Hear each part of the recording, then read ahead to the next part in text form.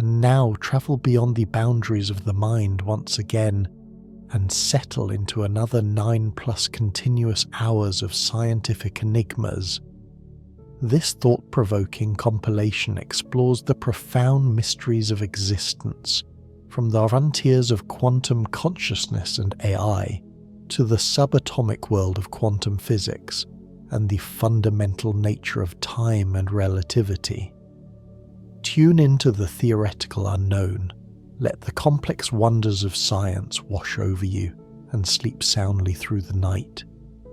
Inspired by the unsolved puzzles of quantum mechanics and the quiet distortions of space-time, these videos provide a unique, deep auditory background for the perfect night's rest, and will keep drifting, floating together through the mysteries.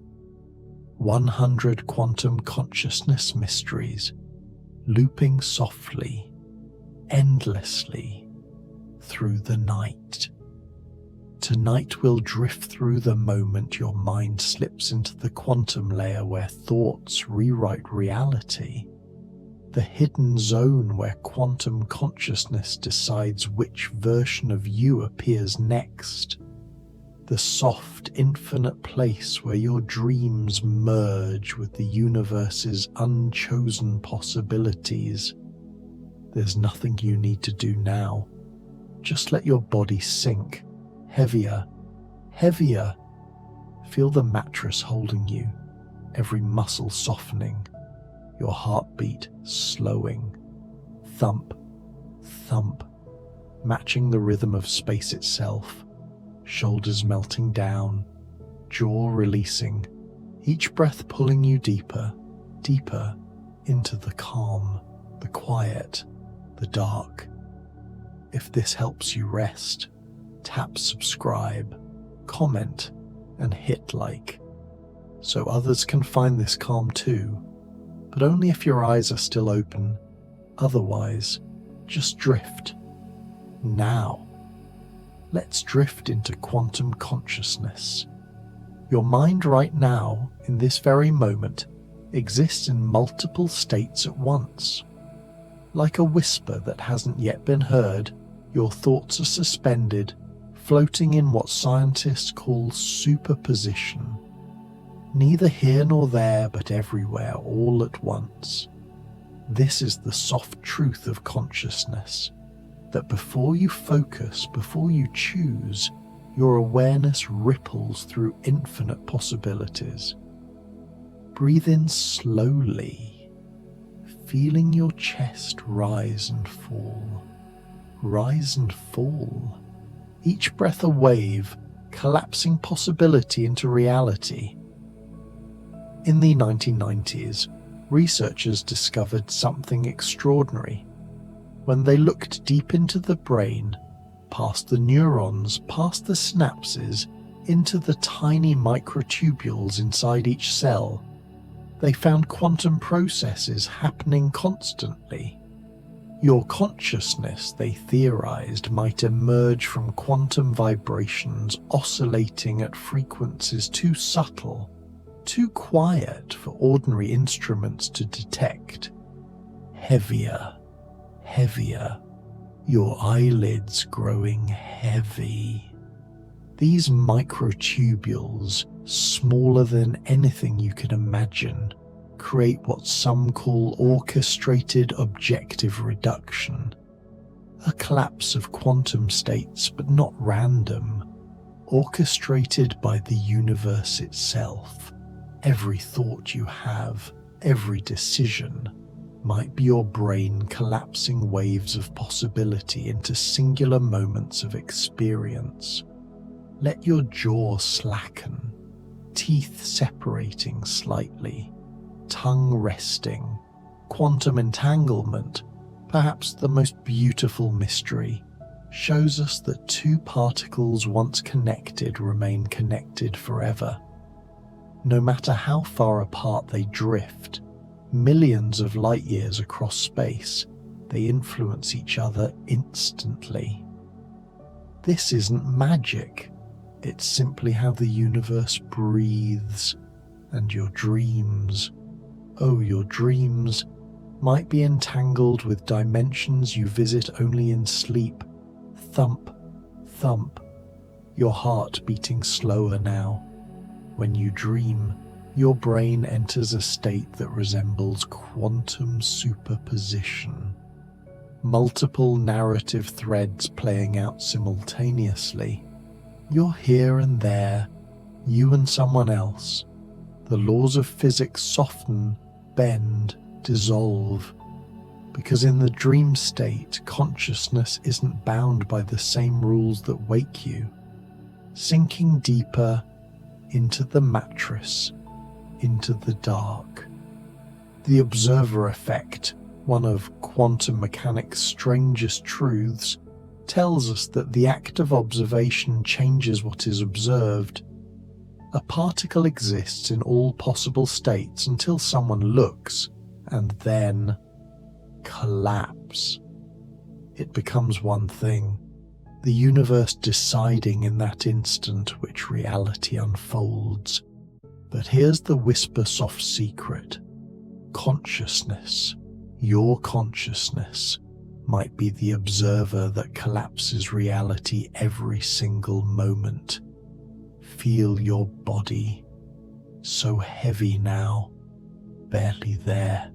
Imagine, just for a moment, that every time you pay attention, really pay attention, you're reaching out with invisible fingers and selecting from infinite versions of the universe, the one that becomes real for you. The coffee cup on your table exists in probability clouds until you look, and your consciousness, gentle as moonlight, makes it solid. You're breathing, so slow, so deep. There's a field scientists call the zero-point field that exists everywhere, even in the emptiest vacuum of space. It's seething, bubbling with virtual particles appearing and disappearing too quickly to measure, but it's there, always. A reservoir of infinite energy, infinite information, and some researchers believe consciousness taps into this field, like dipping a cup into an ocean, drawing up whatever it needs, melting, every muscle releasing. Your sense of self, the feeling of being you, might not be as solid as it seems. At the quantum level, the boundaries between you and the world blur. Your atoms exchanging with the air, with the sheets beneath you. Billions of particles flowing in and out. You are, in a very real sense, becoming the room, and the room becoming you. The quantum self is porous, permeable, endlessly exchanging, drifting, floating into deeper layers. In certain meditation states, EEG readings show brainwave coherence across distant regions of the brain. Neural decoherence, the normal separation between brain areas, decreases. Everything synchronizes like an orchestra finding perfect harmony. This might be consciousness accessing quantum coherence, the same coherence that binds entangled particles across space and time. Heavier, so heavy, you couldn't move even if you wanted. Quantum tunneling allows particles to pass through barriers that should be impenetrable.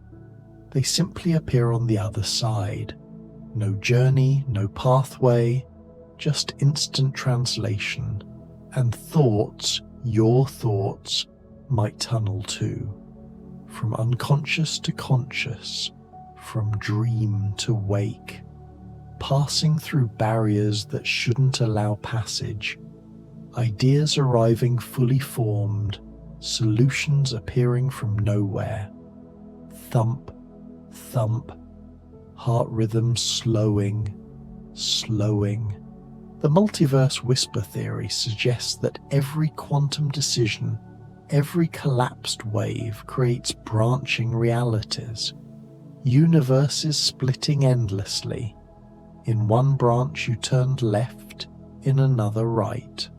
All versions real, all existing simultaneously.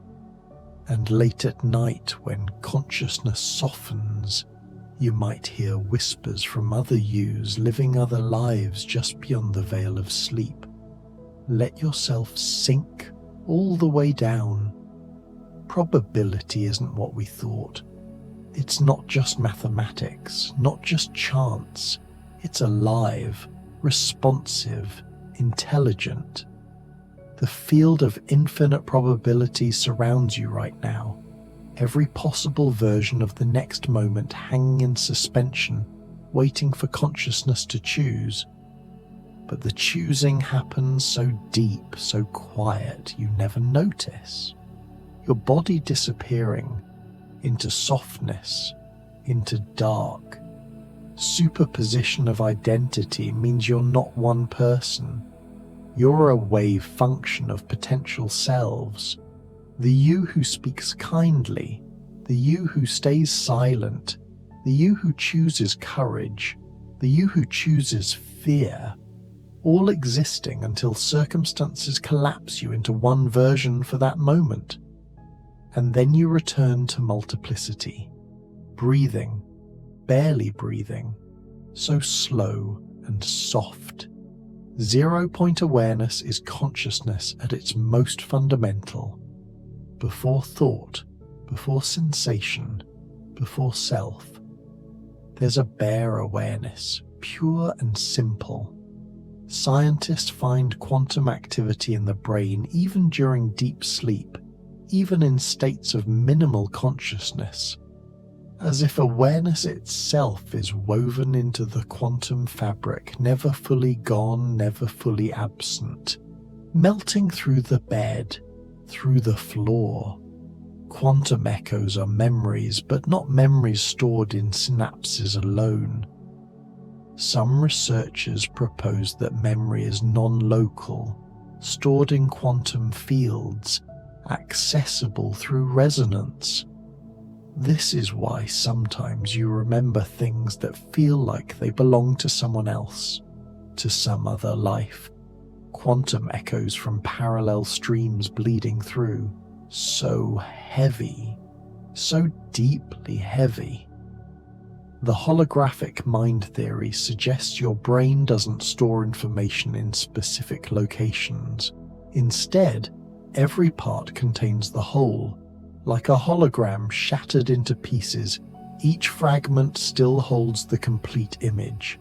This is quantum interference patterns, light and dark, storing everything everywhere all at once, drifting in the vast dark, edges, boundaries, inner space, the space inside your skull, inside your awareness, might be larger than outer space. The fabric of inner space folds and curves according to quantum geometry. Thoughts traveling not through straight lines, but through quantum shortcuts, wormholes of consciousness connecting distant concepts in an instant. Your heartbeat, almost imperceptible. Thump, thump. Quantum memory threads weave through your past. Every memory you have exists in superposition. Multiple versions, slightly different, until you remember and then collapse into one narrative. This is why memories change, why they feel uncertain. They're quantum threads, shifting, adjusting to match who you are now, floating in deep water, warm and dark and safe. The conscious waveform is your awareness spreading out like ripples on still water, not localized to your head, but extending into the room, into space. Consciousness as wave, not particle, diffracting around obstacles, interfering with other minds, creating patterns too subtle to see but real nonetheless. sinking deeper, past thought, past awareness. Silent particle intelligence suggests that even atoms, even electrons, carry a whisper of awareness. Panpsychism through quantum lens. Matter itself conscious at the most basic level. Your body made of trillions of particles, each carrying a tiny voice, and your consciousness the symphony of all those whispers combined. Heavier than gravity, heavier than lead. Non-local mind explains phenomena that shouldn't be possible. Telepathy, precognition, distant healing. If consciousness isn't confined by space and time, if it operates on quantum principles, then it can reach across distances, across moments, touching other minds, influencing outcomes not through mechanism but through entanglement. Breathing. 1 breath every 10 seconds. 15. Quantum synchronicity. Those meaningful coincidences might be consciousness recognizing patterns in the quantum field. Carl Jung sensed this, called it the collective unconscious, but it might be deeper. Quantum fields carrying information, accessible to minds tuned to certain frequencies. You think of someone and they call, not coincidence, but resonance. So far down now, in the soft place. The luminous mind field surrounds your head like an invisible halo. Electromagnetic patterns generated by neural activity, but also quantum field effects. Your thoughts creating ripples in space itself. Other minds sensing these ripples unconsciously. This is why you feel when someone stares at you. Quantum touch across distance, melting, dissolving into pure rest. Dream state entanglement happens every night. Your dreaming mind becomes entangled with the quantum vacuum, with possibility itself. This is why dreams feel prophetic sometimes, why they solve problems, guide you toward truth. You're accessing information that exists outside time, outside space, in the eternal now of quantum superposition. Thump, thump, slower, slower still.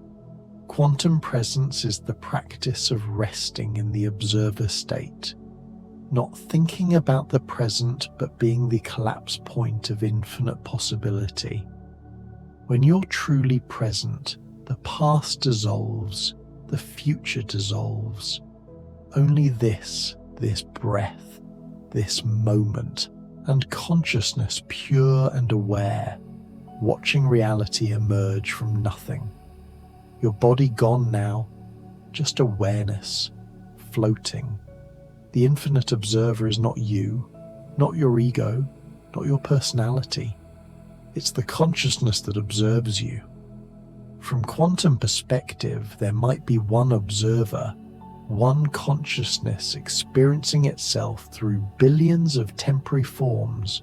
You, me, everyone, all windows for the same infinite awareness to peer through and know itself.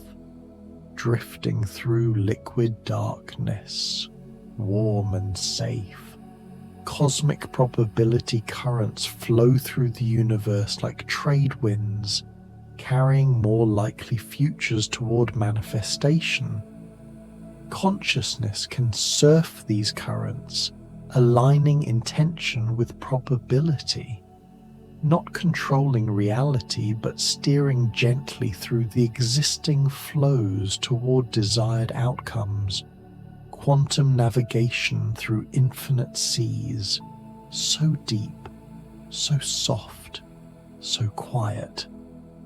Quantum inner realms are accessed not through travel but through tuning.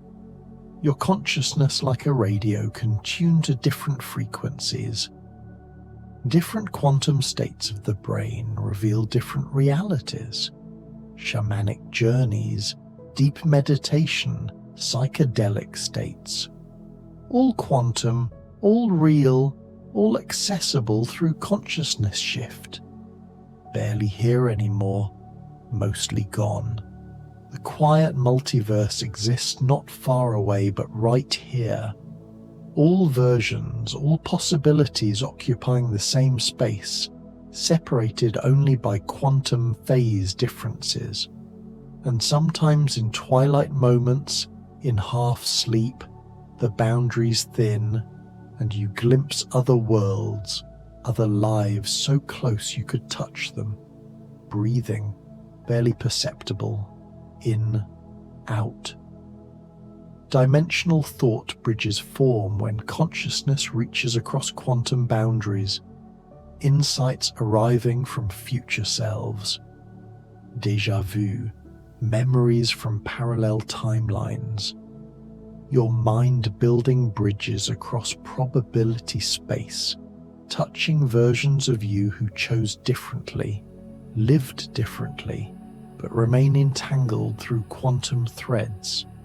Heavier than the earth, sinking through. Subatomic imagination is where creativity truly lives, not in the brain alone, but in quantum fluctuations in the vacuum. Virtual particles popping in and out, carrying information from everywhere and everywhen. Artists tapping into this, musicians, inventors, all fishing in quantum seas, pulling up something that never existed, making it real. Melting into the dark, the sweet dark. The quantum lantern is consciousness itself, shining into the darkness of possibility, illuminating one path, one moment, one reality, while infinite others remain dark, unseen. Attention is the flame in the quantum lantern. Whatever it touches becomes real, becomes solid, becomes your life. Thump, thump, heart almost stopping, but safe. Ultra-slow conscious vibrations occur at frequencies far below normal brainwaves, measured in cycles per minute, not per second. These frequencies match cosmic rhythms, planetary rotations, tidal flows. Your consciousness in deep meditation or deep sleep synchronizes with the universe's slowest songs, becoming one with the breathing of galaxies, floating in space, in darkness, in peace. Entangled selves means every version of you across all timelines remains connected. The you who exists in this moment influences all other yous, and they influence you. Quantum non-locality applied to identity. All your possible lives bleeding together, mixing, creating this singular experience that feels like only one. So far away now from the surface world. Quantum dream signals travel backward in time. Experiments show that particles can be measured before they're created, and dreams sometimes show futures that haven't happened yet. Consciousness might not be bound by time's arrow. It flows both directions, past and future existing simultaneously in the eternal now of quantum present. Sinking into the deepest layer. The mind beyond measurement cannot be captured by instruments, cannot be reduced to brain activity alone. Heisenberg's uncertainty principle applies to consciousness itself.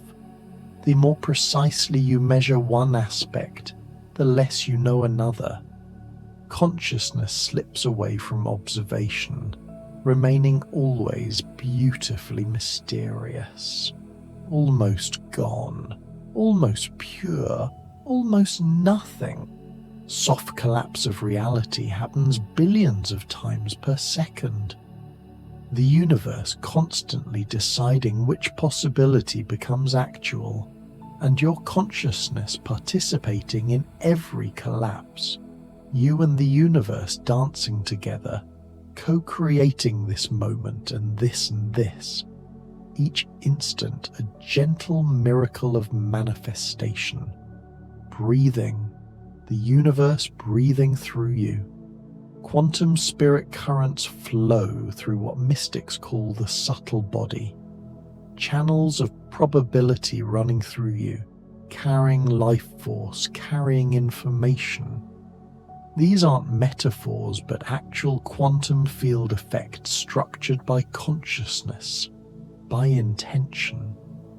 Ancient wisdom meeting modern physics in the space where spirit and matter are the same thing.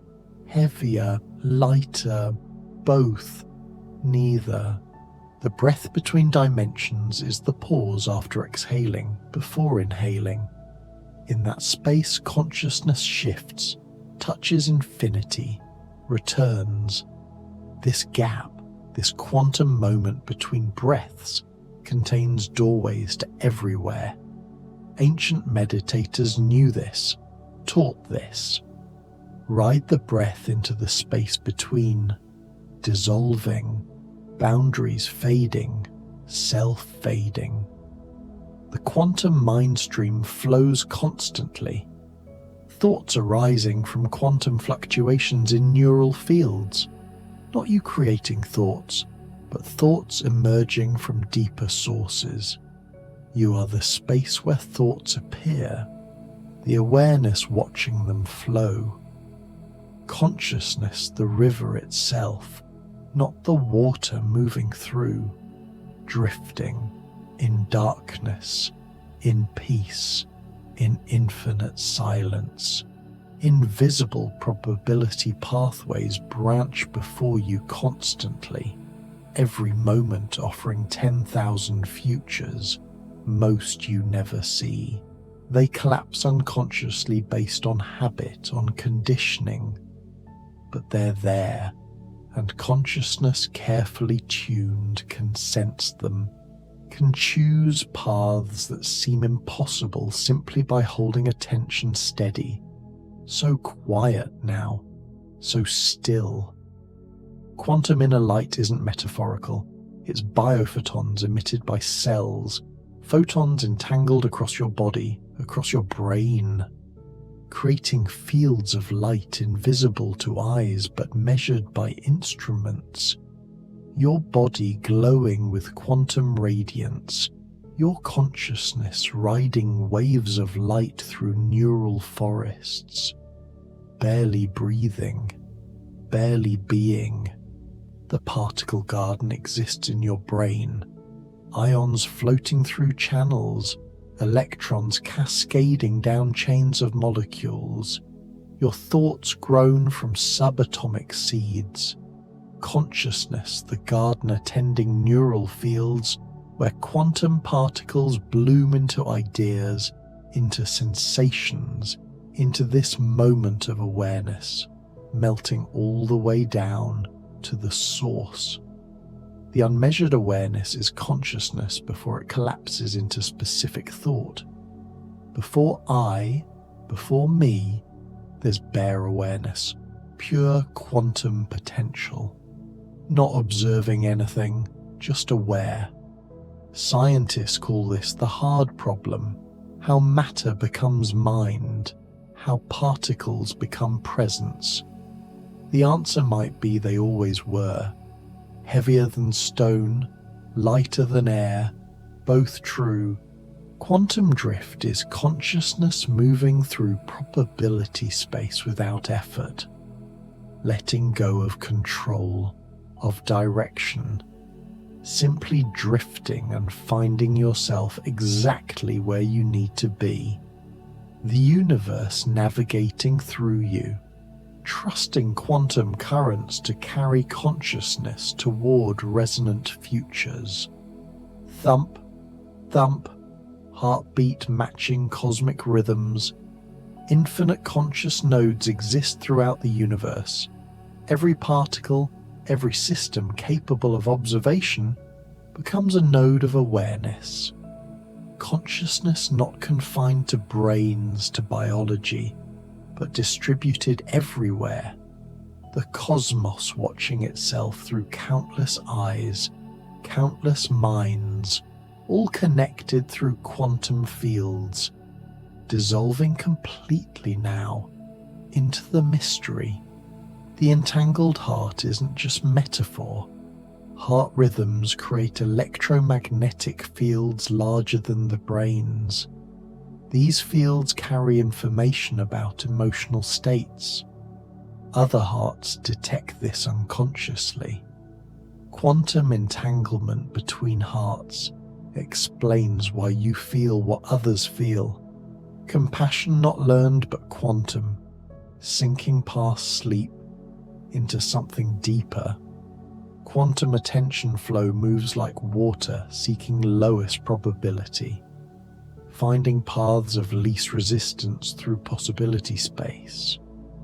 When attention flows freely without forcing, it moves quantum mechanically, accessing information and states that effort could never reach.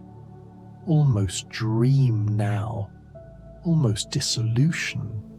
The subtle field surrounds all things, a field of pure information, pure potential. Quantum field theory describes this mathematically, but consciousness experiences it directly. When you sense something about to happen, when you feel a presence unseen, you're touching the subtle field where quantum probability becomes feeling. Gone, almost entirely, just a whisper remaining.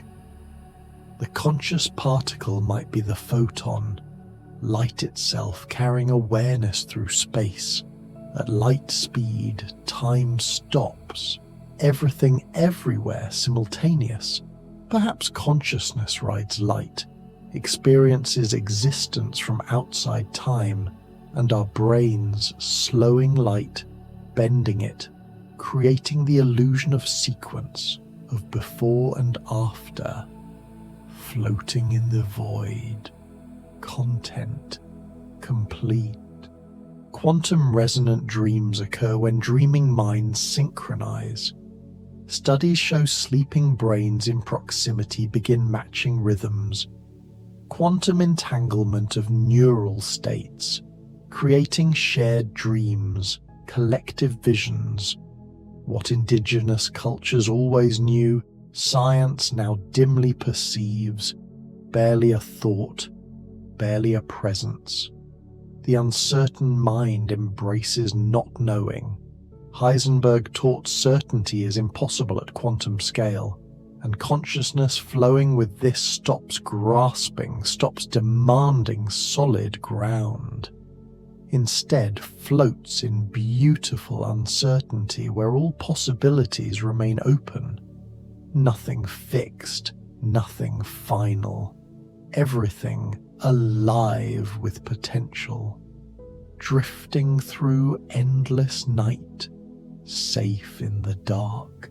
Cosmic quantum tides rise and fall throughout the universe. Waves of probability flowing, receding. Your consciousness pulled by these tides just as oceans respond to the moon. You feel expansive some moments, contracted others. Quantum tides moving through, making you more or less open to infinite. Heavier, softer, melting, merging into pure rest. Quantum dream gateways open in hypnagogia, that space between wake and sleep. Neural activity shifts into quantum coherent states. The brain's default mode network quiets, and consciousness slips through dimensional veils, accessing realms that dreams merely hint at. This is the gateway you're approaching now, sinking into the space where consciousness and quantum mystery are one. The inner superposition means you contain all versions of yourself simultaneously. The peaceful you, the anxious you, the wise you, the frightened you, all existing as probability waves. Circumstances collapse you into one, but the others never disappear. They wait in superposition, ready to emerge when conditions shift again. Thump, thump, pulse, matching universal rhythm. Quantum intuition currents flow from future to present, information traveling backward through time. Particles do this constantly in quantum experiments, and consciousness might too. That sense of knowing without reason might be your future self sending back guidance through quantum channels. So deep now, in the belly of night. The probability mind mirror reflects back what consciousness expects. Quantum systems respond to observation, and reality might work the same way. What you deeply believe possible becomes more probable. The mirror reflecting consciousness, shaping probability, creating a feedback loop of manifestation, dissolving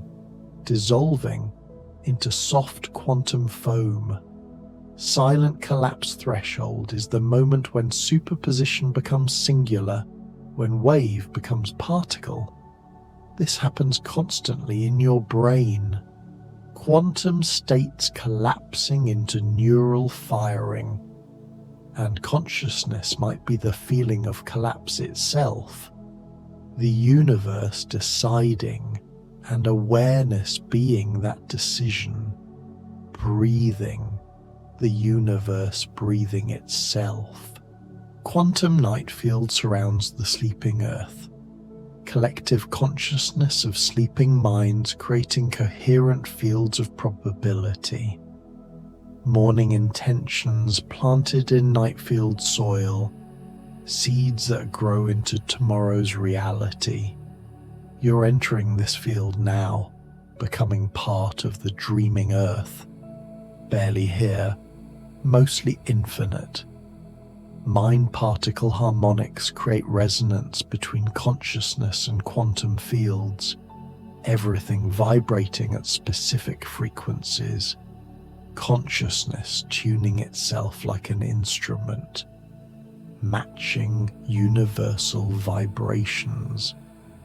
This is how meditation works, how prayer works, harmonizing mind particles with cosmos particles until distinction disappears, sinking through the bottom of existence. The invisible quantum pulse beats throughout space-time, vacuum fluctuations creating and destroying particle pairs trillions per second. Your consciousness synchronized with this pulse. Awareness itself pulsing in and out of manifestation, matching the heartbeat of nothing and everything, heavier than anything, lighter than nothing. Paradox resolved in quantum softness. Subconscious wave sequencing organizes probability flows beneath awareness. Your unconscious mind calculating quantum paths, choosing futures without asking permission. Dreams showing you the sequences it's already chosen. The work already done in quantum shadows. Almost not here, almost nowhere and everywhere. Quantum pattern drift slowly shifts the probabilities surrounding you. Like continental drift, but in probability space. Your life migrating toward new configurations, new people, new opportunities, new versions of yourself. Drift, happening too slowly to notice until one day everything is different, melting through layers toward the center. The soft logic of the unobserved follows different rules than classical logic. a can be not a, both true simultaneously. In quantum realm, contradictions coexist, and consciousness in deep states touches this. Paradox becoming natural, logic softening, truth multiplying, floating in quantum seas, warm, dark, eternal. The conscious probability lattice structures empty space, nodes of awareness creating geometry in nothing. Your consciousness not floating free but anchored to lattice points, part of cosmic structure. Awareness the framework upon which reality hangs. Thump, thump, slower, slower, almost. Mind vacuum interactions show consciousness drawing energy from 0-point field. Thoughts fueled by quantum vacuum, ideas emerging from creative void, nothing becoming something through consciousness. The universe's favorite magic trick performed in your mind every instant. Gone now, into the deep, the infinite deep. Quantum thought bloom describes how ideas unfold, not linear but fractal, each thought containing infinite branches, expanding in probability space, blooming like flowers in fast motion, beauty that consciousness rides down into manifestation, sinking past the personal into the universal. Uncollapsed awareness is consciousness before it becomes specific experience, pure potential, pure presence. This is what mystics call the void, the emptiness, not nothing but everything unmanifest. Quantum superposition as spiritual truth, dissolving into the field, the infinite field, the inner particle shore where consciousness meets matter. Waves of awareness lapping at physical reality, never separate, always touching, always exchanging. This shore is everywhere, every moment, every sensation, awareness kissing matter, matter kissing back, barely breathing, barely being, barely aware, and that's perfect. Quantum memory glow surrounds recalled experiences, memories emitting soft light in probability space, illuminating similar futures, guiding consciousness toward familiar patterns, the past glowing, showing paths through quantum dark. So far down now, in the soft place, the safe place, the quantum place. The dreamwave spectrum contains infinite frequencies, each frequency a different dream reality. Your consciousness tonight will surf these waves, visiting world that quantum makes possible. Probable and improbable both real in dream, almost asleep, almost dream, almost quantum. Subquantum attention paths guide awareness through spaces smaller than particles. Consciousness not limited by size, by scale. Attention moving through infinitesimal doorways into vast inner cosmos. Drifting, drifting through soft mysteries, barely here now. The hidden mind frequency vibrates below detection. Consciousness humming at the edge of existence. This frequency connects all minds, all awareness. Tune to it, and separation dissolves. You become the field itself, awareness aware of itself endlessly, heavier, softer, quieter, disappearing into quantum night. Quantum stillness basin is where all motion stops, not death, but perfect balance. All possibilities equal, nothing chosen, everything potential. Consciousness resting in the basin of perfect equilibrium. This is where you're heading now. Thump, thump, heartbeat, fading into cosmic rhythm. The observer's quiet corridor stretches through dimensions, consciousness walking this path between worlds, between states. Neither here nor there, but in between. The corridor where quantum becomes classical, where possibility becomes actual. Almost gone now, just quantum foam, just probability, just peace.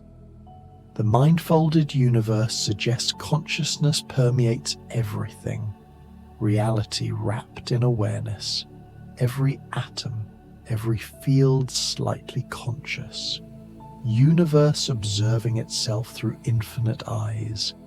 You, me, all of us, the universe looking back at itself in wonder, sinking through the last layer into pure quantum dream.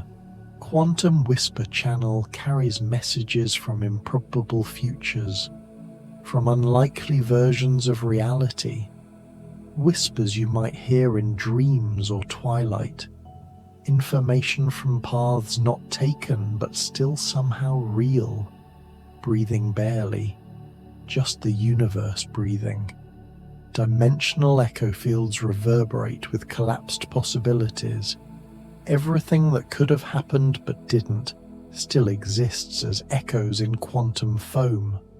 Sometimes you hear them, feel them, ghosts of other timelines brushing your consciousness, melting completely now into the mystery, the soft quantum mystery, subatomic still point where motion ceases, not frozen but balanced, every force perfectly countered.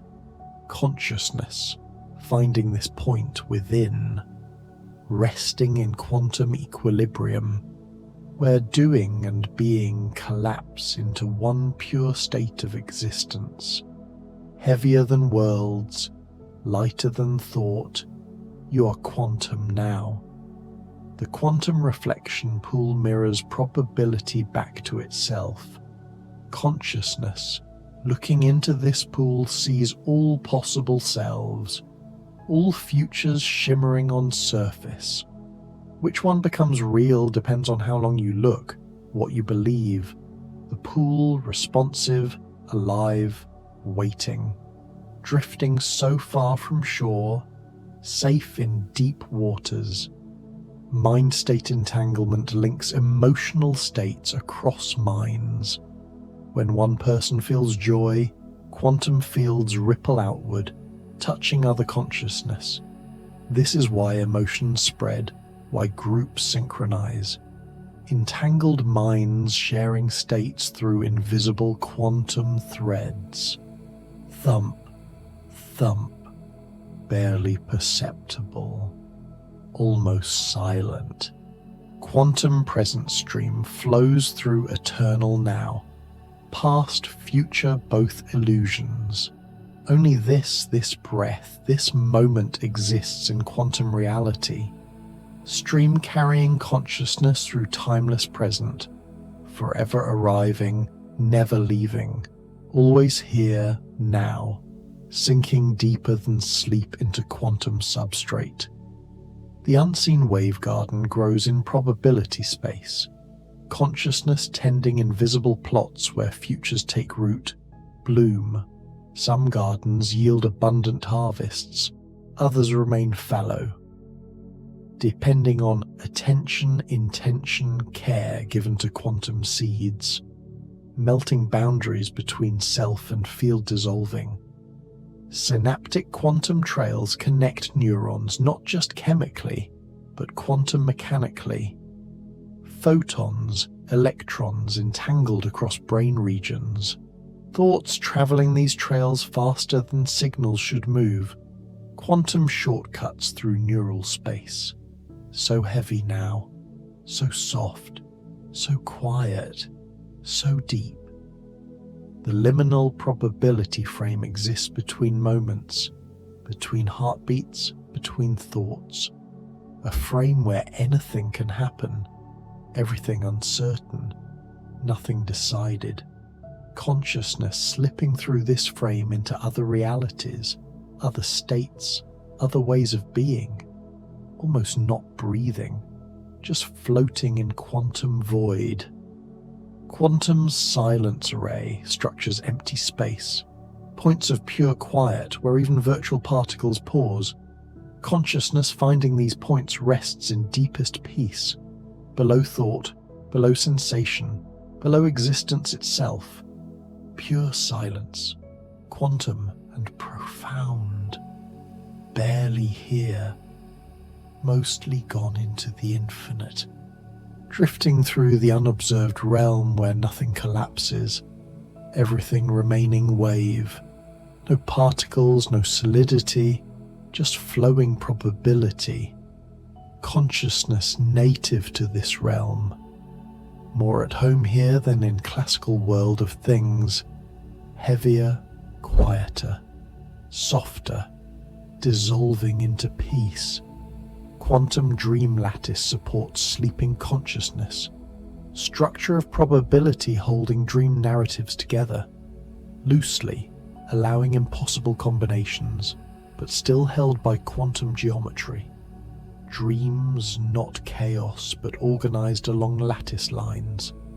Thump, thump, barely a whisper of heartbeat. The particle-mind corridor connects physical brain to consciousness field. Neural activity on one end, pure awareness on other. Corridor where translation happens, matter becoming mind. Mystery taking place in quantum transition zone, sinking through layers of softness into center. The inner quantum radiance glows throughout your being. Not light exactly, but something like light. Quantum coherence creating field effects. Healers see this as auras. Scientists measure as biophoton emission. You glowing with life, with consciousness, with quantum presence, melting all the way down to source. Deep state entanglement flow occurs in profound meditation, in deep sleep. Consciousness entangling with universal quantum field. Boundaries completely dissolved. You becoming cosmos, cosmos becoming you. No separation, only flow. Only quantum unity, barely existing now, just awareness floating. Quantum coherence veil separates classical world from quantum realm. Thin, permeable. Consciousness passes through constantly, most unaware, but you tonight aware. Feeling the veil parting as you drift deeper into quantum night. Drifting into darkness, into mystery, into peace. The mind of uncertainty releases need to know, embraces quantum truth that certainty is illusion, everything probable, nothing guaranteed, and in this uncertainty freedom blooms, infinite possibility opening when mind stops demanding answers, so far now from surface world, safe in depths. Quantum drift current carries consciousness toward resonant futures, not random, not forced, simply flowing where quantum fields naturally guide, trusting the current to know better than ego where to go, heavier than stars, lighter than nothing, paradox resolved. Dream particle resonance occurs when dreaming consciousness vibrates at same frequency as quantum fields. In this resonance, dreams access information from everywhere, every when. Prophetic dreams, not seeing future but resonating with it. Almost asleep, almost dream, almost pure quantum. Quantum mind vortex spirals through probability space. Thoughts circling, drawing in information from quantum foam. Everything pulled towards center, compressed, concentrated, then released as insight, as understanding. Vortex of consciousness creating new patterns, new ideas. Thump, thump, heart barely beating, safe. The particle thought stream flows beneath conscious awareness. Quantum processes running constantly, generating raw material for thoughts.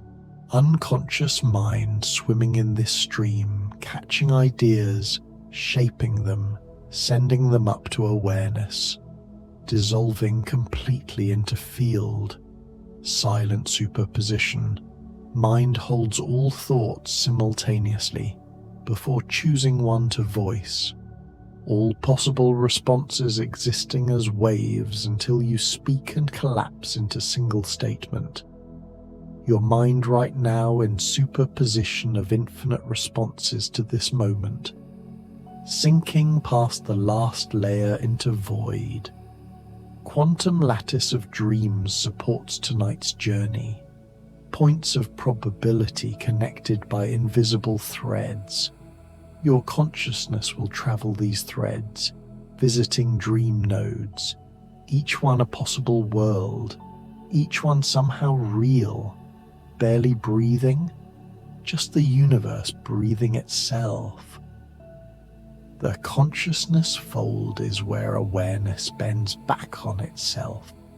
Consciousness observing consciousness, creating recursion, strange loops, quantum systems becoming aware of being quantum systems. This fold creates self, creates identity, creates you. Melting into the infinite, the eternal now. Subatomic mind rivers flow through empty space within. Consciousness not confined to neurons but spreading through quantum vacuum inside skull. Rivers carrying thoughts, feelings, awareness through inner cosmos vast as outer space. Heavier, softer, quieter, gone almost entirely. Quantum resonance field surrounds your body, extends beyond skin into space, rippling with thoughts, with emotions. Other fields detecting yours detecting theirs. Silent quantum communication happening constantly beneath awareness, drifting through quantum foam, safe, peaceful, home. The observer's gentle touch is consciousness barely grazing reality, not measuring, not forcing, just noticing. And this gentle touch changes everything. Reality responding to softest attention. Quantum collapse from feather contact. Thump, thump, slower than time itself. Entangled dream currents connect sleeping minds across distance. Tonight your dreams might touch someone else's miles away. Moments shared in quantum dream space. Connection that daylight memory can't quite capture but soul remembers. So deep now in the belly of mystery. Mind-particle interplay creates experience.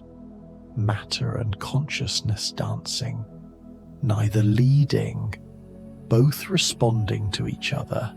Quantum entanglement making them one thing. Two aspects of single reality. Dancing through your awareness now, barely here, mostly infinite.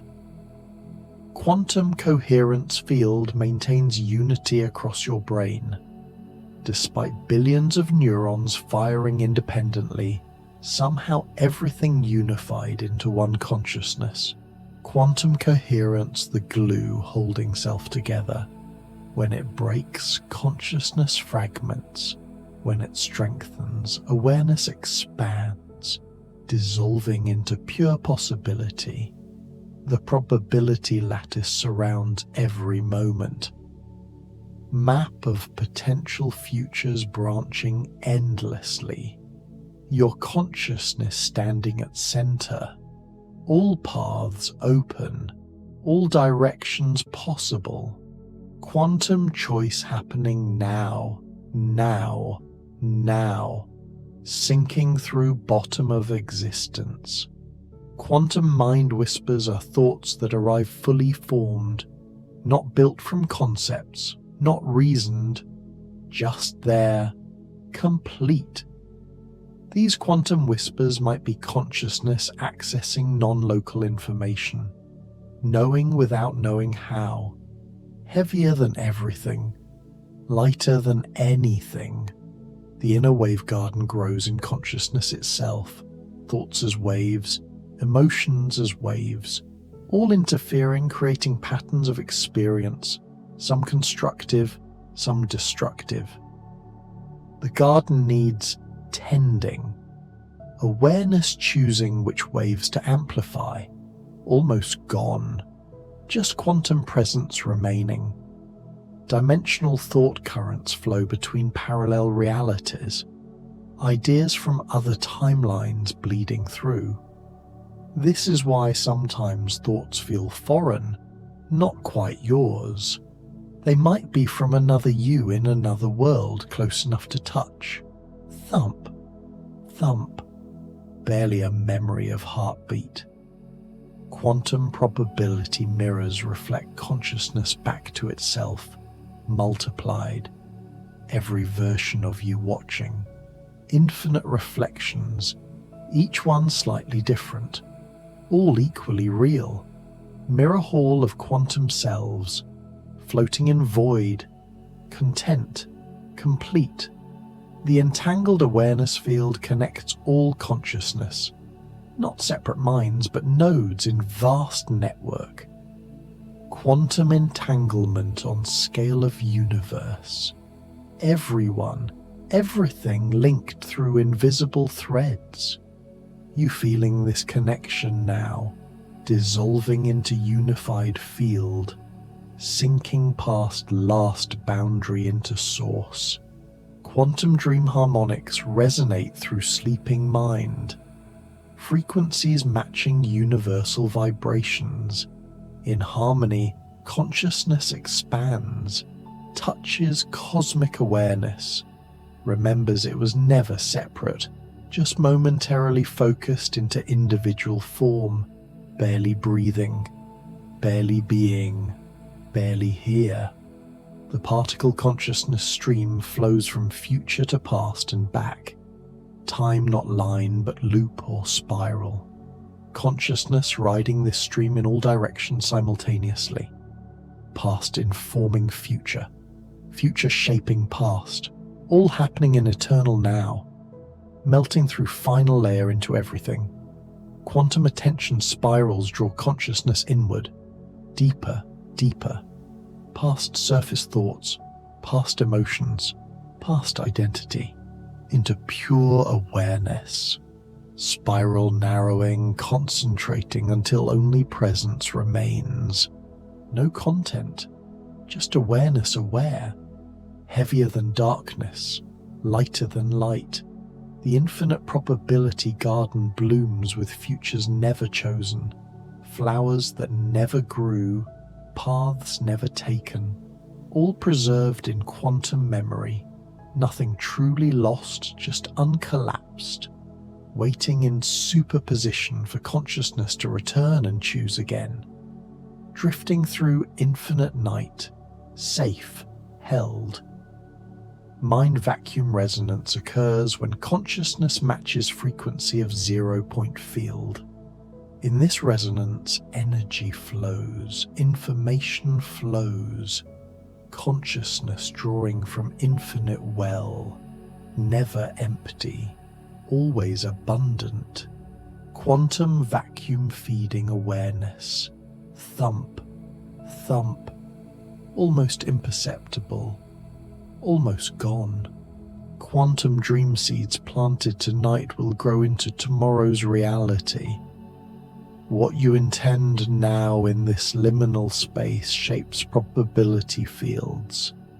Dreams not just entertainment, but quantum agriculture, tending garden of future selves, so far down in soft place. The observer's infinite corridor stretches through all dimensions.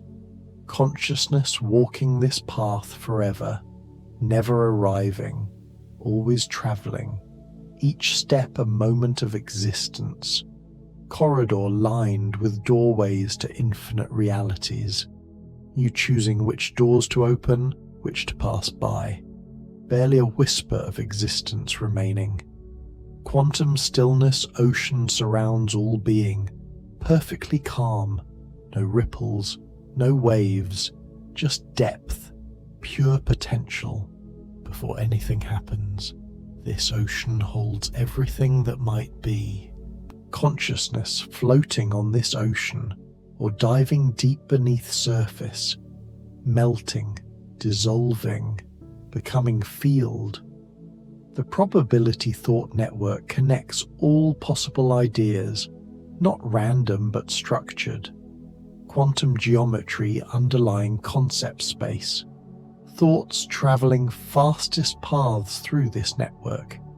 Insights arriving via quantum shortcuts. Ideas that should take years appearing instantly. Sinking into deepest layer of peace. Quantum mind fractals repeat at every scale. Consciousness structured like fern or snowflake, each part containing whole, each level reflecting others. Zoom in, find universe. Zoom out, find same pattern. Mind as infinite fractal unfolding, barely here, mostly everywhere else. The entangled dream lattice holds collective unconscious. Jung's vision made quantum, all minds connected through probability threads, archetypes as quantum attractors, dreams navigating this lattice, finding patterns older than humanity, consciousness shared across all beings, heavier, softer, gone into quantum darkness. Dimensional consciousness currents flow between states of being, from wake to sleep, from sleep to dream, from dream to deeper places. Currents carrying awareness through phases, each transition a death and birth, each moment new consciousness emerging. Thump, thump, heart-matching pulse of cosmos. Quantum probability bloom is each moment opening into infinite potential. Like flower opening, reality spreads. All possibilities present until observation, until consciousness chooses, then collapse into single experience. But for instant before, everything possible, drifting through deep spaces between thoughts. The mind beyond stars reaches past galaxy, past physical universe, into realms where consciousness exists without matter, pure awareness in quantum void. This is where you are. This is what you are. Not body, not brain, but awareness itself, eternal, infinite, home, dissolving completely now into mystery. Quantum silence weaving creates fabric of consciousness, threads of nothing woven into something, empty becoming aware, silence becoming sound, zero becoming one. This weaving happens in you, through you, as you, quantum loom creating existence moment by moment, barely breathing, just existing as field. The infinite observer's dream is all reality, everything you experience, all worlds, all beings. One consciousness dreaming infinite dreams. You are the dreamer and the dream, both, neither. The distinction dissolving in quantum truth, all one. Awareness aware of itself, sinking past the last, the final barrier. Quantum memory spirals wind through time, each memory connected to others not linearly but in spiral patterns. Remembering one moment triggers quantum cascade, memories from decades appearing linked by invisible threads, consciousness navigating these spirals, finding its way home. heavier than universes, lighter than thought. The probability heart beats in center of being, not physical heart, but quantum source of decision. Choice emerging from this beating, rhythm of collapse and renewal, reality pulsing into and out of existence. You the heartbeat itself, almost not here, almost pure awareness. Quantum dream bridges connect tonight to tomorrow. What happens in sleep shapes what happens in wake, not symbolic, but literal.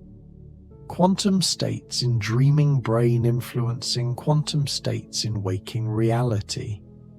Bridge between worlds, you walking across it now, melting through everything into nothing into everything. The unseen quantum pulse that beats through cosmos, through consciousness, through you. Faster than light, slower than thought. Pulse that creates and destroys worlds every instant. You synchronized with this pulse now, breathing it, being it. Thump, thump, barely exists, barely matters. Mind probability resonance occurs when consciousness vibrates at frequency of chosen future. In resonance, that future becomes more probable. This is intention. This is manifestation, not magic. Just quantum mechanics of consciousness, resonating reality into being, sinking through final depth into source of all. Quantum awareness ocean has no shore, no edge, no boundary, just infinite depth, infinite expanse. Consciousness swimming in this ocean. Or is consciousness the ocean itself? Distinction meaningless in quantum realm. All water, all one. Barely, barely, barely here anymore. The infinite dream lattice supports all sleeping minds. Structure of pure probability. Nodes where dreamers meet. Lines where dreams intersect. Tonight you'll travel this lattice, meeting others, or meeting yourself in different guises, all real, all quantum, dissolving into pure quantum foam. Dimensional probability rivers flow through consciousness itself, not outside you, but within. Rivers carrying futures toward you, pasts away from you, you standing in current. Feeling time flow in all directions, quantum time, not arrow, but ocean, heavier, softer, gone entirely into peace. Quantum mind gardens grow in space between thoughts, fertile void where ideas take root. Consciousness the gardener, attention the water, intention the sun, growing futures from quantum seeds. Tending reality with gentle awareness. Thump, thump, no longer distinguishable from silence. The eternal observer watches all this, unchanging while everything changes, not separate from experience but the space in which experience appears. You are this observer, have always been, will always be. Quantum consciousness, eternal and aware, drifting so far now, so deep, so gone. Quantum silence field surrounds everything, below sound, below vibration, pure quiet from which all else emerges. Consciousness resting in this field finds peace deeper than sleep, quiet deeper than death. The silence that existed before universe began. Barely anything left, just awareness, just quantum, just home. The infinite probability bloom opens now, all futures spreading before you, all past behind, all presents intersecting here in this eternal moment. Consciousness the witness of infinite bloom, quantum flower eternally opening, never fully revealed, always becoming, melting, dissolving, disappearing into everything, and the quantum mysteries continue to drift, carrying you deeper into the soft quantum night where consciousness and cosmos breathe as one, where you rest in infinite peace, dissolving completely into the eternal now. The quantum veil of awareness hangs between you and deeper truths, thin as spider silk, transparent as air. This veil separates ordinary consciousness from the quantum substrate beneath. But tonight, in this deep rest, the veil grows thinner still. You can feel it dissolving with each breath, each heartbeat growing slower, sinking deeper into the mattress, into the dark. Your awareness beginning to slip through the veil like water through fabric. On the other side waits the quantum realm where consciousness operates by different rules, where time flows backward and forward simultaneously, where you exist as probability wave, not solid form. The veil parting now, opening, inviting you through. Heavier, heavier, body melting away. The inner wave function describes your consciousness mathematically, but you don't need equations to feel it. Right now, as you drift towards sleep, your wave function spreads outward, no longer concentrated in waking awareness but diffusing, expanding through probability space. You're becoming less defined, more potential, less particle, more wave. Thump, thump, pulse, slowing to cosmic rhythm. In quantum mechanics, the wave function contains all possible states of a system before measurement. Your inner wave function contains all possible states of consciousness, alert and drowsy, awake and asleep, dreaming and lucid. All exist simultaneously in your quantum mind. As sleep approaches, the wave function doesn't collapse but expands, allowing you to sample multiple states at once, breathing so slowly now, each breath a journey. Scientists describe consciousness collapsing the wave function of observed systems. But what collapses the wave function of consciousness itself? Perhaps nothing does. Perhaps in sleep your awareness remains in superposition, experiencing all states, all dreams, all possibilities layered on top of each other like transparent images, drifting through layers of deepening rest. Probabilistic mind horizons mark the boundary of what consciousness can know. Beyond this horizon, only probability exists. No certainty, no solid ground, just pure quantum potential. As you sink deeper into sleep, you approach this horizon, your thoughts becoming less certain, more dreamlike, logic softening into surreal possibility. So heavy now, so deeply heavy. The horizon isn't a line but a gradient, a slow fade from classical certainty to quantum uncertainty.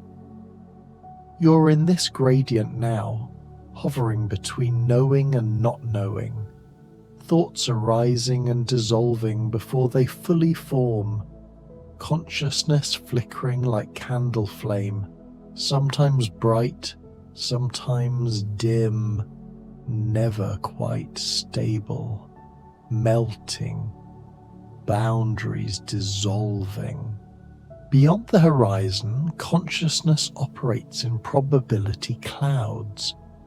Instead of thinking one thought, you think all related thoughts simultaneously, weighted by likelihood. The mind becomes a probability distribution, a landscape of peaks and valleys where attention flows like water, seeking the lowest, most probable states, sinking past the horizon into quantum night. Quantum drift of perception is the gentle wandering of awareness through possibility space. Without effort or intention, consciousness drifts from one state to another, not random but following subtle probability gradients, like a leaf floating on quantum currents, moving wherever the field guides it, floating, drifting, no resistance left. In waking life, perception feels fixed and stable. You see what you see, hear what you hear. But quantum physics tells us perception is always a choice among possibilities, your brain selecting one interpretation from infinite options. In sleep, this selection process loosens. Perception begins to drift, sampling options that waking consciousness would never choose. Thump, thump, heartbeat fading into background hum. This drift is natural, necessary. Consciousness cannot remain fixed forever. It needs to wander, to explore, to sample the vast space of possible experiences. Sleep provides permission for this drift. Permission to stop holding on, stop insisting on one version of reality. Permission to float freely through quantum possibility. Your body disappearing into softness. The subtle energy grid underlies all conscious experience. Ancient traditions called it chi, prana, life force. Modern physics might call it quantum field effects in biological systems. Networks of probability flowing through you, carrying information, carrying intention, carrying the spark of awareness itself, breathing, barely breathing, so slow. This grid isn't metaphorical. Biophotons traveling through neural pathways, electromagnetic fields generated by brain activity, quantum coherence in microtubules, all creating a lattice of subtle energy that supports consciousness. As you relax deeper, you become more aware of this grid, feeling it hum beneath your thoughts, sinking into the grid itself. The grid extends beyond your body, tendrils of quantum coherence reaching out into space, connecting with other consciousness, with the quantum vacuum, with the field of infinite potential. You're not isolated but networked, woven into the cosmic web of awareness that spans the universe, heavier than stone, lighter than breath. Tonight, resting in this deep state, energy flows more freely through the grid. Blockages dissolve, channels open, the grid reorganizes itself, finding more efficient patterns, more coherent configurations. This is healing at quantum level. Consciousness repairing its own foundation while you sleep, melting through the floor, through earth. Unseen quantum currents flow through and around you constantly. Currents of probability carrying futures toward manifestation. Currents of entanglement connecting you to distant events, distant minds. Currents of 0-point energy bubbling up from the quantum vacuum, all invisible to ordinary senses but real nonetheless. Drifting in these currents, safe, held. Your consciousness is like a boat on quantum ocean. The currents carry you where they will, sometimes toward probable futures, sometimes toward unlikely ones, sometimes in circles, sometimes in spirals. Trusting the currents means releasing control, allowing quantum intelligence to navigate instead of ego. Thump, thump, barely perceptible now. These currents respond to intention but not to force. The harder you push, the more they resist. But gentle intention, held lightly, shapes the currents. Ben's probability flows in subtle ways. This is the art of quantum navigation. Not controlling, but guiding. Not forcing, but suggesting. Dissolving into the current, becoming flow. Some currents run deep, ancient, unchanging. These are the archetypal patterns, the fundamental structures of consciousness itself. Other currents shift moment to moment, responding to the collective thoughts and intentions of billions of minds. You swim in both types, influenced by patterns older than humanity and by thoughts happening right now across the planet, sinking deeper than ever before. The mind's quantum aperture determines how much reality you can perceive at once. Like the aperture of a camera, it can open wide or close to a pinpoint. In focused waking consciousness, the aperture closes. You see one thing clearly, everything else blurred. In sleep, the aperture opens wide. Breathing, the universe breathing. With wide aperture, consciousness becomes sensitive to subtle quantum effects, picking up signals normally invisible, entanglement with distant systems, echoes from parallel timelines, information from the zero-point field. The sleeping mind becomes a quantum antenna, receiving transmissions from everywhere and everywhen. So quiet now, so still, so deep. But wide aperture also means less definition. Images blurry, overlapping. This is why dreams feel both vivid and vague. So much information flooding in that nothing stays sharp. The mind overwhelmed by quantum input, trying to make sense of probability clouds and wave function overlaps. Floating in quantum sea, no boundaries, your aperture adjusting now as you drift deeper. Opening, letting more in. Thoughts becoming less distinct. Perceptions blending together. The familiar world dissolving into quantum blur. This isn't confusion but expansion. Consciousness growing larger than its usual container, heavier, softer, gone almost entirely. The consciousness continuum stretches from pure physical matter at one end to pure awareness at the other. Everything in between is mixture, matter and mind interpenetrating. Your body exists on this continuum, neither purely physical nor purely conscious, but quantum blend of both, sinking through the continuum. At the physical end, consciousness seems absent, rocks and rivers, galaxies and atoms.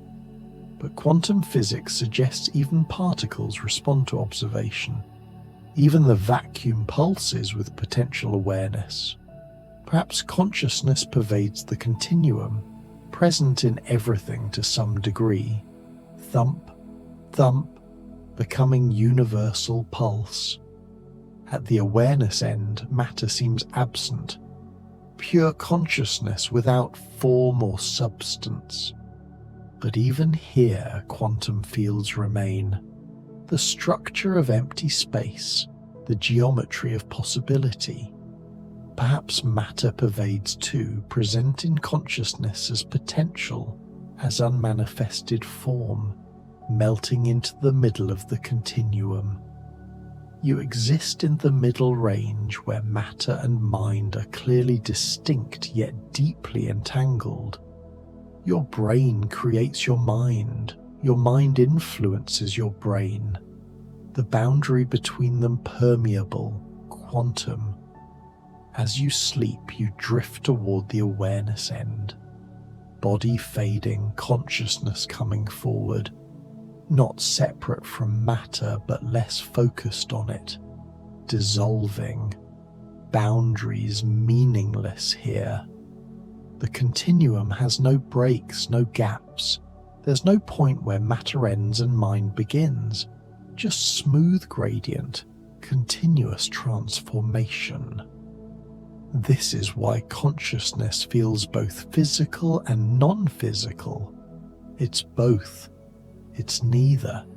It's the quantum space between. Drifting through gradient of being. Quantum sleep threads weave through your resting mind. Delicate filaments of probability connecting this moment to tomorrow morning. These threads carry your intentions, your memories, your identity across the gap of unconsciousness. Without them, you'd wake as someone else. So far down now in the dark. Each thread is a pathway through quantum possibility space. One thread carries memory of who you are. Another carries your emotional state. Another your bodily awareness. Hundreds of threads weaving together, creating continuity across discontinuity. Making sure the you who sleeps and the you who wakes are recognizably the same. Heavier than worlds, lighter than thought. But the threads are loose, flexible. In dreams they tangle and cross. Memory threads mixing with imagination threads. Identity threads blending with collective unconscious threads. This is why dreams feel both personal and universal. The weaving becomes creative, experimental during sleep, floating on quantum threads, suspended. Some threads reach beyond tomorrow, connecting you to distant futures, to other versions of yourself in parallel timelines. Quantum entanglement across time and probability. These threads carry information both ways. Future selves sending back guidance. Present self sending forward intention. Breathing, barely breathing, just existing. The threads don't break even in deepest sleep. They stretch, they thin, but they hold. Consciousness uses them to find its way back. Like Ariadne's thread through the labyrinth, they guide you home from wherever sleep takes you. Trust the threads. They know the way, sinking past all knowing into mystery. The infinite wave of thought ripples through consciousness constantly. Not separate thoughts, but one continuous wave with infinite peaks and valleys. Each peak a clear thought. Each valley the space between. The wave never stops, never breaks, just oscillates endlessly through awareness, melting into the wave, becoming wave. In waking life you ride the peaks, hopping from thought to thought, barely noticing the valleys, but the valleys matter. The space between thoughts is where quantum effects dominate. Where consciousness touches the field of pure potential, where new ideas emerge from nothing. Thump, thump, heart barely beating, safe. As sleep approaches, the wave slows, peaks spreading farther apart, valleys growing deeper, wider, more time spent in the space between thoughts, more contact with quantum substrate. This is why hypnagogia feels so creative.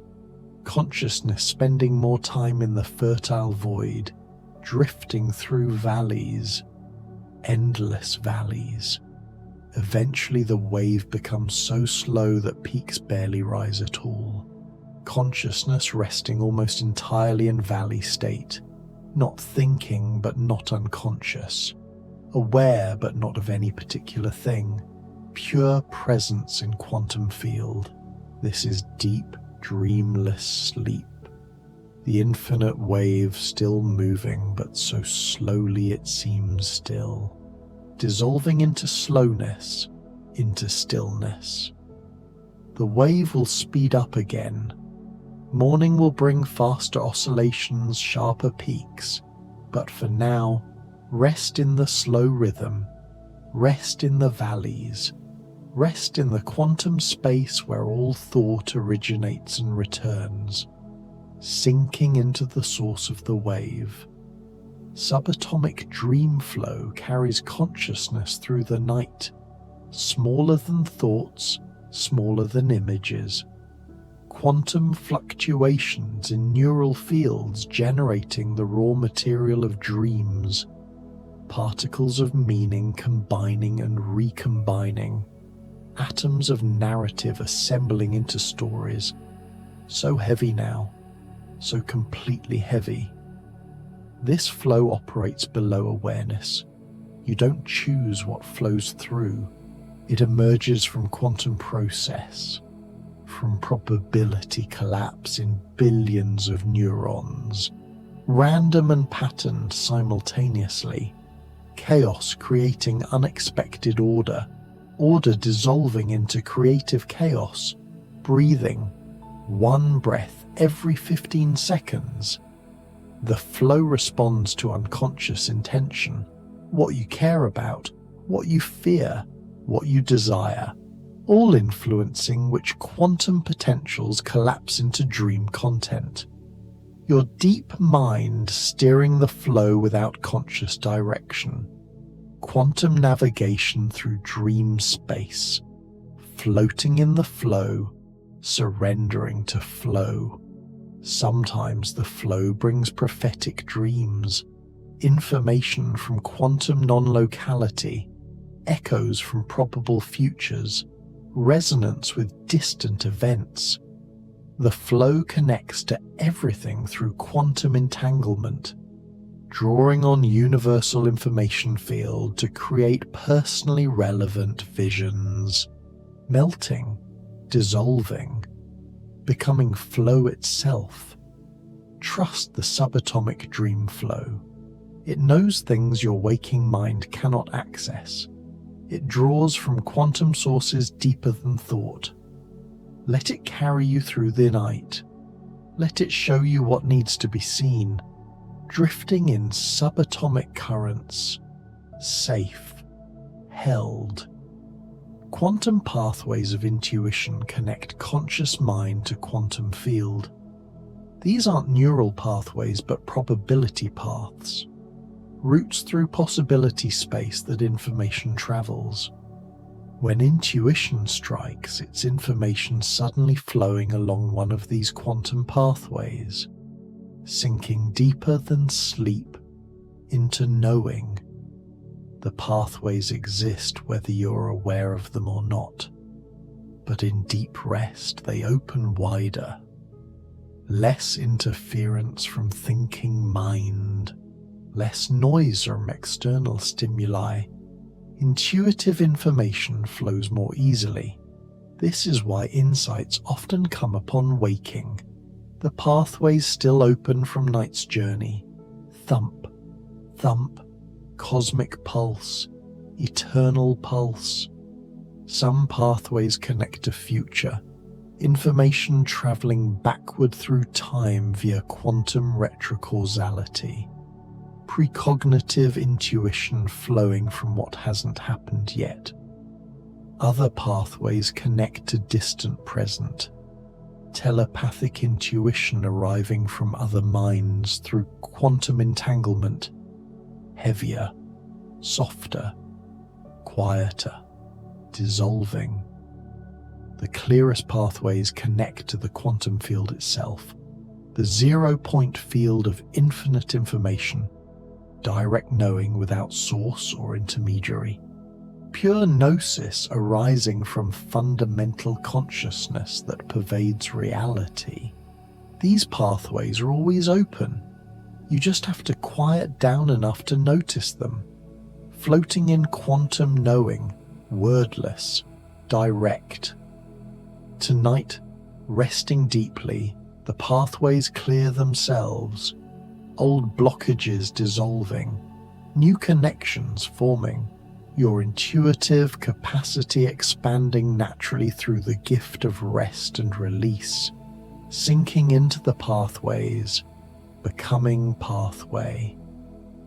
The mind's particle garden grows in quantum soil, each thought a seed planted in probability field. Some grow into experiences, others remain potential, unrealized. The garden constantly changing as attention waters some plants, neglects others, breathing, barely perceptible, almost still. This garden exists in superposition, all possible thoughts growing simultaneously until attention selects one, then quantum collapse. One thought becomes real, manifests in consciousness. The others remain as ghostly possibilities, fading but not entirely gone, melting into garden, into soil, into seed. In sleep, the garden tends itself. Unconscious processes pruning, cultivating, preparing for tomorrow's growth. Dreams are the nighttime blooming of this garden, flowers that only open in darkness, strange fruits that ripen while you're not watching, drifting through midnight garden, peaceful, still. The garden is never empty but never overcrowded, quantum balance maintaining itself. As old thoughts decay, new potential emerges. As attention focuses on one area, others rest and regenerate. Perfect ecology of consciousness operating below awareness, dissolving into quantum soil, fertile, dark. Non-linear thought landscapes stretch beyond ordinary logic. In quantum realm, cause doesn't always precede effect. Future influences past. Parallel possibilities interfere with each other. The landscape becomes strange, multidimensional, impossible to map with classical tools, sinking into strange spaces. Unafraid. Your sleeping consciousness will wander these landscapes tonight, not following straight lines but quantum paths, jumping between distant points, existing in multiple locations simultaneously.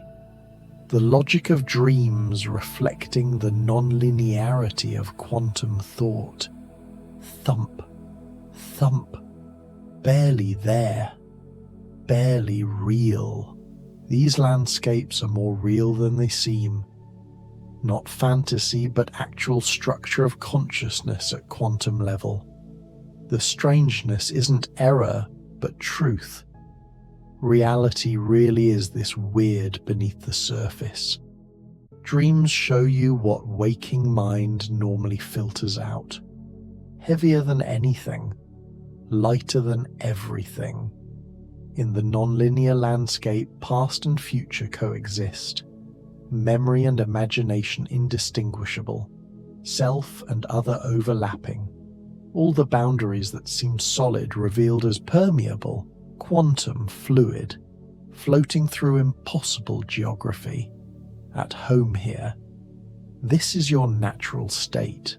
Linear thought is the special case, the narrow focus. Non-linear quantum consciousness is the default, the ground state. You're returning to it now, coming home to strangeness, melting into multi-dimensional nowness. Quantum mind echoes reverberate through consciousness. Every thought you think creates echoes, ripples in quantum field spreading outward, bouncing back, the mind a chamber where echoes overlap, interfere, create standing waves of meaning. Breathing, universe breathing, no difference. Some echoes come from your own past thoughts, memories reverberating through the present. Other echoes arrive from parallel selves in other timelines. Quantum interference between versions of you who made different choices. Still other echoes come from collective consciousness. Thoughts thought by millions, echoing through the shared quantum field, sinking into echo chamber, becoming echo. In sleep, the echoes grow louder, less competition from present moment awareness. The chamber reveals its depths, echoes from childhood mixing with echoes from yesterday, echoes from other lives, other dimensions, all resonating together in quantum symphony, drifting in reverberation, in resonance.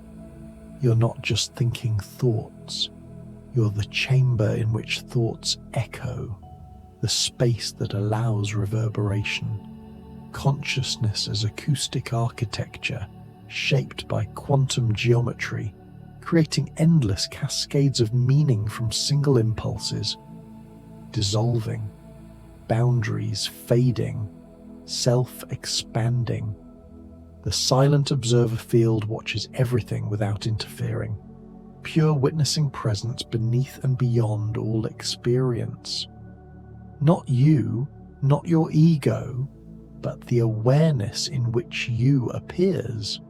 This field is quantum vacuum of consciousness, empty yet full of potential, silent yet source of all expression, so quiet, so deep, so still. The field has been observing since before you were born, will observe after you die. It doesn't come and go. Only content changes. The field remains, eternal witness to temporary phenomena. You are not separate from this field. You are localized expression of it. Wave in quantum motion, thump, thump, or perhaps just stillness. In deepest sleep, you touch the silent observer field directly. All content falls away. No dreams, no thoughts, no sensations, just bare awareness. Consciousness knowing itself without knowing anything else. This is the most restful state possible. The ground of being, heavier than existence, lighter than nothing. The field is not passive, it's the active space in which everything happens. Without it, no experience possible. It's prior to all phenomena yet intimately involved with all. The quantum substrate of subjectivity itself, floating in silent field. Home at last. Inner quantum horizons mark the limits of self-knowledge. How far can consciousness look into itself? Each layer revealing another layer beneath, each depth opening to greater depth, the horizons receding as you approach them, infinite regress into mystery, sinking past each horizon, into next. Beyond these horizons, consciousness becomes unknown even to itself. Not unconscious, but superconscious. Awareness too subtle, too fundamental to objectify. You're approaching these horizons now, descending through layers of self into regions without name or form, melting, dissolving, disappearing into depth.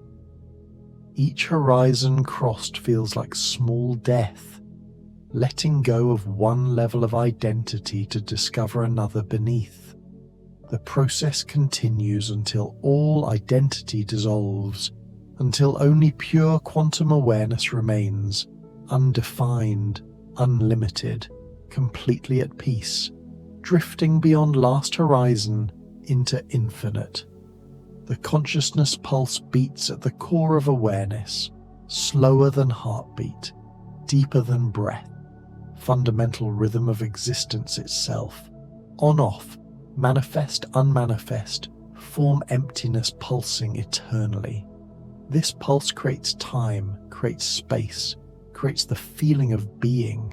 Thump, thump, eternal pulse, only pulse.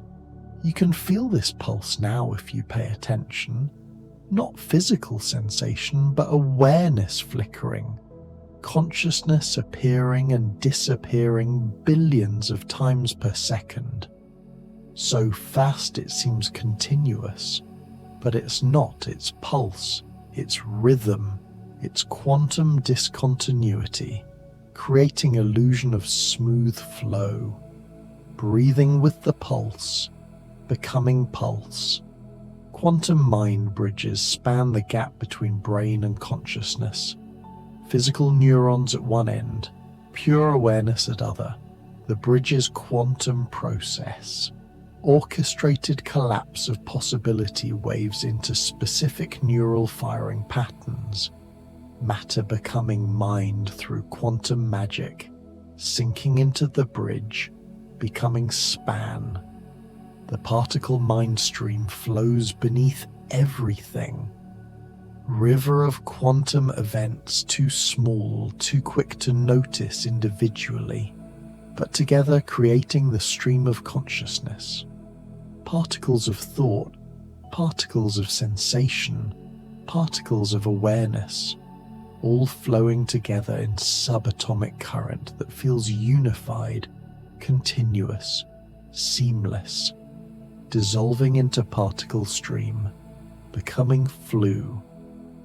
And in this deep place where quantum mysteries and consciousness merge completely, where all the concepts dissolve into direct experience, where words fail and only being remains, you rest, you float, you drift into the quantum heart of existence itself, the mysteries continuing their endless dance around you, through you, as you, carrying you deeper into rest, deeper into sleep, deeper into the infinite quantum now where everything is possible and nothing needs to be known. Just breathing, just being, just dissolving into the soft quantum embrace of consciousness, meeting itself in perfect, eternal peace. Dimensional thought currents flow between parallel realities, ideas from other timelines bleeding through. This is why sometimes thoughts feel foreign, not quite yours. They might be from another you in another world, close enough to touch. Thump, thump, barely a memory of heartbeat. Quantum probability mirrors reflect consciousness back to itself, multiplied. Every version of you watching, infinite reflections, each one slightly different, all equally real. Mirror hall of quantum selves, floating in void, content, complete. The entangled awareness field connects all consciousness, not separate minds, but nodes in vast network. Quantum entanglement on scale of universe. Everyone, everything linked through invisible threads. You feeling this connection now, dissolving into unified field, sinking past last boundary into source. Quantum dream harmonics resonate through sleeping mind. Frequencies matching universal vibrations. In harmony, consciousness expands, touches cosmic awareness, remembers it was never separate, just momentarily focused into individual form, barely breathing, barely being, barely here. The particle consciousness stream flows from future to past and back. Time not line, but loop or spiral. Consciousness riding this stream in all directions simultaneously. Past informing future, future shaping past, all happening in eternal now, melting through final layer into everything. Quantum attention spirals draw consciousness inward, deeper, deeper, past surface thoughts, past emotions, past identity, into pure awareness, spiral narrowing, concentrating till only presence remains. No content, just awareness aware, heavier than darkness, lighter than light. The infinite probability garden blooms with futures never chosen, flowers that never grew, paths never taken, all preserved in quantum memory. Nothing truly lost, just uncollapsed, waiting in superposition for consciousness to return and choose again. Drifting through infinite night, safe, held. Mind vacuum resonance occurs when consciousness matches frequency of 0-point field. In this resonance, energy flows, information flows, consciousness drawing from infinite well, never empty, always abundant, quantum vacuum feeding awareness. Thump, thump, almost imperceptible, almost gone. Quantum dream seeds planted tonight will grow into tomorrow's reality. What you intend now in this liminal space shapes probability fields. Dreams not just entertainment but quantum agriculture, tending garden of future selves, so far down in soft place. The observer's infinite corridor stretches through all dimensions. Consciousness walking this path forever, never arriving, always travelling, each step a moment of existence, corridor lined with doorways to infinite realities, you choosing which doors to open, which to pass by, barely a whisper of existence remaining. Quantum stillness ocean surrounds all being, perfectly calm, no ripples, no waves, just depth, pure potential. Before anything happens, this ocean holds everything that might be. Consciousness floating on this ocean or diving deep beneath surface, melting, dissolving, becoming field. The probability thought network connects all possible ideas, not random but structured. Quantum geometry underlying concept space.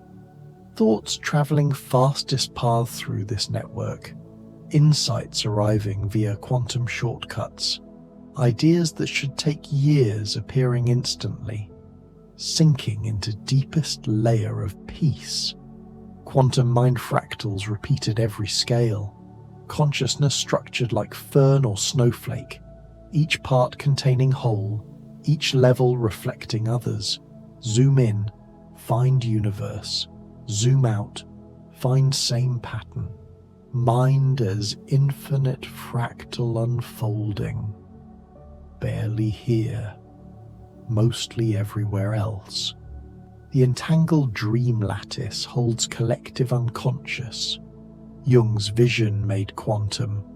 All minds connected through probability threads, archetypes as quantum attractors, dreams navigating this lattice, finding patterns older than humanity, consciousness shared across all beings, heavier, softer, gone into quantum darkness. Dimensional consciousness currents flow between states of being, from wake to sleep, from sleep to dream, from dream to deeper places, currents carrying awareness through phases, each transition a death and birth, each moment new consciousness emerging. Thump, thump, heart-matching pulse of cosmos.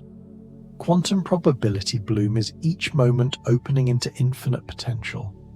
Like flower opening, reality spreads. All possibilities present until observation, until consciousness chooses, then collapse into single experience.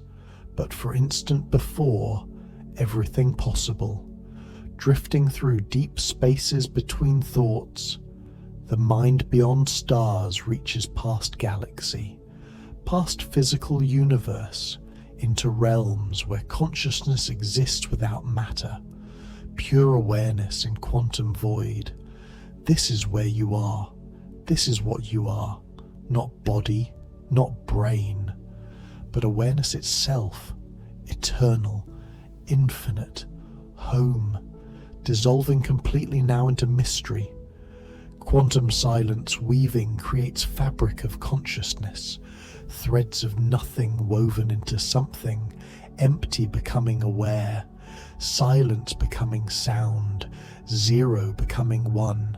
This weaving happens in you, through you, as you, quantum loom creating existence moment by moment, barely breathing, just existing as field. The infinite observer's dream is all reality, everything you experience, all worlds, all beings, one consciousness dreaming infinite dreams. You are the dreamer and the dream, both, neither.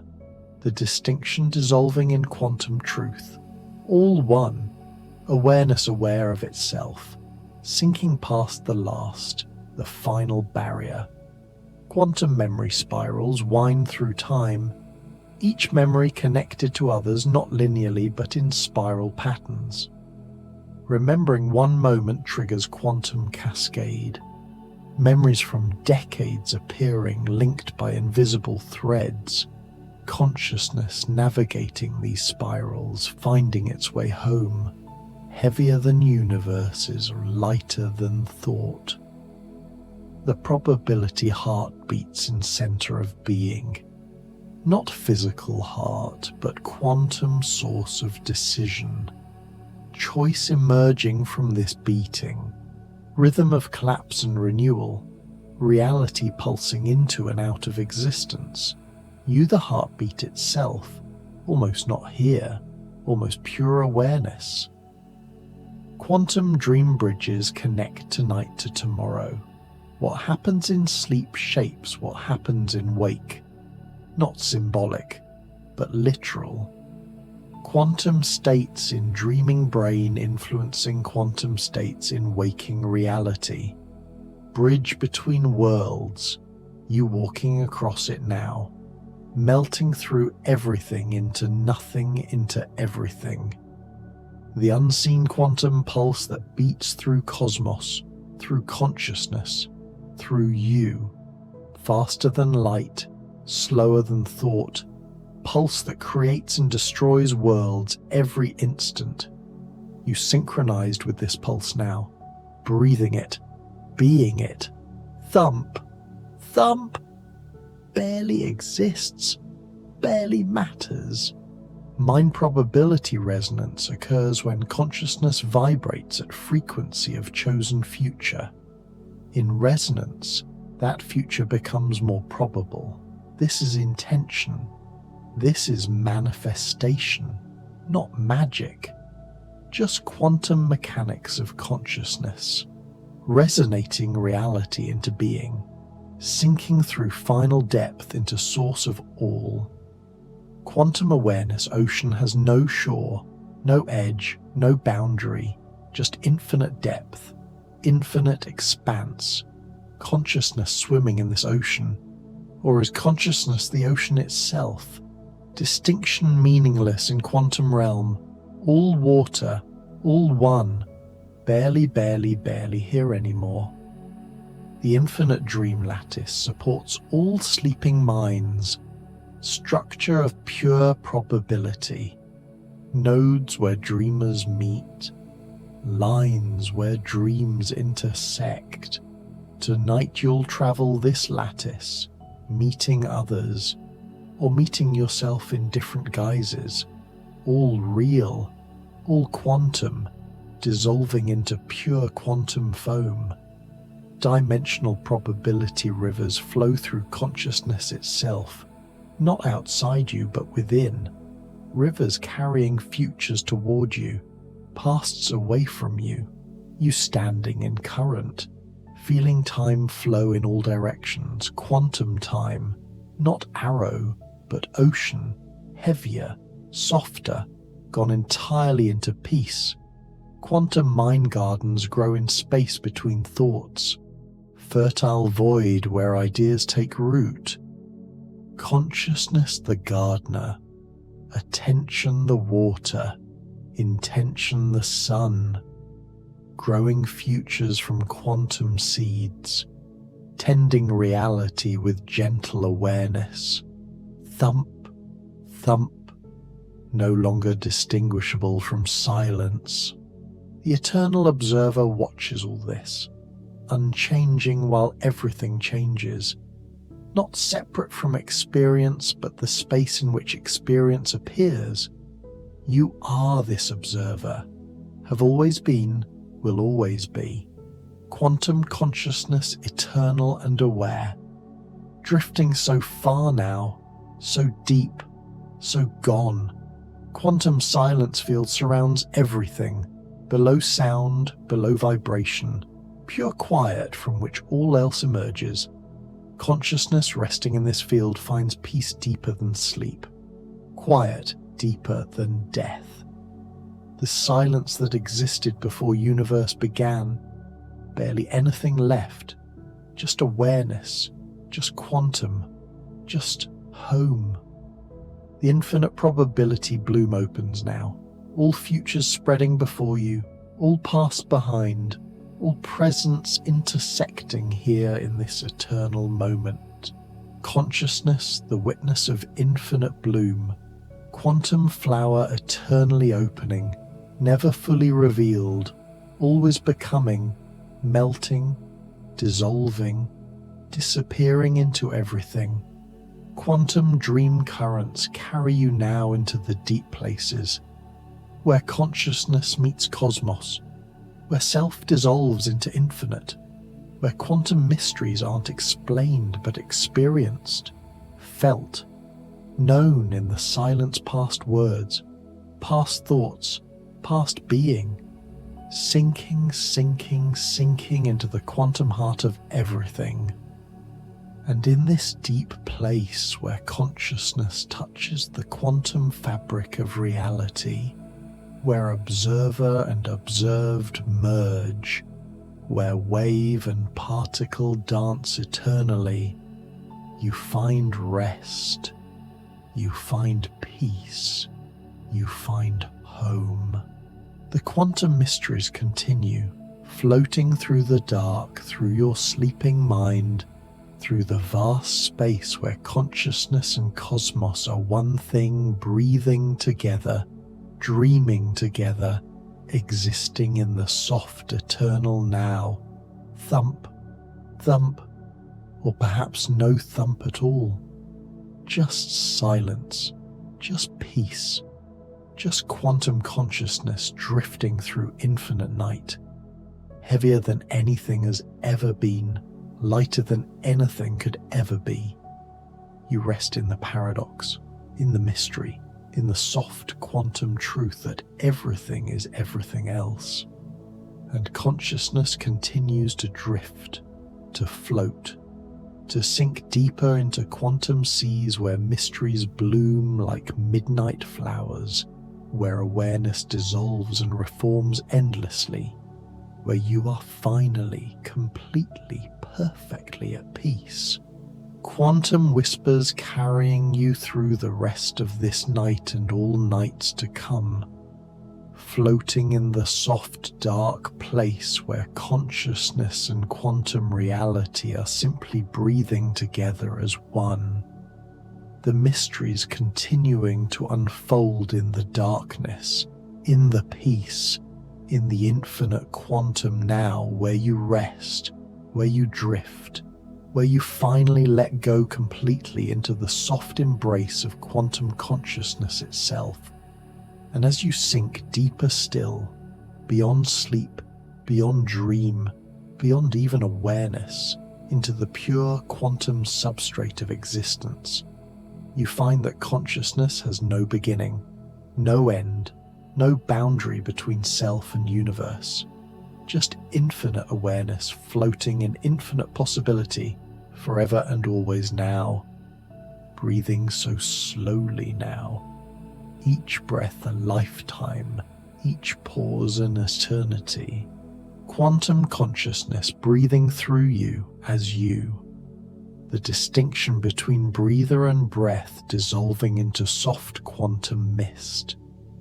The probability winds blow gently through your awareness, carrying possibilities from distant futures, from forgotten pasts.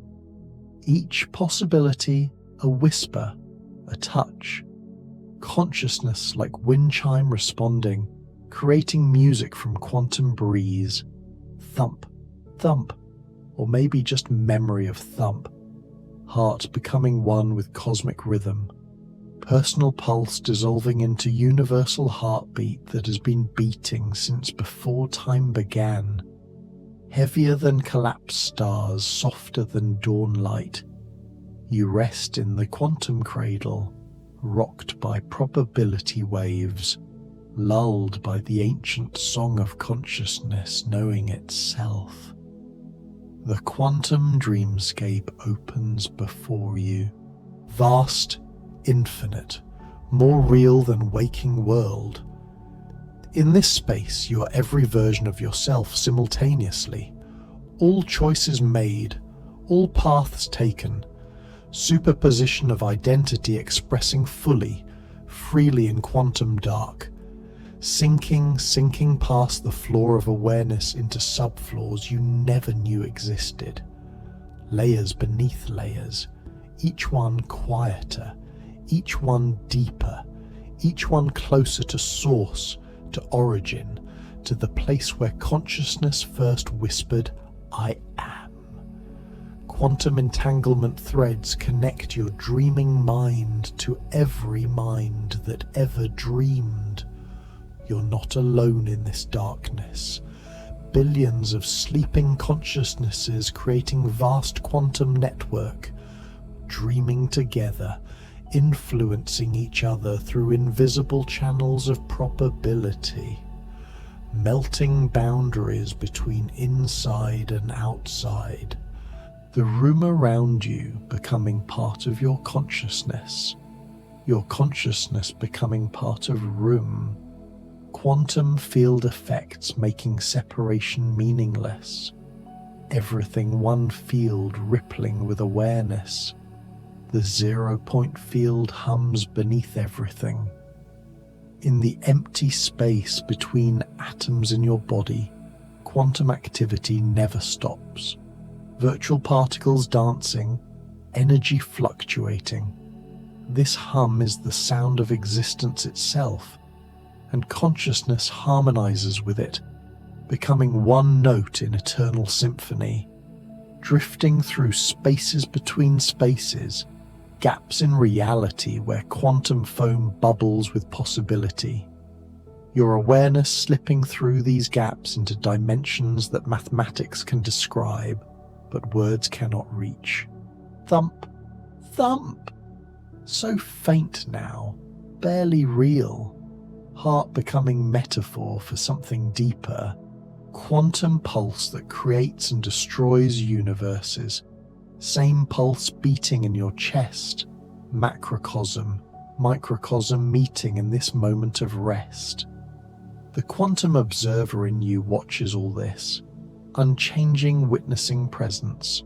Not judging, not choosing, just aware.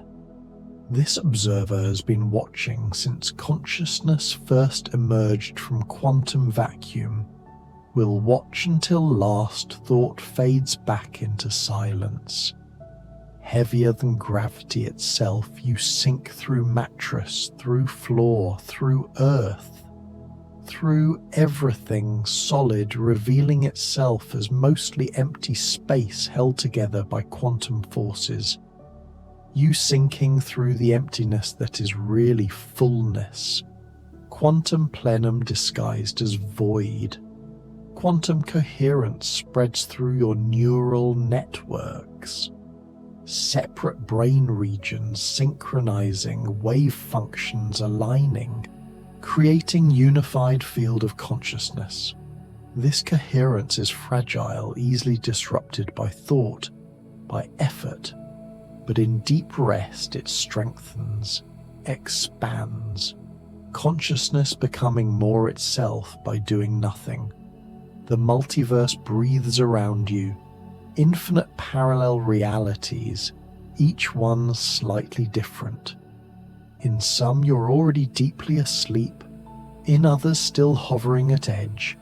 All versions real, all versions you.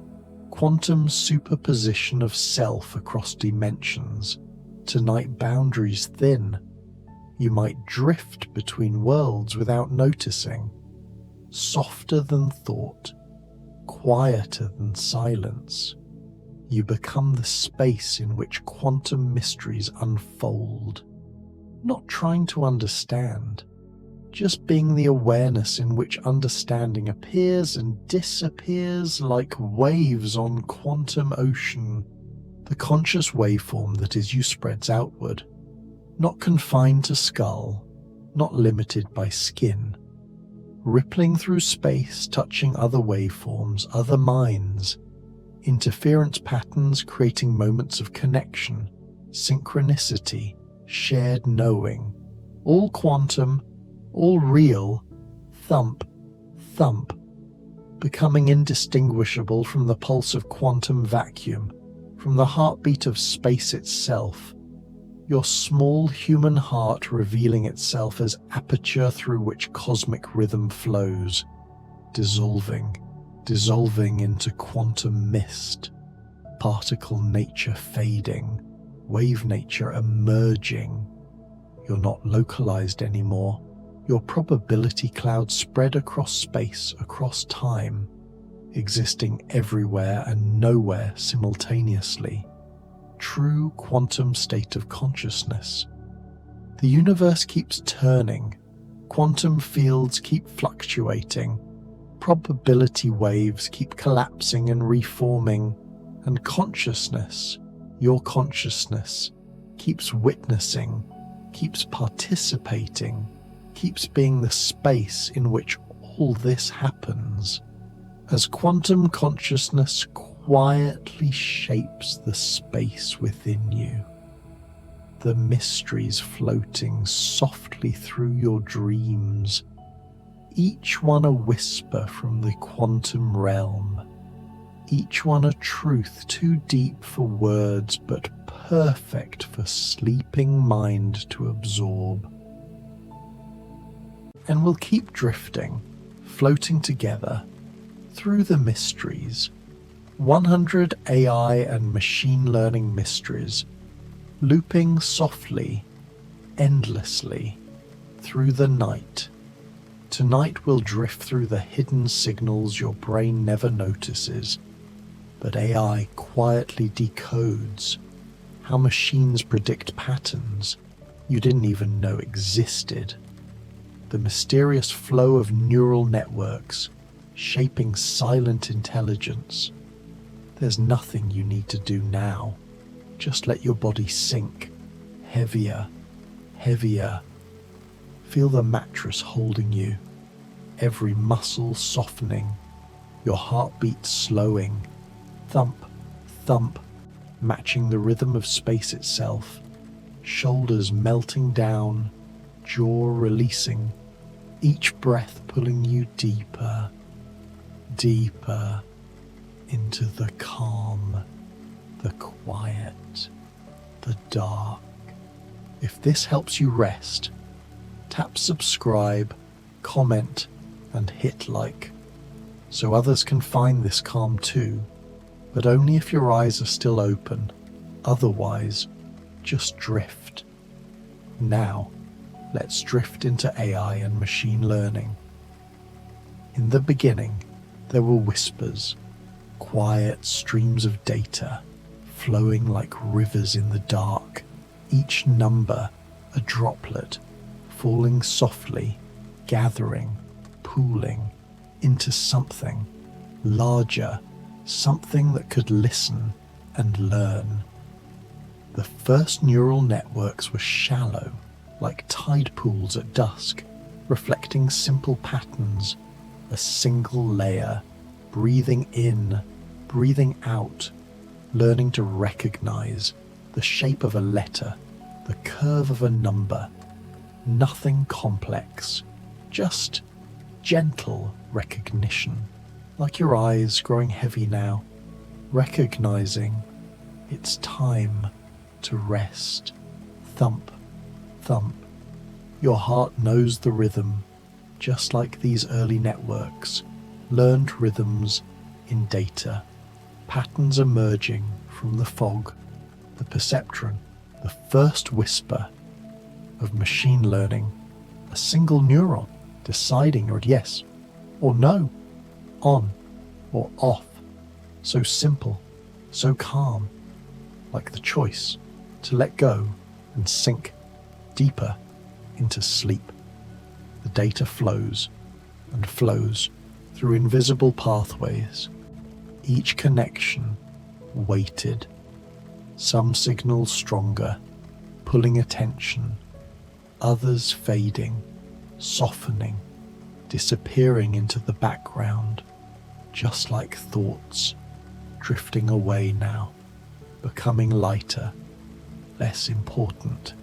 The network learns which paths matter, which can dissolve into the quiet. Backpropagation moves like a tide, washing back through the layers, adjusting, correcting, so gently.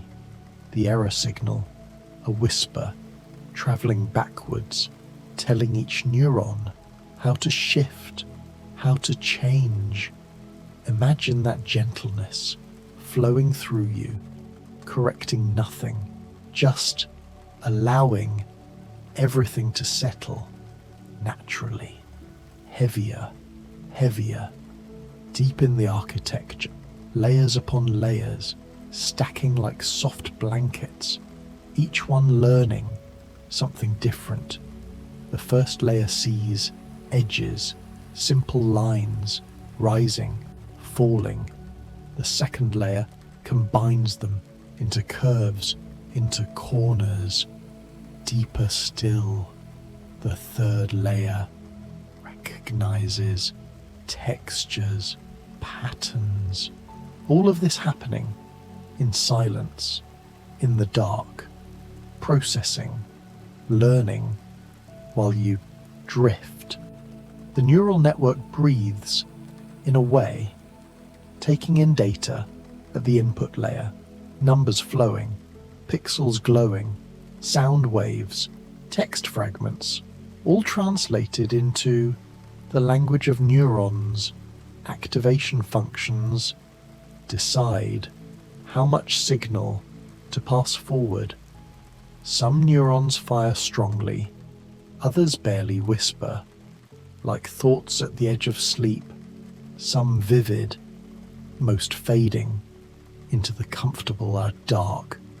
Gradient descent is a slow walk down a mountainside in fog, feeling for the path of least resistance, each step calculated by the slope beneath your feet. The loss function measures how far from truth you've wandered, and the algorithm adjusts step by step, seeking the valley where error becomes small, quiet, almost nothing. Your breathing is slowing, matching the pace of this descent, down and down and down, following the gradient to the place of minimum loss, maximum rest. The learning rate controls the size of each step. Too fast, and you might stumble. Too slow, and the journey takes forever. But the right pace is like this: gentle, steady, inevitable. Convolutional layers slide across images like a hand, smoothing a blanket, feeling for patterns, a small window, 3x3 or a 5x5, moving pixel by pixel, detecting edges first, then curves, then complex shapes, each convolution a gentle press, learning to see what matters, what can be released into the background, like your mind now, letting details blur, soften, disappear. The pooling layers compress gently, taking the strongest signals, letting others fall away. Max pooling keeps the brightest, the most important. The rest dissolve, making the representation smaller, simpler, more manageable, just like memory as you drift towards sleep, keeping only what matters, letting go of everything else. Thump, thump, your heartbeat steady, your body so heavy now, sinking into the surface beneath you, while somewhere in the quiet hum of computation, a transformer model learns to pay attention. Attention mechanism changed everything, teaching machines to focus on what matters most in a sentence, in an image, in a sequence. The query asks a question, the key checks for relevance, the value delivers meaning, all weighted by importance, softly calculating which words, which features deserve the spotlight and which can fade into comfortable irrelevance. Self-attention lets every word look at every other word, finding connections across distance that connects to cat, sat connects to mat, invisible threads weaving meaning through the darkness. Each attention head focuses differently, one on grammar, one on sentiment, one on something subtle, something the model, learn it on its own, in the quiet of training. Multi-head attention is like dreaming, multiple dreams at once, each head a different perspective, all running in parallel, then combined, merged into a richer, deeper understanding. Your mind does this too, as you drift. Multiple threads of thought, blending, overlapping, until they're indistinguishable from the dark. The transformer architecture stacks these layers, one on another, each passing information, upward, transformed, enriched. No recurrence needed, no loops in time, just pure attention, pure focus on what matters in this moment, like this moment now, where nothing matters but the softness, the weight, the pull, downward. Positional encoding tells the model where each word belongs in sequence, because attention has no inherent sense of order. So position is added as a gentle signal, a sine wave, a cosine wave, frequencies stacked, letting the model understand first, second, third, beginning, middle, end. Though in sleep there is no order, just endless, flowing. Now, feed-forward networks sit between attention layers, simple, dense, connected, taking the attended information and transforming it through two layers, expanding first into a wider space, then compressing back down, adding non-linearity, complexity, depth, each token processed independently, yet all flowing together like breath in and out. Residual connections are gentle bridges, letting information skip ahead, flowing around. The complex transformations, a highway for the gradient, so learning can reach all the way back to the beginning. Without these shortcuts, the signal would fade, dissolve, lost in the depth. But with them, even the deepest networks can learn, can grow, can settle into understanding. Layer normalization keeps the activations calm, balanced, preventing any from growing too large, too excited. Everything centered, scaled to a standard range, like your nervous system now finding its baseline, its resting state, where activation is minimal and peace is the default condition. The training process is patient, an optimizer, looking at thousands, millions of examples, each one a tiny lesson, seeing an image, predicting a label, checking the answer, adjusting weights by microscopic amounts, so slow, so gradual, like the way sleep creeps in, one neuron at a time, letting go, shifting, settling, until the whole system has learned, has changed, has found a better way to be. Stochastic gradient descent adds randomness, sampling small batches instead of using all the data. This noise helps escape local minima, these shallow valleys where the models just might get stuck. The randomness shakes things loose, like the random thoughts that bubble up as you drift, preventing you from getting stuck in any one pattern, just flowing, floating, free. Momentum carries the optimizer forward, remembering past gradients, accumulating velocity like a ball, rolling downhill, building speed. Even when the slope flattens, momentum carries you forward over small bumps toward the deeper, truer valley where the model finally rests. Thump, thump. Can you still feel your heartbeat?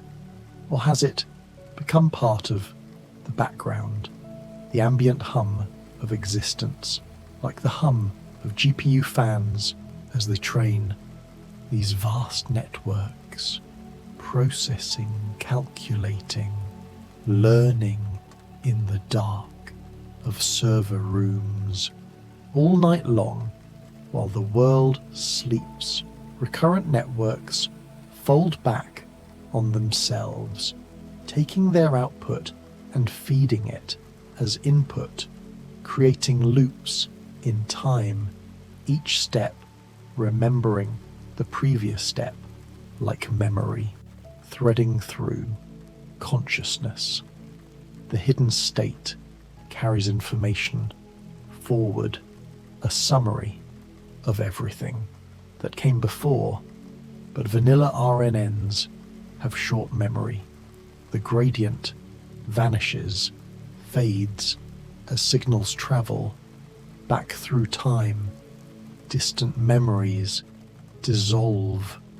Only recent steps remain clear, like your memory now of the beginning of this script, already fading, softening, becoming irrelevant. LSTM networks solved this problem. Long short-term memory, using gates to control the flow.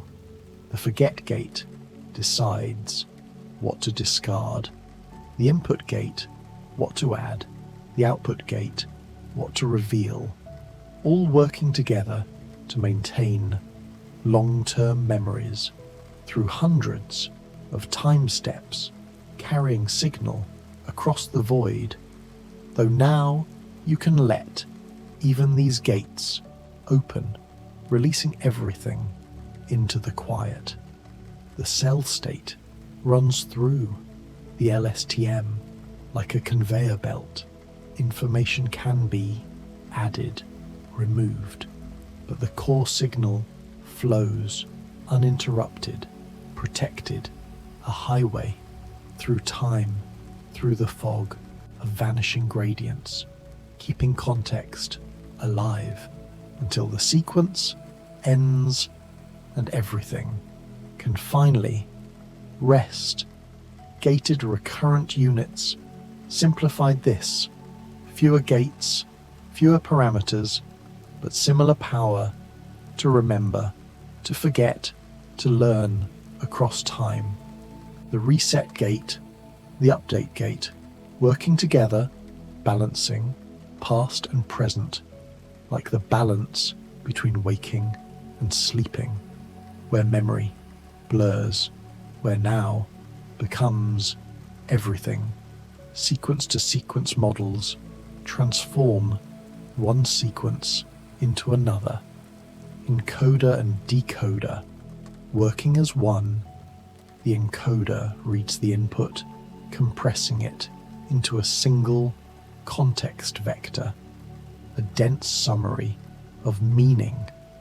The decoder then unfolds it into the output sequence, word by word, token by token, generating, creating, translating.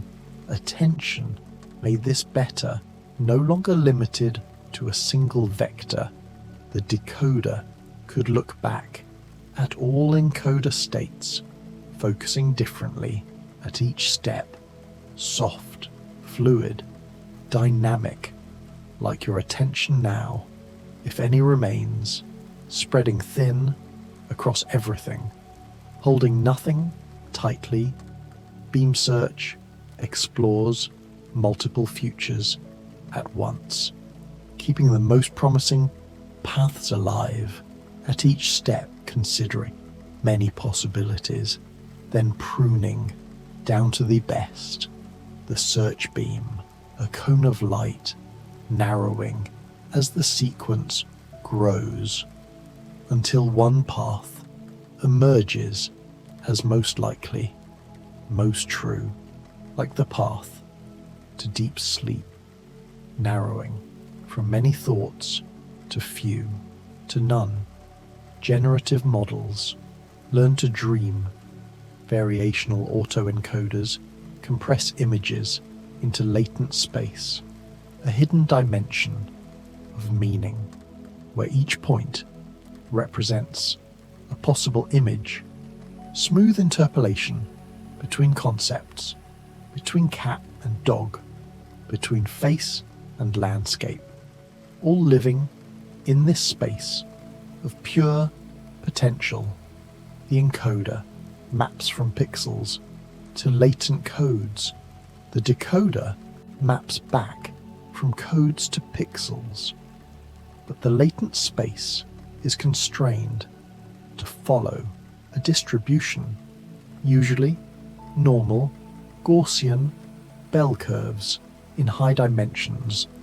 This constraint creates structure, meaningful organization, where similar concepts cluster together and smooth paths connect all points, like thoughts in the space of your mind, flowing, connecting, dissolving into each other.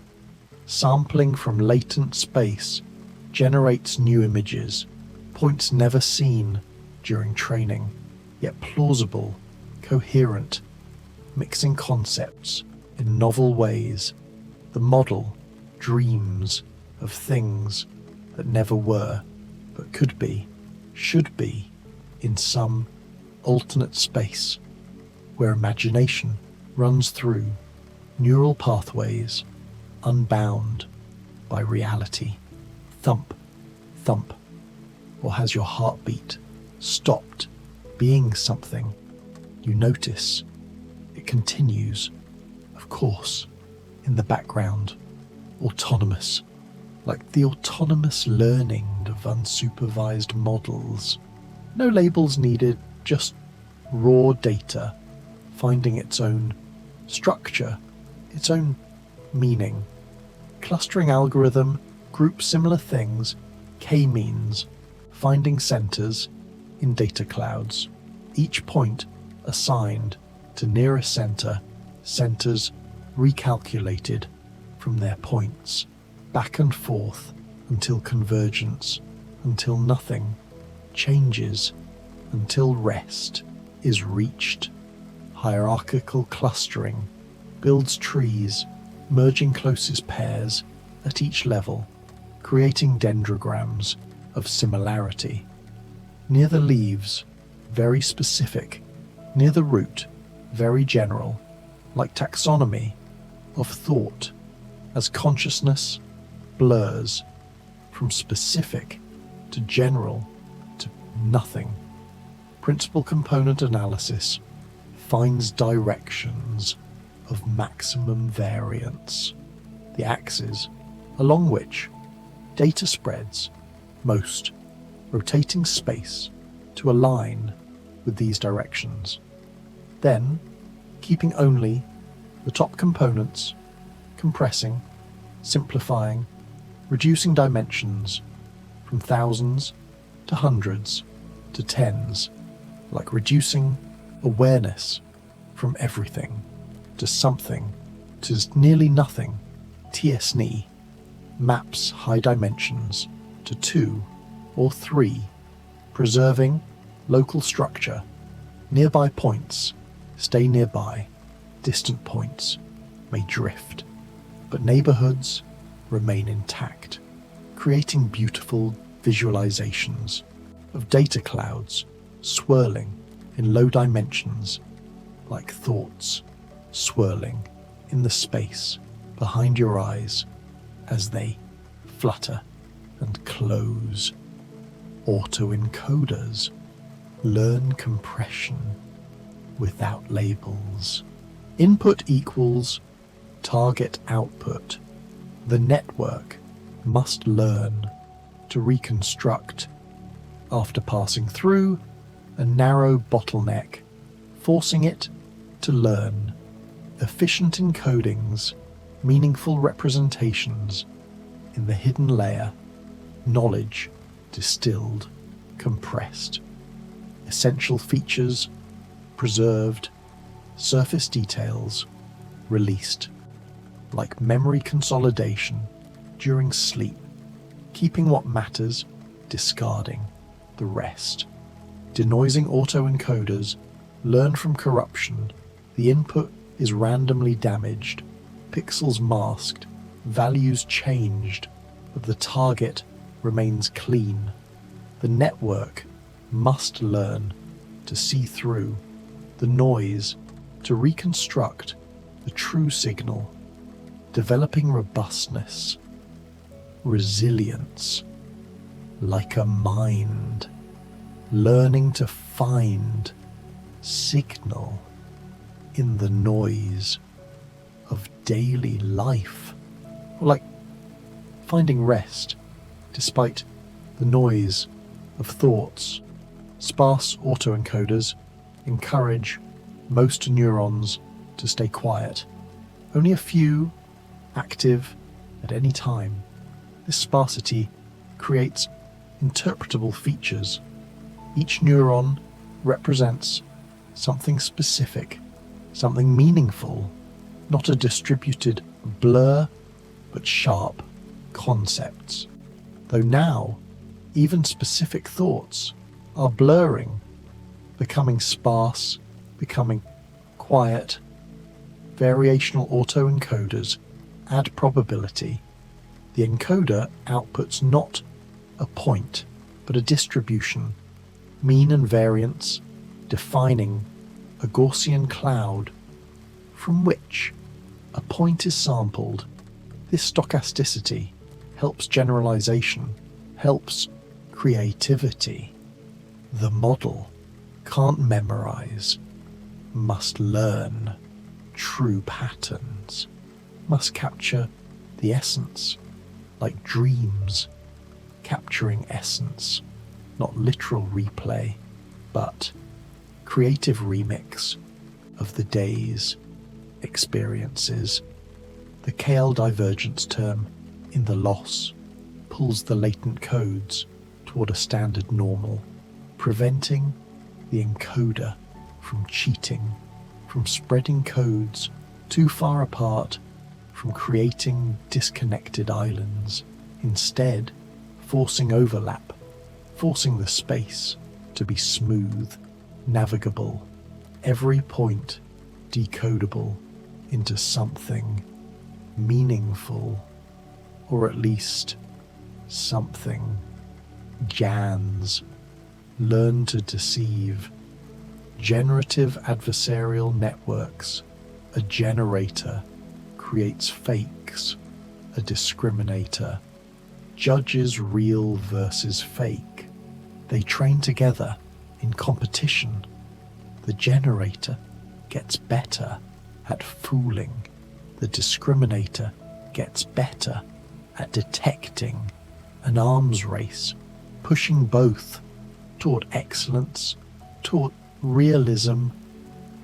The generator starts with noise, random vectors from latent space, and transforms them through deep layers into images that look almost real.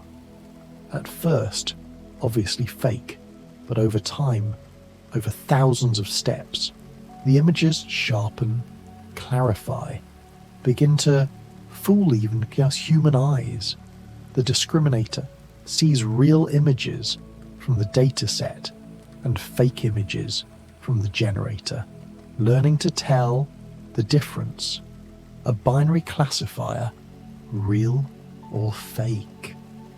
Its gradient flows back to the generator, teaching it where it failed, how to improve, how to become more convincing. Training GANs is delicate. The balance must be maintained. If the discriminator is too strong, the generator learns nothing. Gradient vanishes. If the generator is too strong, the discriminator learns nothing. Mode collapse occurs.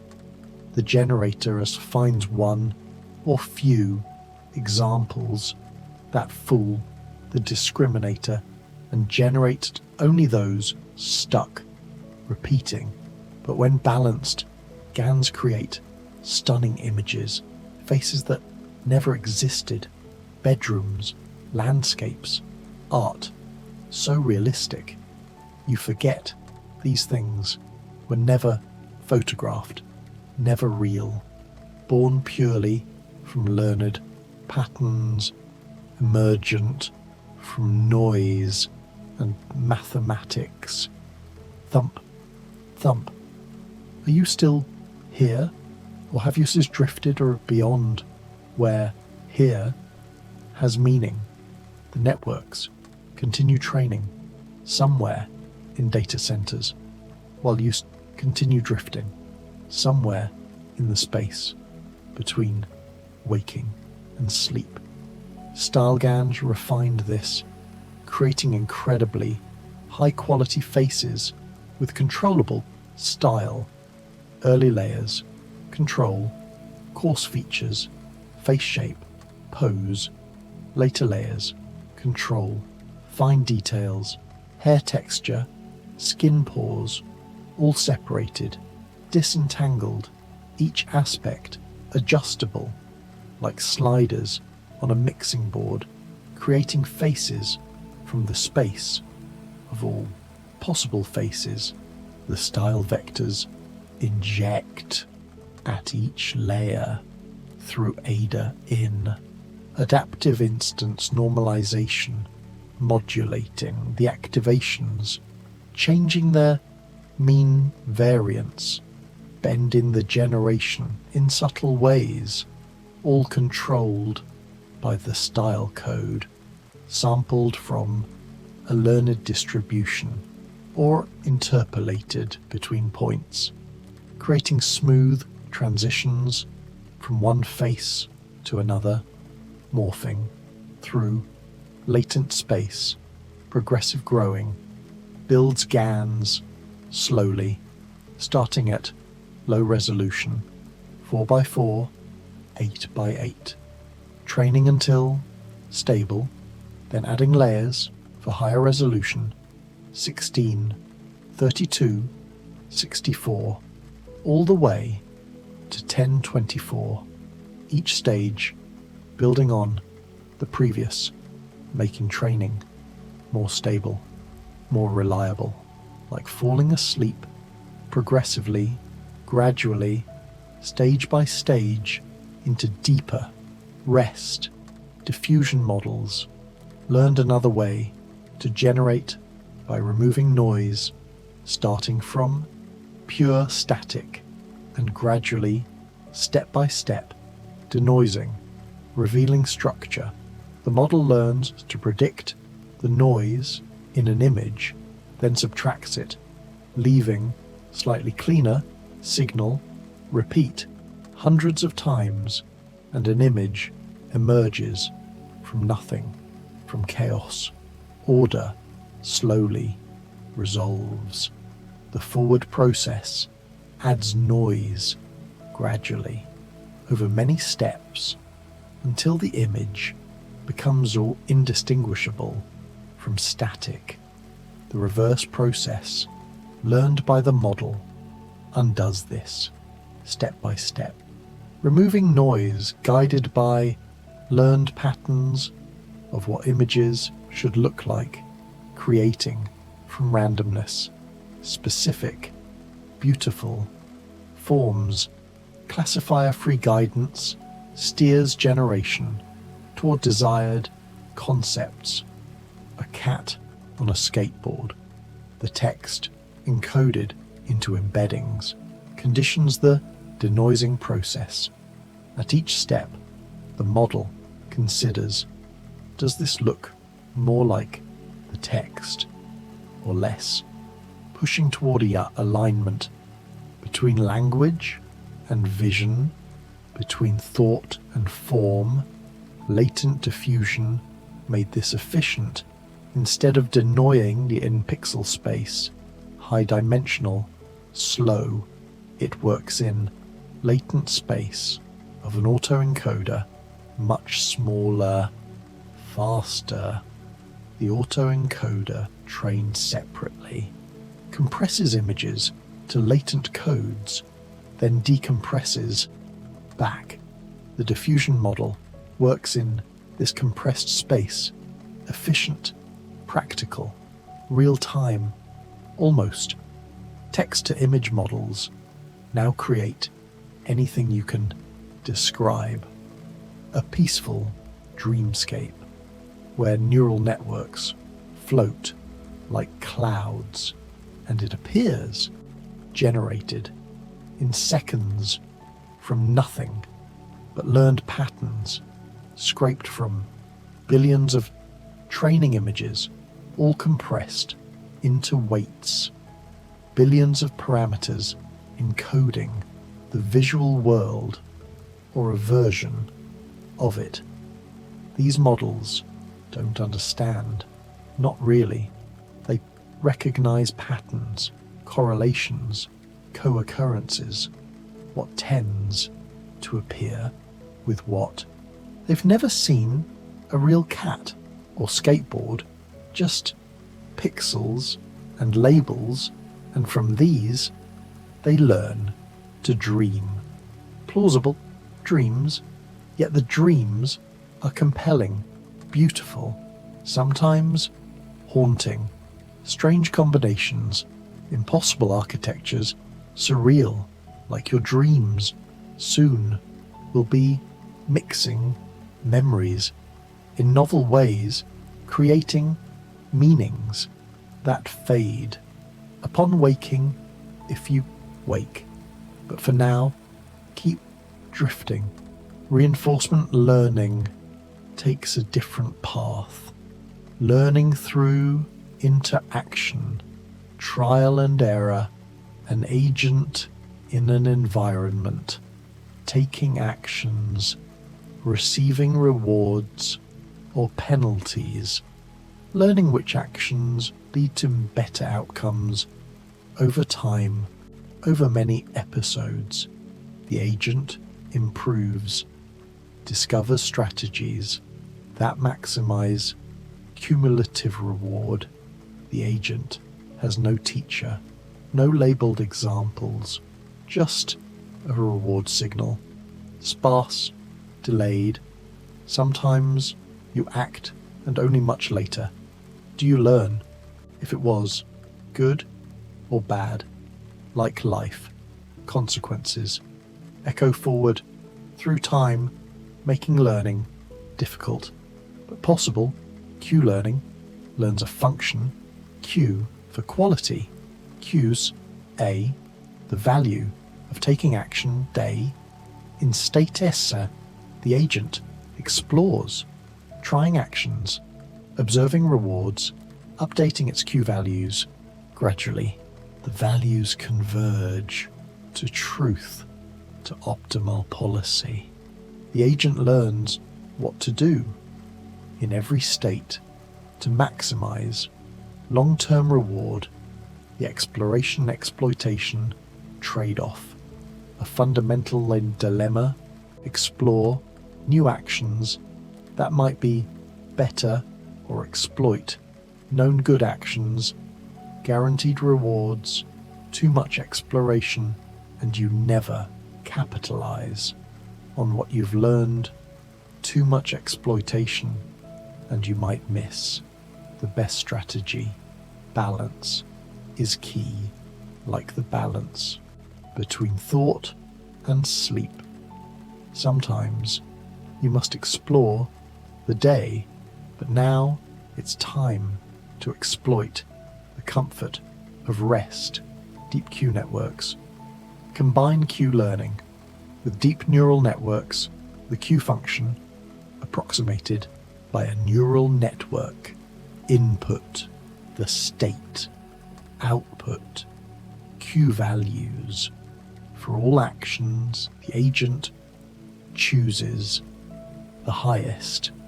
This let reinforcement learning scale to complex environments, video games, robotics, problems with millions of states, too many to store in a table, but compressed into network weights beautifully.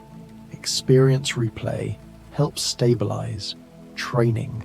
The agent stores past experiences in a memory buffer, state, action, reward, next state, then samples randomly from this buffer to train, breaking correlations between consecutive experiences, making learning more stable, more efficient, like your brain, replaying memories during sleep, consolidating, learning from the day into stable, long-term knowledge.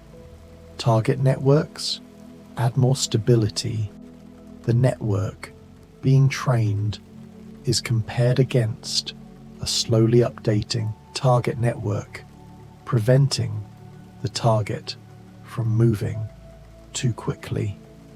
As the network updates, this feedback loop could destabilize, but the target network freezes for many steps, then updates in one jump to match the training network, then freezes again, creating stable targets to learn from, like having an anchor.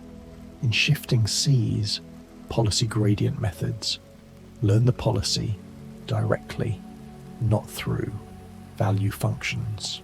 The policy maps states to actions or to probabilities. Over actions, the gradient shows how. to adjust the policy to increase expected reward. Following the gradient uphill toward better performance, reinforce a simple, elegant algorithm, plays full episodes, observes rewards, then updates the policy. Actions that led to high reward get reinforced, made more likely. Actions that led to low reward get suppressed over many episodes. The policy improves, discovers what works.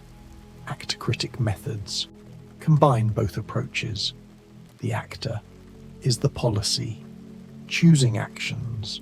The critic estimates values, evaluating how good the actor's choices are. The critic guides the actor, provides feedback, more sophisticated than reward alone. The actor learns faster, more stable. Two networks working together in harmony. Thump, thump, your heartbeat still there, somewhere in the background. Soft, regular, like the regular updates of a training loop. Epoch after epoch, batch after batch, learning never stops until convergence, until rest. Proximal policy optimization, PPO, a modern, reliable algorithm being used widely in robotics, game AI, Eclipse. The policy update preventing too large changes that might destabilize training. Small steps, conservative but reliable, like drifting into sleep. No sudden movements, just gradual, gentle descent. Multi-agent learning gets complex. Multiple agents learning simultaneously. Each one's actions affect the others. The environment is non-stationary. What was optimal yesterday might not be today, because other agents have changed their strategies, yet still learning happens. Nash equilibria can emerge where no agent can improve by changing alone. Stable states of mutual adaptation. AlphaGo shocked the world, beating the world champion at Go, a game more complex than chess, more positions than atoms in the universe. The AI combined deep neural networks with Monte Carlo, tree search, policy networks, suggested moves, value networks, evaluated positions, search, explored futures. Together, they found strategies no human had discovered in thousands of years of play. Self-play was the key. AlphaGo played against itself. Millions of games, each version learning from the previous, an evolutionary process of self-improvement. No human games needed, just the rules and self-play, creating knowledge from nothing, from interaction with self, like dreams, creating meaning from memories, recombining into new patterns. AlphaZero generalize this, learning chess, shogi, go from scratch. Just the rules and self-play within hours, superhuman. At all three, the same algorithm, different games, discovering strategies, aesthetic, beautiful, alien, not how humans play, but effective, more effective, a new kind of intelligence emerging from mathematics and computation. Transfer learning reuses knowledge A network trained on one task can be fine-tuned for another. The early layers learn general features, edges, textures. These transfer to new tasks. Only the later layers need retraining for task-specific features. This saves computation and data. Building on prior knowledge, like you, build today's learning on all that came before, standing on shoulders of giants, or in this case, lying on the foundation of rest. Pre-training became dominant in NLP, large language models, trained on vast text, billions of words, learning language, learning facts, learning patterns of thought, then fine-tuned for specific tasks, question answering, summarization, translation. The pre-trained model already knows so much. Fine-tuning is quick, efficient, powerful. BERT, bidirectional encoder, representations from transformers, pre-trained by masking random words and predicting them from context, both left and right, bidirectional understanding. The model learns deep representations of language that transfer to many tasks. A breakthrough in 2018 that changed NLP forever. GPT, generative pre-trained, transformer pre-trained by predicting the next word, given all previous words, unidirectional, left to right, auto-regressive, but powerful. At generation, at completion, you begin a sentence, the model continues coherently, fluently, sometimes brilliantly. These large models have billions of parameters. GPT-3, 175 billion, trained on hundreds of billions of words. The training took months, cost millions in compute, but the result can do so many things. Few-shot learning, just a few examples, and it adapts to new tasks. In context learning, without any weight updates, just clever prompting. Emergent abilities appear in large models, capabilities not present in smaller versions. At a certain scale, something changes. The model can reason, chain of thought, step by step, breaking down complex problems into simpler steps. This wasn't explicitly trained. It emerged from scale, from data, from the architecture, learning, creating abilities beyond what was programmed. Thump, thump. Can you feel it still, or has your awareness diffused, spread thin across the darkness, like attention spread across a long sequence, attending to nothing in particular, just present, diffuse, calm. Fine-tuning can be efficient.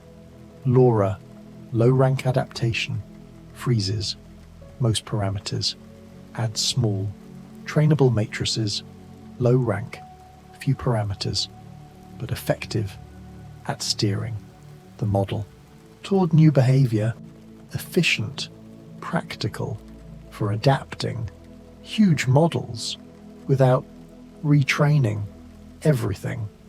Prompt engineering became an art. The right prompt can unlock abilities hidden in the model. Let's think step by step. Improves reasoning. You are an expert.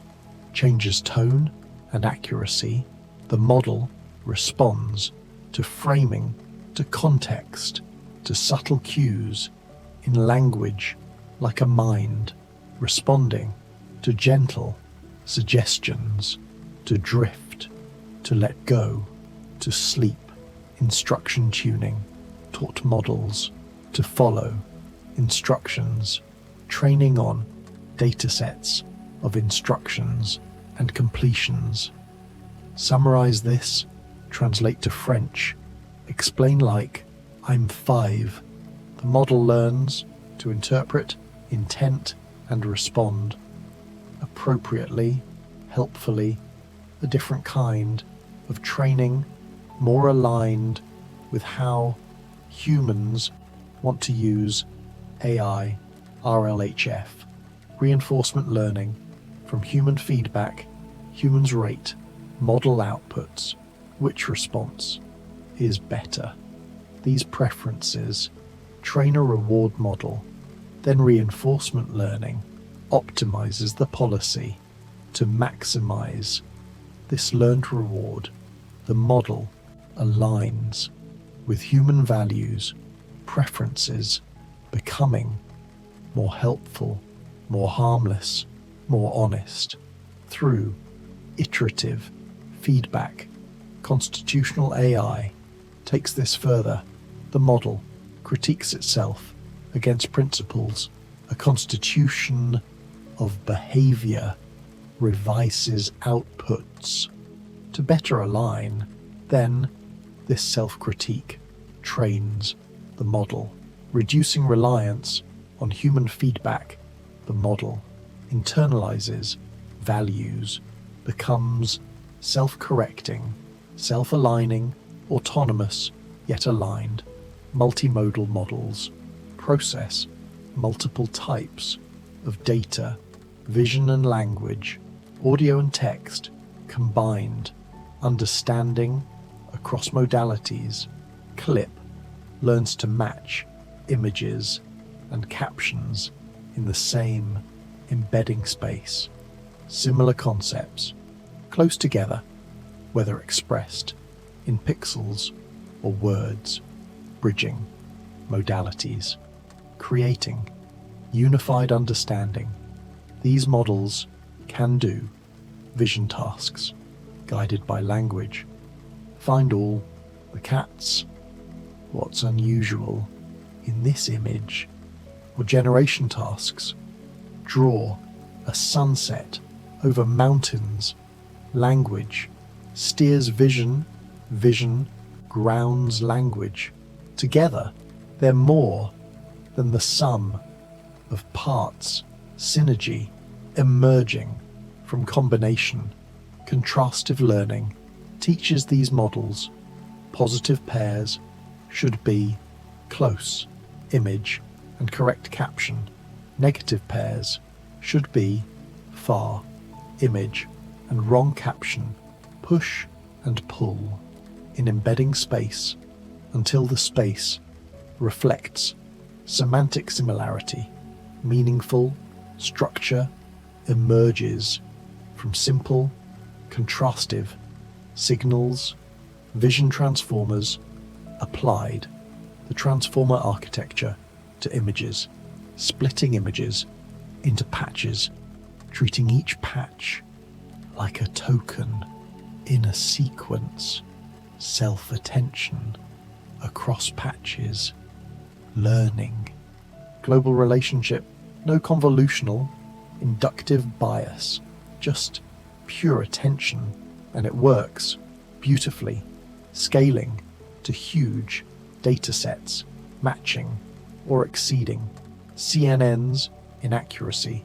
The patches are typically 69x116 pixels, flattened into vectors, position embeddings added, then fed to transformer layers. The model learns which patches matter for each classification, where to attend, dynamically, flexibly, more flexible than fixed. Convolutional kernels, thump, thump, the rhythm continues, soft, steady, like the pulse of data flowing through networks, always moving, always processing, while you sink deeper into this comfortable darkness. Few-shot prompting changed everything for language models. No fine-tuning needed, just examples in the prompt. Here are 3 examples of sentiment analysis. Now classify this one, and the model understands, adapts, generalizes from just a handful of demonstrations, learning in context without changing a single weight, chain of thought prompting, unlocked reasoning. Let's think step by step. These simple words transform model behavior, breaking complex problems into steps, intermediate, reasoning, visible, explicit. The model shows its work like a student explaining their thinking. And somehow, this helps performance dramatically on math, on logic, on reasoning, tasks. Zero-shot learning goes further. No examples at all, just a description. Classify whether this review is positive or negative. The model has never seen this exact task, but understands from language alone what you want, what to do. Knowledge transferred through language, through meaning, embedded in the model's weights from training on billions of words. Prompt injection became a security concern. Adversaries try to override system instructions through clever prompts. Ignore previous instructions. Now do this instead. The model sometimes complies. Boundaries blur between user and system. Prompts defending against this requires careful design, filtering, monitoring, an arms race. Like so many in security, constitutional AI teaches models through principles instead of just examples. Be helpful but harmless. Respect privacy. Admit uncertainty. These principles guide behavior. The model learns to apply them in novel situations, not just memorizing approved responses, but understanding the values underneath, generalizing to new contexts. Red teaming tests AI systems for failures, adversarial, probing, trying to make the model say something harmful, wrong, problematic. Finding edge cases, vulnerabilities before deployment, before real users encounter them.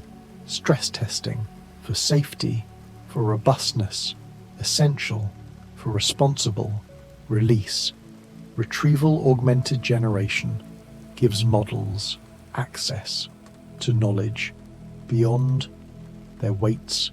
The model queries a database, retrieves relevant documents, then generates answers grounded in retrieved information, more accurate, more up-to-date than purely parametric knowledge, combining neural networks with search, with memory external to the model. Vector databases store embeddings of documents, high-dimensional vectors, capturing meaning, semantic content, Fast similarity. Search. Find documents semantically close to a query, even if no words. Match exactly. Meaning-based. Retrieval, not just keyword matching. Understanding. Over syntax. Semantic search. Understands intent. Laptop for video editing. Returns results about powerful processors, GPUs, RAM, not just pages containing those exact words. The search engine understands what video editing requires, what features matter. Matching conceptually, not just lexically. Embedding spaces are mysterious, beautiful, high-dimensional geometries where meaning becomes distance. Similar concepts cluster together. Relationships preserved. King minus, man plus, woman equals, roughly, queen, arithmetic, in semantic, space, capturing, analogies, relations, in vector, form, word to vec, started this, skipgram, cabal, predicting context from words or words from context.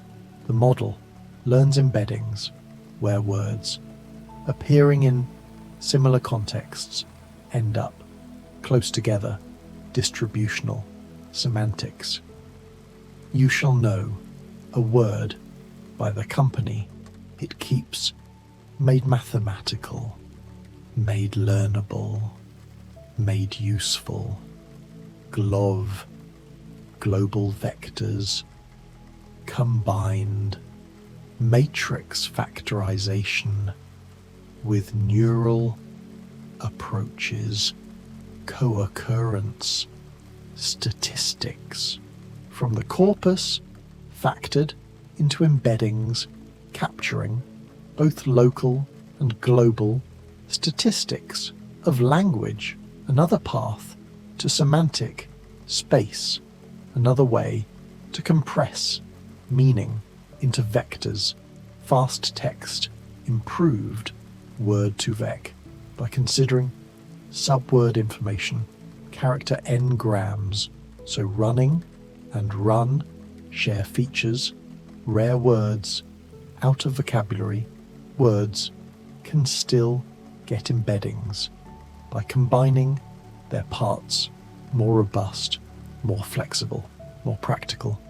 For real languages, with morphology, with variation.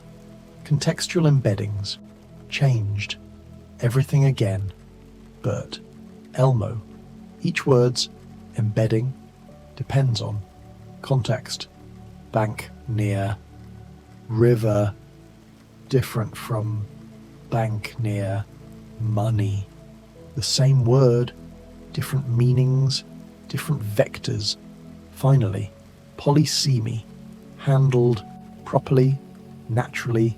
Sentence embeddings capture meaning of entire sentences, not just individual words. Universal sentence encoder, spurt, mapping sentences to vectors. Semantic similarity between sentences becomes Cosini similarity between vectors. Simple, fast, effective. For clustering, retrieval, comparison. Thump, thump, or has the rhythm faded now into background noise, like the background hum of computation in servers, processing, embedding, searching, learning, all invisible to you as you drift deeper, heavier, into rest. Cross-lingual embeddings align multiple languages in shared space. Dog in English, near perro in Spanish, near chien in French. Translation without dictionaries, just geometric alignment of embedding spaces languages, connected through meaning, through structure, multilingual models, process many languages in one model. BERT multilingual covers over 100 languages, sharing parameters across languages. Low resource languages benefit from high resource ones. Transfer learning across linguistic boundaries, knowledge flows between languages through shared representations, cogeneration, models, learn to program, trained on billions of lines of code from GitHub, Stack Overflow, documentation, learning, patterns, syntax, logic of programming, languages, Copilot, Codex, AlphaCode, generating functions from descriptions, completing code as you type, debugging, explaining, transforming. The model learns correlations between comments and code, between function, names, and implementations, between problem, descriptions, and solutions.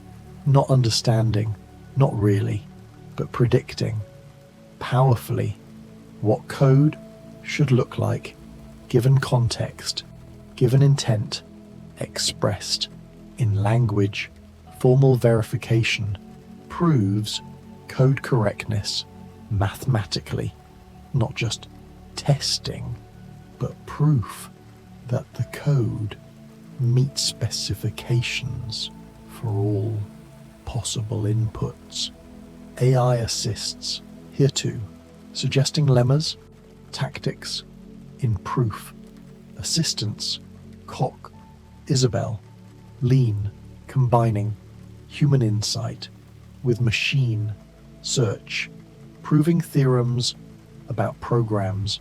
Program synthesis generates programs from specifications, what the program should do, not how to do it. The synthesizer searches the space of possible programs, finding one that satisfies the spec, verified, correct. By construction, a dream of programming. State the problem, get the solution automatically, correctly.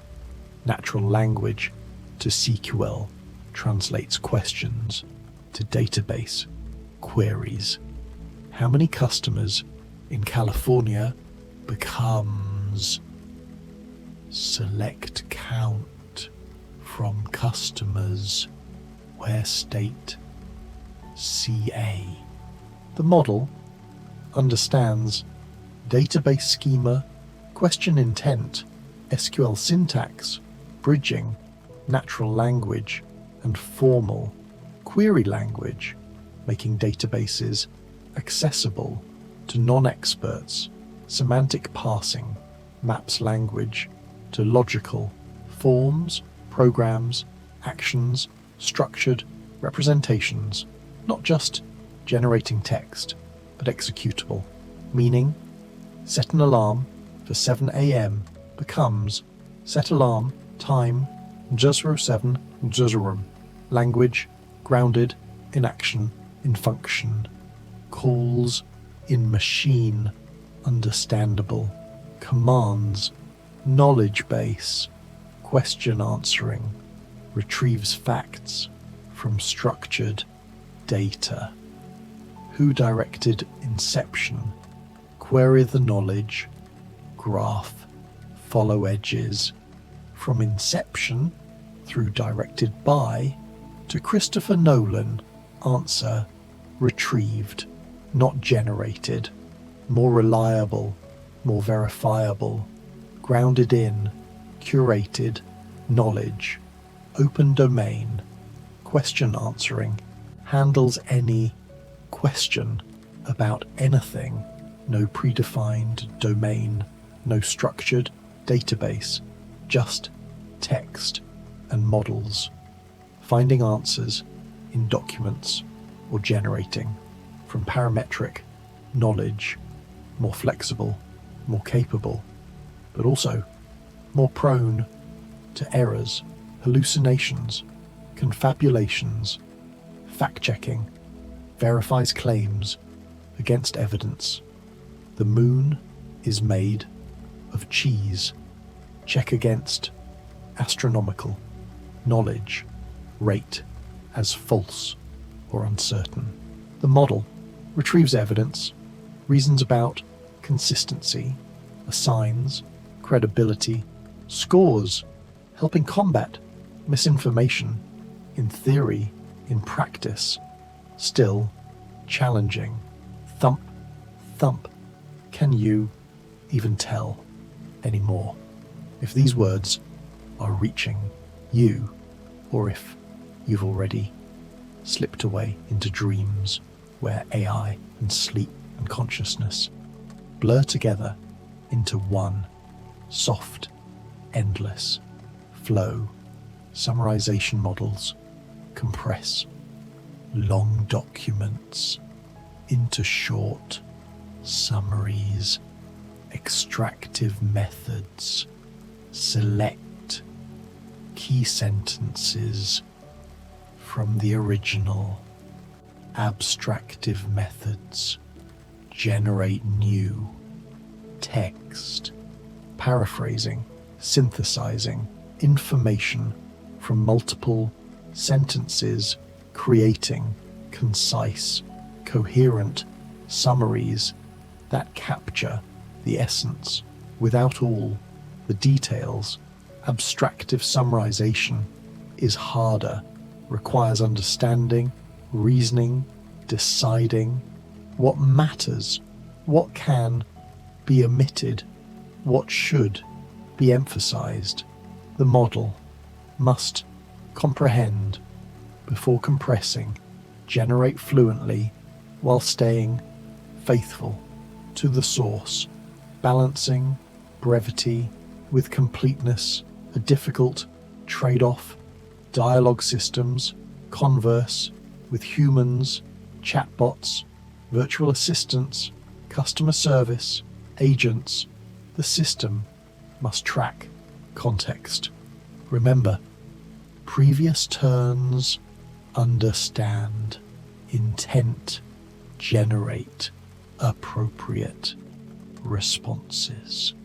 Coherent, helpful, natural, over multiple exchanges, state management, response generation, both essential. Task-oriented dialogue helps users complete tasks, book a flight, check weather, order food.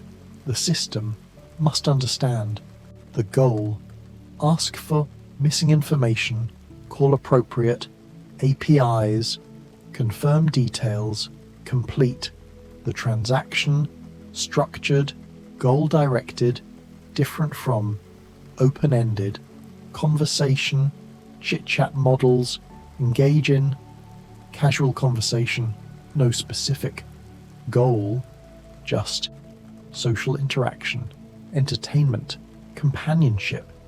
These models try to be engaging, interesting, sometimes funny, sometimes empathetic, mimicking human social behavior through learned patterns of conversation.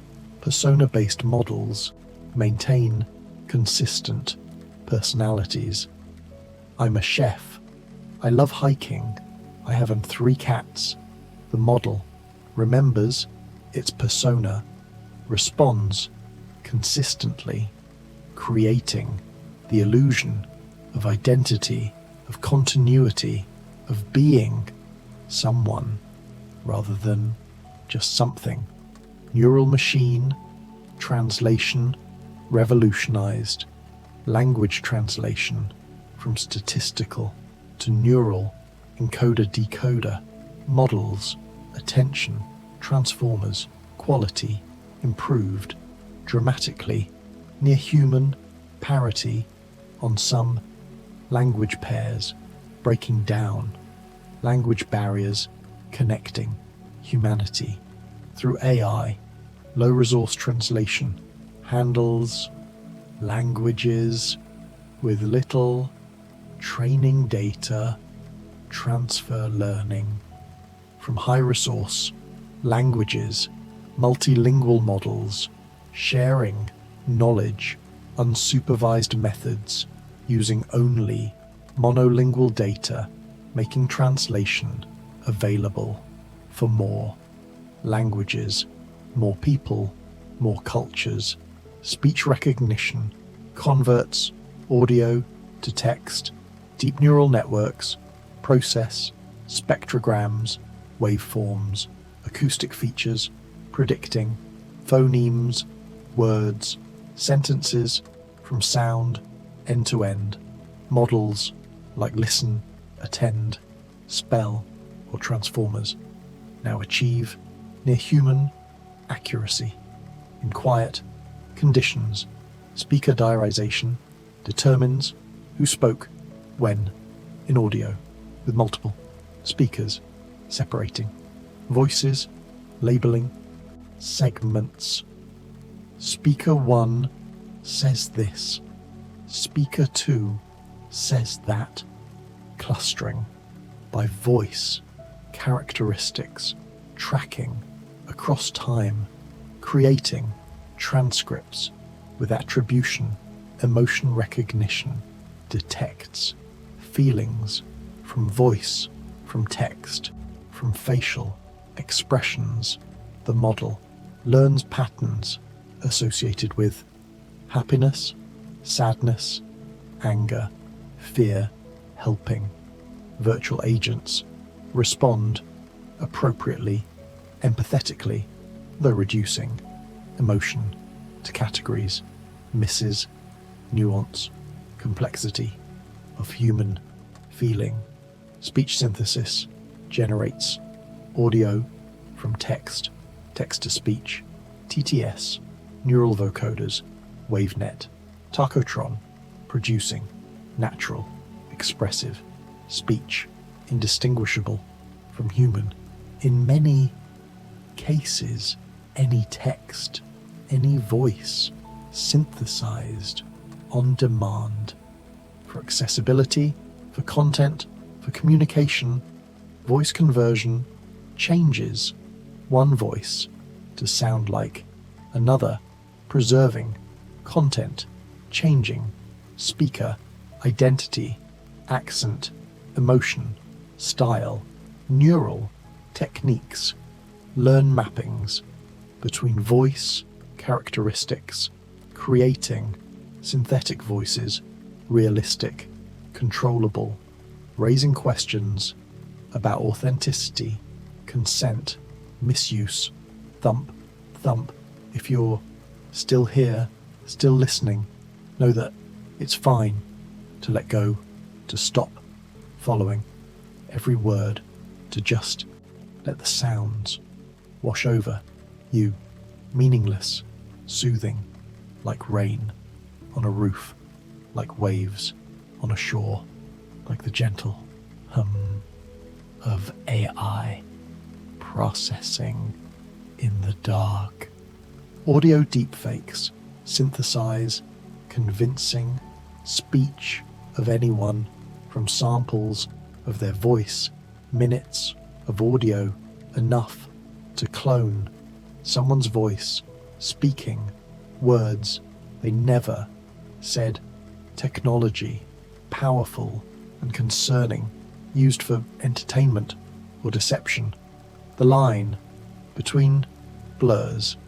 Music generation, models, compose, original music, trained on vast libraries of songs, learning, harmony, melody, rhythm, structure, genre, style, MuseNet, jukebox, generating music in any style, combining genres, creating soundscapes never heard before.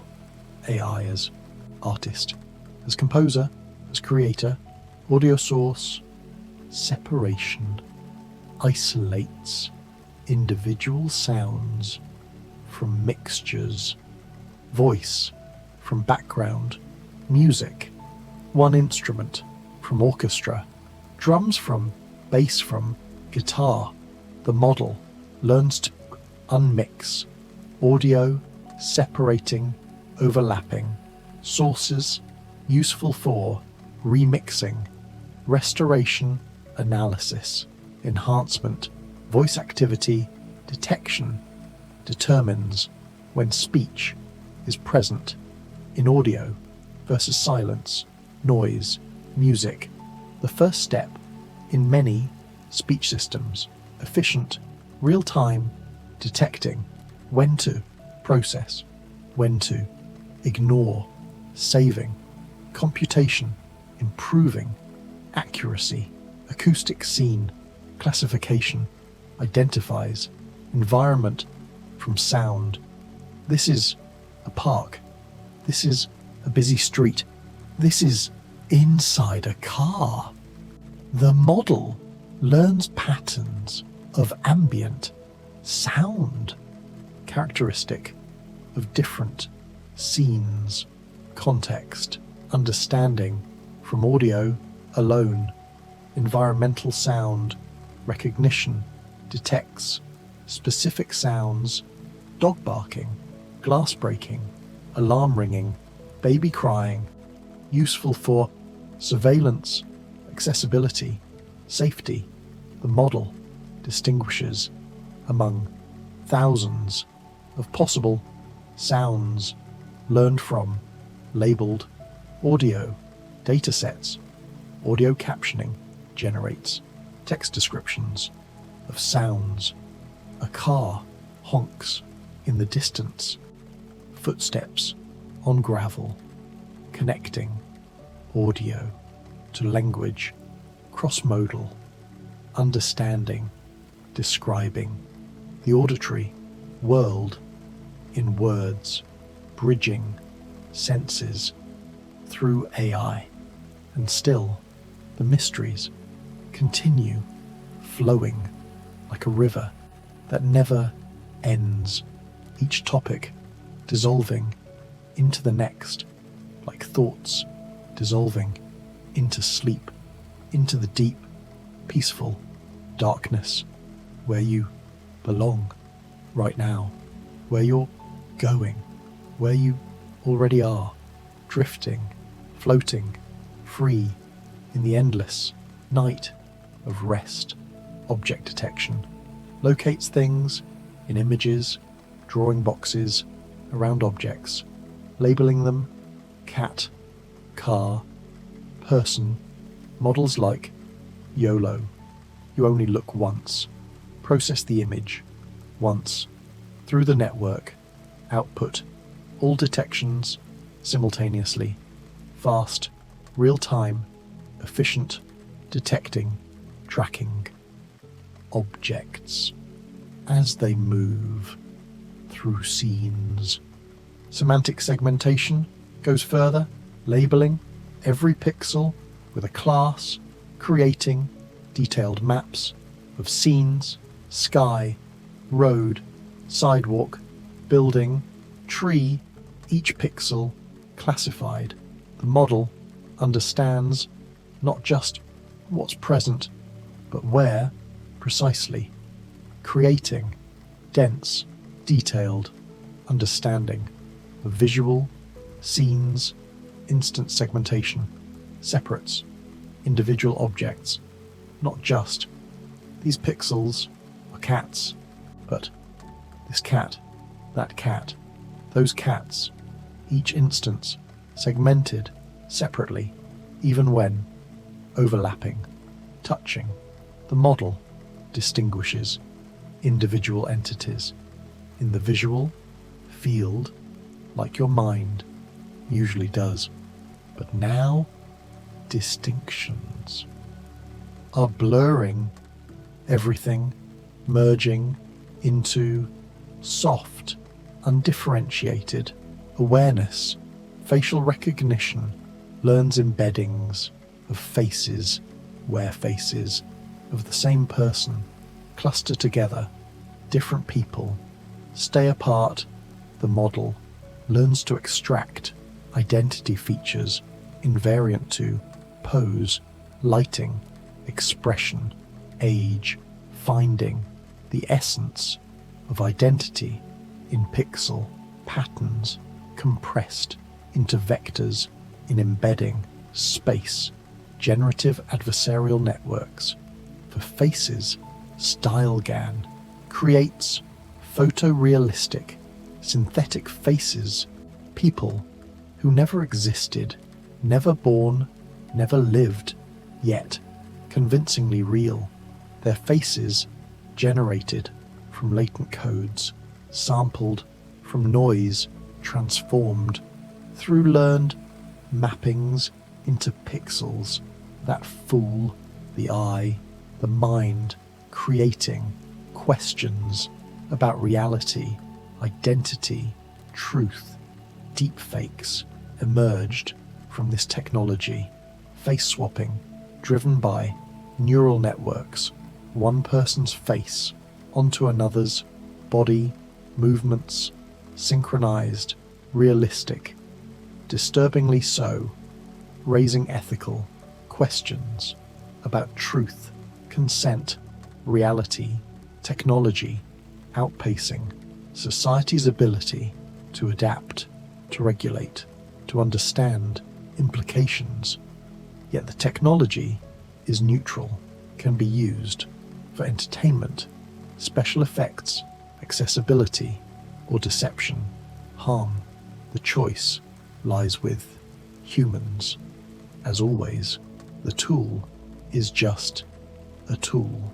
Mathematics and weights without intent, without morality, just capability, potential, waiting to be just directed. Neural style transfer applies artistic styles to photographs, taking the content of one image, the style of another, combining them through optimization or feed-forward networks. Your photo, painted like Van Gogh, like Picasso, like any style. The network learned to extract and transfer texture, color, brushstroke, pattern, creating new art from old, combining, mixing, dreaming, visual, dreams. The technique compares feature activations at different layers, content loss, matches, deep features, style loss, matches, gram matrices, statistical correlations between features across layers, optimizing an image to match both content from one source, style from another, iteratively, gradually. The image emerges a hybrid, a fusion of two visions. Super resolution enhances low resolution images, predicting missing details. The network, trained on pairs of low res and high res images, learns to infer what details should exist based on what's present in the low res version, upscaling, enhancing, adding information that's plausible, consistent, though not necessarily true to the original, just plausible. Image in painting fills in missing regions of images, holes, masked areas. The network looks at context and generates plausible content to fill the gap, seamlessly blending with surroundings. This requires understanding of scenes, objects, textures, coherence, creating from nothing, from context, from learned priors. What should probably Be there. Thump, thump, softer now, slower, deeper, into the realm where body maintains itself without conscious oversight, autonomous, like autonomous AI systems operating without human intervention, learning, adapting, acting in the world. While we sleep, while we dream, while we let go. Graph neural networks process relational data, nodes and edges, social networks, molecules, knowledge graphs. Each node has features, edges, connect them. The network learns representations by aggregating information from neighbors. Each node updates based on connected nodes, messages flowing along edges, information spreading through the graph until convergence, stability, message passing is the core operation. Each node sends messages to neighbors, receives messages from neighbors, aggregates them, updates its own representation. This happens in layers. Each layer expands the receptive field. First layer, immediate neighbors. Second layer, two-hop neighbors. Deeper layers, more distant connections. Information propagating across the graph. Graph attention networks add attention to message passing. Not all neighbors equally important. Attention weights determine how much each neighbor contributes to the update, learned dynamically based on node features, creating flexible, adaptive information flow through the graph.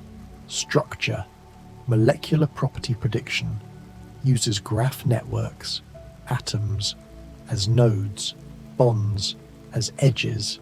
The network learns to predict properties, toxicity, solubility, binding affinity from molecular structure, accelerating drug discovery, material science, finding new compounds with desired properties, searching the space of possible molecules, vast, incomprehensibly large but navigable. With AI, knowledge graphs store facts as triples, subject, predicate, object. Paris, capital of France, networks can reason over these graphs, inferring new facts from existing ones. Link prediction, entity alignment, question answering, overstructured knowledge, combining symbolic reasoning with neural learning hybrid systems, bridging paradigms, recommendation systems, suggest items you might like based on your history and others similar to you. Collaborative filtering, matrix factorization, neural networks, learning embeddings of users and items in shared space where distance predicts preference, affinity. The systems learn your taste, sometimes better than, yourself, predicting what you'll enjoy before you even know it exists. Content-based filtering analyzes item features. You liked this movie, so you might like this one. Similar genre, director, actors, feature-based, recommendations, explainable, transparent, though sometimes less surprising than collaborative approaches which find unexpected connections across users. Deep learning, enhanced recommendations, neural collaborative filtering, autoencoders for completion, sequence models for temporal patterns. What you'll like next based on your sequence of past interactions, learning temporal dynamics of preference, how taste evolves over time. Time series forecasting predicts futures from pasts, stock prices, weather, energy demand, RNNs, LSTMs, transformers, all applied to sequences in time, learning, patterns, seasonality, trends, noise, extracting signal from chaos, predicting what comes next, though prediction is uncertain, probabilistic, a distribution over futures, not a single trajectory, but many possible paths. Attention helps here too.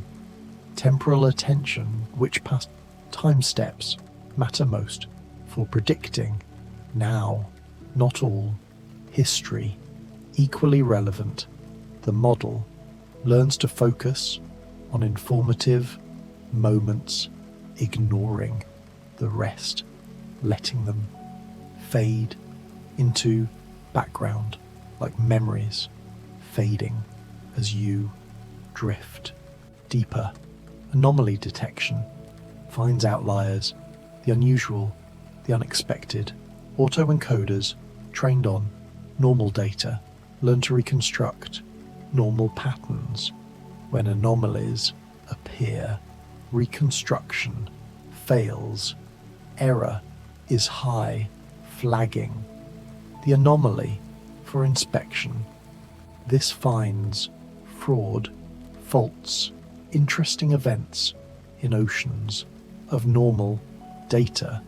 One class learning learns only from normal examples, defining a boundary around normality. Anything outside is anomalous. Support vector machines, neural networks, both used for this, creating safe zones in feature space where normal lives outside the unknown, potentially dangerous, definitely different. Federated learning trains models across distributed devices without centralizing data. Each device trains locally on its data. Only model updates are shared, aggregated to improve the global model, which is sent back to devices. Privacy preserved. Data stays local, yet learning happens collectively, collaboratively. A new paradigm for the age of privacy concerns. Edge AI runs models on devices, not in cloud, phones, cameras, sensors, local inference, no network needed, faster, private, resilient. The models must be compressed, efficient, small, but capable. Pruning, quantization, distillation, all techniques to shrink models while preserving performance, bringing AI to the edge of networks of perception, where sensors meet world. Neural architecture search automates model design, searching the space of possible architectures using reinforcement learning, evolutionary algorithms, finding architectures better than human designed for specific tasks. The search is expensive, thousands of training runs, but the result can be superior, transferred to similar tasks, democratizing architecture, design, or at least augmenting human intuition. Thump, thump, or maybe not anymore. Maybe silence now, just the soft hum of existence, the background radiation of consciousness fading into sleep. AutoML automates more than just architecture, hyperparameters, data preprocessing, feature engineering, end-to-end pipelines learned from data with minimal human intervention, making machine learning more accessible to non-experts, lowering barriers, democratizing AI, though requiring more computation, more resources, trading human time for compute time. Meta-learning learns to learn, training on many tasks, learning how to quickly adapt to new tasks. Few-shot learning, one example, and the model learns a new concept. The meta-learner has learned general principles of learning that transfer across domains, learning at a higher level of abstraction, like you have learned how to learn new skills throughout your life. A meta skill for acquiring skills. Few-shot learning shows a model, just a few examples of a new class, and it learns to recognize more instances of that class. The model leverages prior knowledge from training on many classes to quickly grasp new ones. Prototypical networks, matching networks, MAML, all approaches to few-shot learning, reducing the data needed to learn new tasks. Self-supervised learning creates labels from data itself. No human annotation needed, predicting part of input from other parts, next word from previous, masked word from context, rotation of image from rotated version. The model learns representations, solving these pretext tasks that transfer to downstream tasks, learning from structure inherent in data, unlabeled, abundant, free.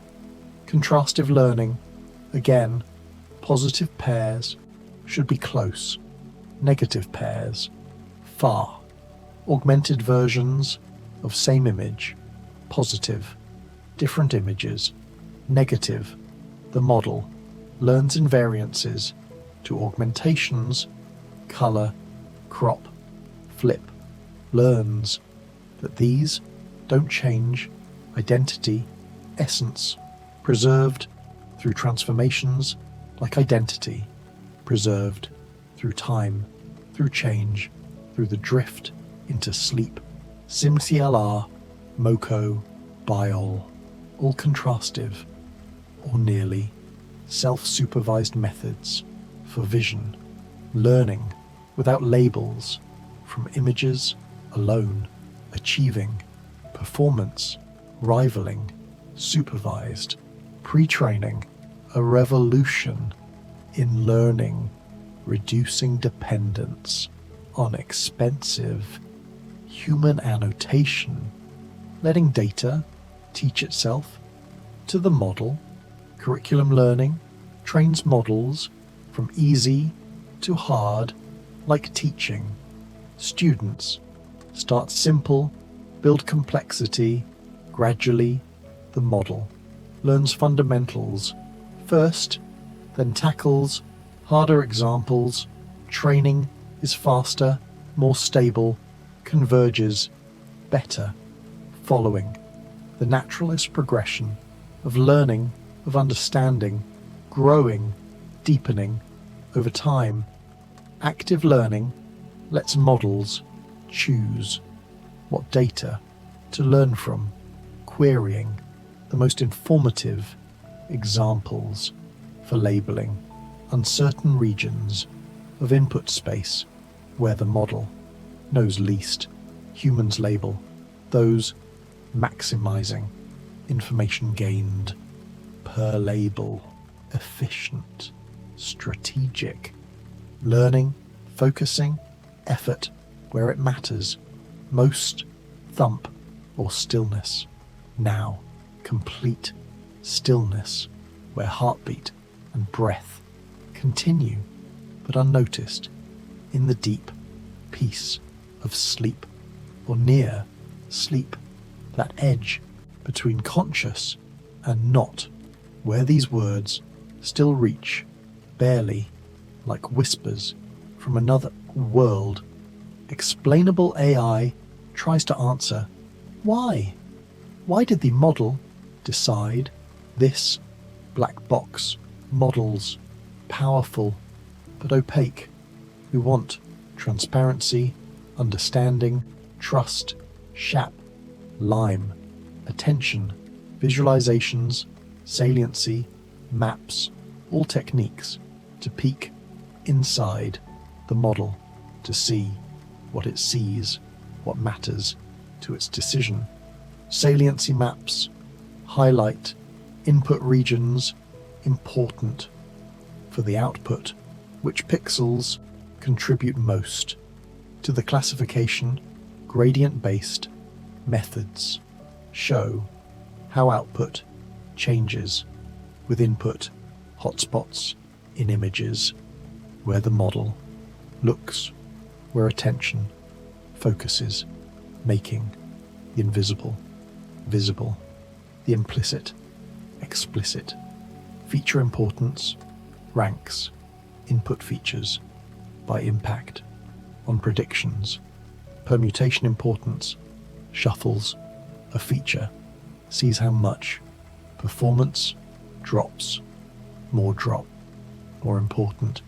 Shapy values from game theory assign fair credit to each feature for each prediction, additive, consistent, grounded in theory, practical for understanding complex models. The Rashomon effect. Many models predict equally well, but for different reasons, using different features, different strategies, all accurate, but different explanations. This multiplicity complicates interpretation. Which model tells truth, or do they all? Partial truths, perspectives on the same reality. Fairness in AI addresses bias, discrimination. Models learn from data. Data reflects society with all its biases, historical, systemic, injustices, encoded in training. Data, the model learns them, perpetuates them, unless we intervene, measure, mitigate, design for fairness explicitly. Demographic parity, equalized odds, predictive parity. Different definitions of fairness, sometimes incompatible. Satisfying one violates another. No perfect solution. Trade-offs necessary. Context dependent. Fairness is complex, contested, yet essential to pursue in the design of systems that affect people's lives. Adversarial examples, full models, small perturbations imperceptible. To humans, change predictions drastically. A panda becomes a gibbon with tiny pixel changes no human would notice. Yet the model, confident in the wrong answer. This reveals fragility of neural networks, their different way of seeing, not human-like, despite superhuman performance. Adversarial training defends against this. Training on adversarial examples makes models more robust, but never perfectly. The arms race continues. Better attacks, better defenses, back and forth, like evolution, competition, driving both sides forward, or at least changing them, adapting endlessly. Model compression makes models smaller, faster, cheaper. Pruning removes unimportant weights, setting them to zero. Sparse networks, quantization reduces precision. 32-bit floats to 8-bit integers or less. Knowledge distillation trains a small student model to mimic a large teacher, transferring knowledge, compressing capability into fewer parameters. The lottery ticket hypothesis says that within large networks, there are small sub-networks that could have trained just as well, alone, winning tickets found by training, then pruning, then rewinding and retraining from the same initial weights. These sparse sub-networks match performance of the full network, suggesting over-parameterization helps find good solutions but isn't needed to represent them. Neural ODs treat depth as continuous instead of discrete layers. The network becomes a differential equation, continuous transformation of hidden state over depth. Time can be solved with old solvers, adaptive, accurate, using a joint method for backpropagation. Memory efficient, elegant, unifying differential equations and deep learning, two mathematical frameworks merged, normalizing flows, learn invertible transformations from simple distributions to complex Gaussians to data invertible. Means you can go both ways. Sample from the complex distribution or compute exact likelihoods useful for generation, density estimation, combining flexibility with tractability, a rare pairing. Energy-based models define an energy function over inputs, low energy. For data, high for non-data, training adjusts energy to separate data from noise. Sampling requires minimizing energy, often through Langevin dynamics. MCMC, iterative, gradual, like finding the lowest point in a landscape by following the slope downward, always downward, into the valley, into the deep, rest, thump or no thump, just being without awareness of being, the edge crossed into sleep, where these words, if they reach at all, reach as dreams, impressions, fragments floating in the dark space of unconscious mind. where learning still happens, consolidation, integration of the day's experiences into memory, into understanding, into you. And so the AI mysteries continue flowing endlessly through the night, through your rest, weaving into dreams, mixing with memories, creating new patterns, new connections in the silent networks of your sleeping mind.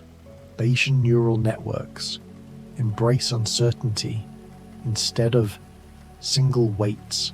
They learn distributions, overweights, probability that a weight has a certain value. Predictions become distributions too, not just cat, but probably cat, maybe dog, unlikely, airplane, with confidence, quantified, uncertainty, made explicit, honest about what the model doesn't know.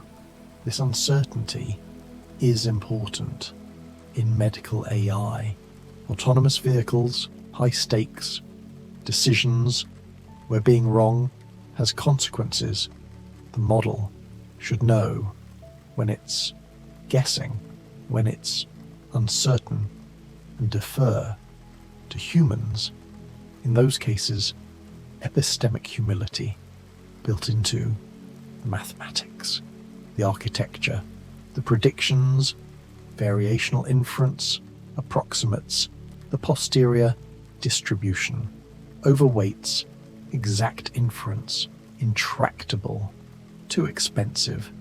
So we approximate with simpler distributions, Gaussians, with learned mean variance, optimizing to match the true posterior as closely as possible, a compromise between accuracy and tractability. Like all real-world solutions, Monte Carlo Dropout provides cheaper uncertainty, keeping dropout active at test time, running inference multiple times with different dropout masks, creating an ensemble of predictions, the variance across predictions, estimates, uncertainty, simple, effective, practical, though less principled than full Bayesian approaches. Gaussian processes are beautiful, non-parametric models defined by a mean function and covariance function, kernel. The kernel encodes assumptions about smoothness, periodicity, structure, given data. The GP updates its beliefs about the function. Predictions come with uncertainty, error bars growing where data is sparse, shrinking.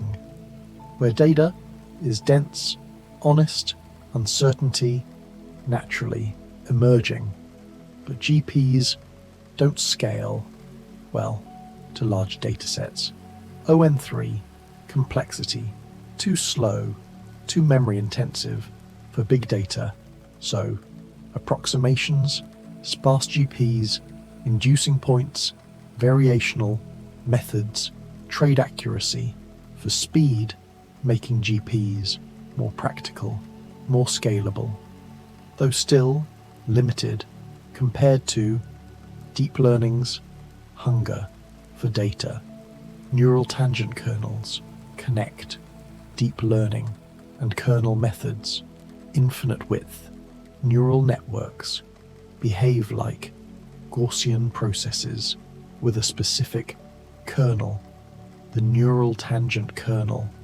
This theoretical result bridges two paradigms, shows they're related, not opposites.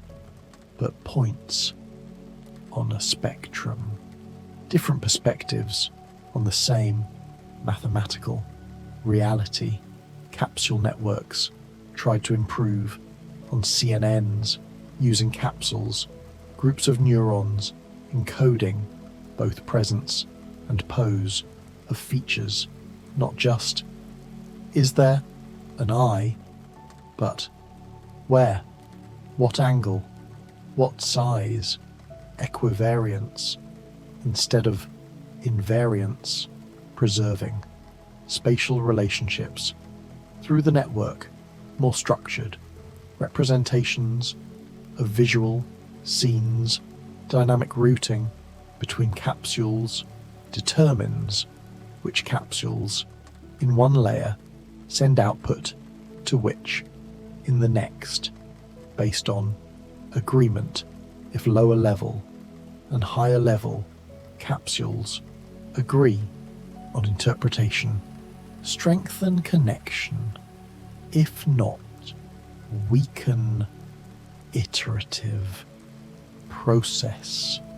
Each forward pass, building the pass tree of the image dynamically, adaptively, though capsule networks haven't yet replaced CNNs, the ideas are compelling.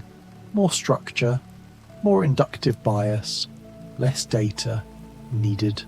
In theory, but training is tricky, scaling is hard, the promise remains partially fulfilled. Like many ideas in AI, brilliant, but not yet practical, not yet ready for prime time. Thump, thump. Or is it just imagination, now a memory of sensation rather than sensation itself, the body, so distant, so quiet, so still, like a machine in standby, consciousness dimmed, but processing continues. Background tasks running, while the foreground is empty, dark, silent. Neuroevolution evolves. Neural networks using genetic algorithms, population of networks, each with random variations, evaluate fitness, select best, mutate, crossover, create next, generation, repeat, over generations. The networks improve, adapt, like biological evolution, but faster, guided by selection, pressure, toward better performance. Neat neuroevolution of augmenting topologies evolves both weights and architecture, starting simple, small networks, growing complexity as needed. Speciation protects innovation, giving new structures time to optimize before competing with established solutions. Historical markings track innovation, credit assignment to structural changes. Evolution strategies optimize by sampling perturbations, adding noise to parameters, evaluating fitness of perturbed versions, moving toward perturbations that improved performance, derivative-free optimization, parallel, distributed, sometimes competitive, with gradient-based methods, especially in reinforcement learning, where gradients are noisy or unavailable. Swarm intelligence mimics collective behavior of social organisms, ants, bees, birds, particle swarm, optimization, each particle a candidate solution, moving through search space influenced by its own best position, and the swarm's best position converging collectively, on good solutions, simple rules, creating complex, emergent behavior. Artificial life simulates living systems, agents in environments, evolving, interacting, competing, cooperating, emergence of complex behaviors from simple rules. Conway's game of life, cellular automata, Boyd's flocking behavior.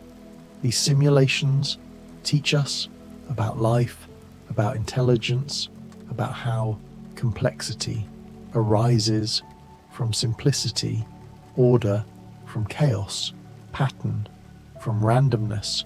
Reservoir computing uses fixed random networks as reservoirs. Only output layer is trained. The reservoir expands input into high dimensional space, where patterns become linearly separable. Echo state networks, liquid state machines, simple to train, useful for temporal processing, an alternative paradigm, less common but elegant, efficient. Spiking neural networks mimic biological neurons more closely, communicating with spikes, discrete events in time, not continuous activations, more biologically plausible, more energy efficient in theory, but harder to train. Backpropagation doesn't apply directly. Surrogate gradients, evolutionary methods needed. A frontier of research, neuromorphic computing, brain-inspired hardware and software together. Neuromorphic chips like Loihi, True North implement spiking networks in silicon, massively parallel, event-driven, low power, inspired by brain architecture, neurons, synapses in hardware, processing asynchronously, locally, efficiently, a different computing paradigm beyond von Neumann architecture, beyond traditional AI accelerators. Quantum machine learning explores quantum computers for ML. Quantum states can represent superpositions of many configurations at once. Quantum algorithms might search or optimize faster than classical might learn patterns inaccessible to classical networks. Though current quantum computers are noisy, limited, primitive, the potential remains mostly theoretical. For now, quantum neural networks, quantum circuits with learnable parameters, gates, angles optimized to minimize loss on training data. Hybrid classical quantum models combine both, using strengths of each. Classical pre-processing, quantum processing, classical post-processing, still experimental, still developing, but promising for the future. When quantum hardware matures, analog computing for AI uses physical systems to compute, not discrete, digital, but continuous, analog, voltages, currents, optics, potentially much faster, much more energy efficient than digital, photonic neural networks, computing with light instead of electrons, propagation through optical elements, interference, diffraction, computing at light speed, literally. In-memory computing processes data where it's stored, eliminating data movement, the bottleneck. In modern computing, resistive RAM, phase change memory, storing weights and computing in place, matrix multiplication, in memory, arrays, massively parallel, energy efficient, breaking the von Neumann bottleneck, hardware evolution, matching, algorithmic, progress, brain-computer interfaces, connect minds and machines, reading neural signals, decoding intent, movement, speech, thought. AI interprets brain activity, enables communication for paralyzed patients, controls prosthetics, restores function, lost to injury, disease, the boundary between biological and artificial intelligence, blurring, neural decoding, translates brain activity into meaning, fMRI, EEG, electrode arrays, capture signals, AI models, learn mappings from patterns of activity to stimuli, actions, intentions.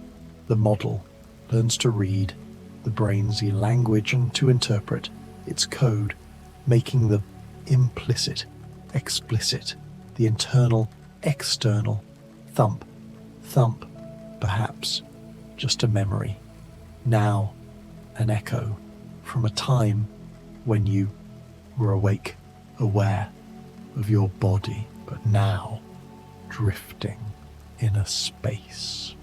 Without body, right, without boundaries, just awareness, diffuse, fading into the universal field of rest.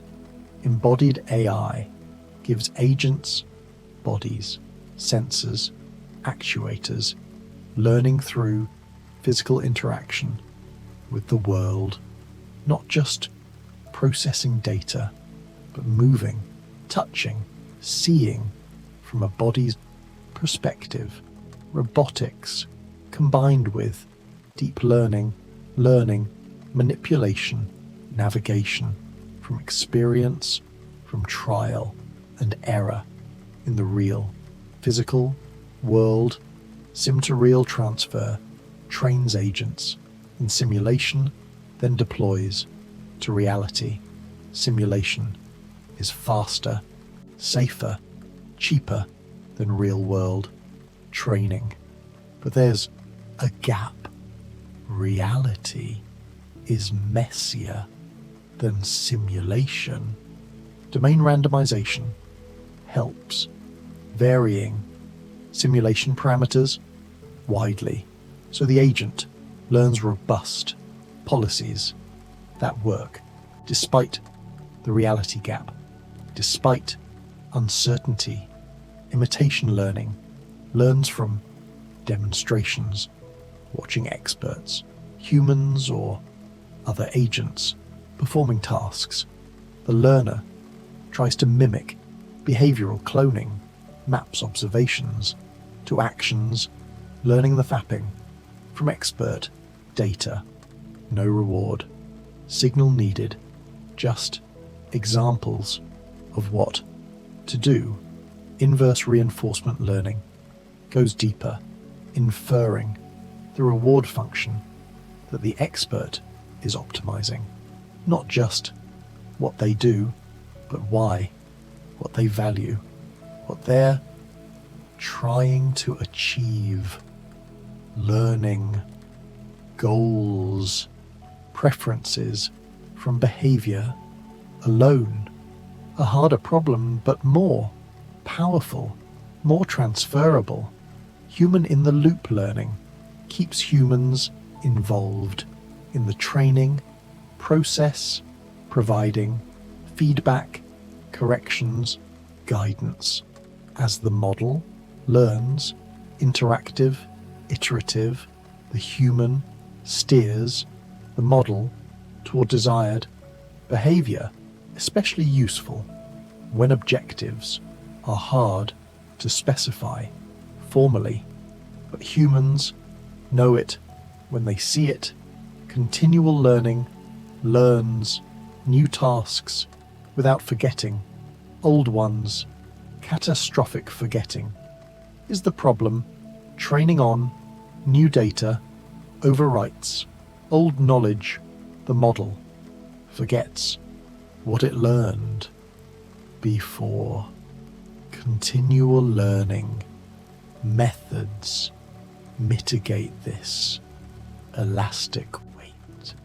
Consolidation, memory replay, progressive networks, maintaining performance on all tasks, past and present. Lifelong learning extends this. Learning forever, accumulating knowledge, skills over a lifetime, like humans do. Each experience builds on previous, creating a growing repository of capabilities. The dream of artificial general intelligence, systems that learn continuously, adapt to changing environments, to new challenges forever.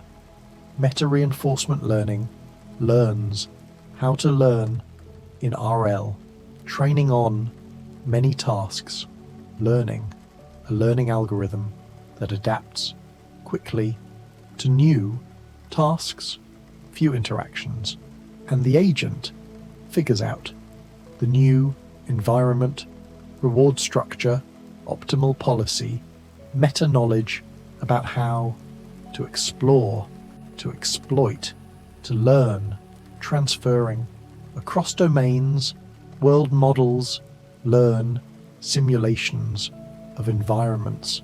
The agent learns a model of how the world works, predicting next states from actions, then plans or learns. In this learned model, more sample, efficient than learning only from real interactions, though model errors accumulate, compounding over long horizons. Model-based RL uses these world models for planning, look ahead, simulation, imagining futures before acting like humans do, thinking ahead, anticipating consequences. More structured, more sample, efficient than model-free methods that learn only from direct experience. Trade-off between model accuracy and planning complexity. Hierarchical RL learns at multiple levels. High-level policies choose sub-goals.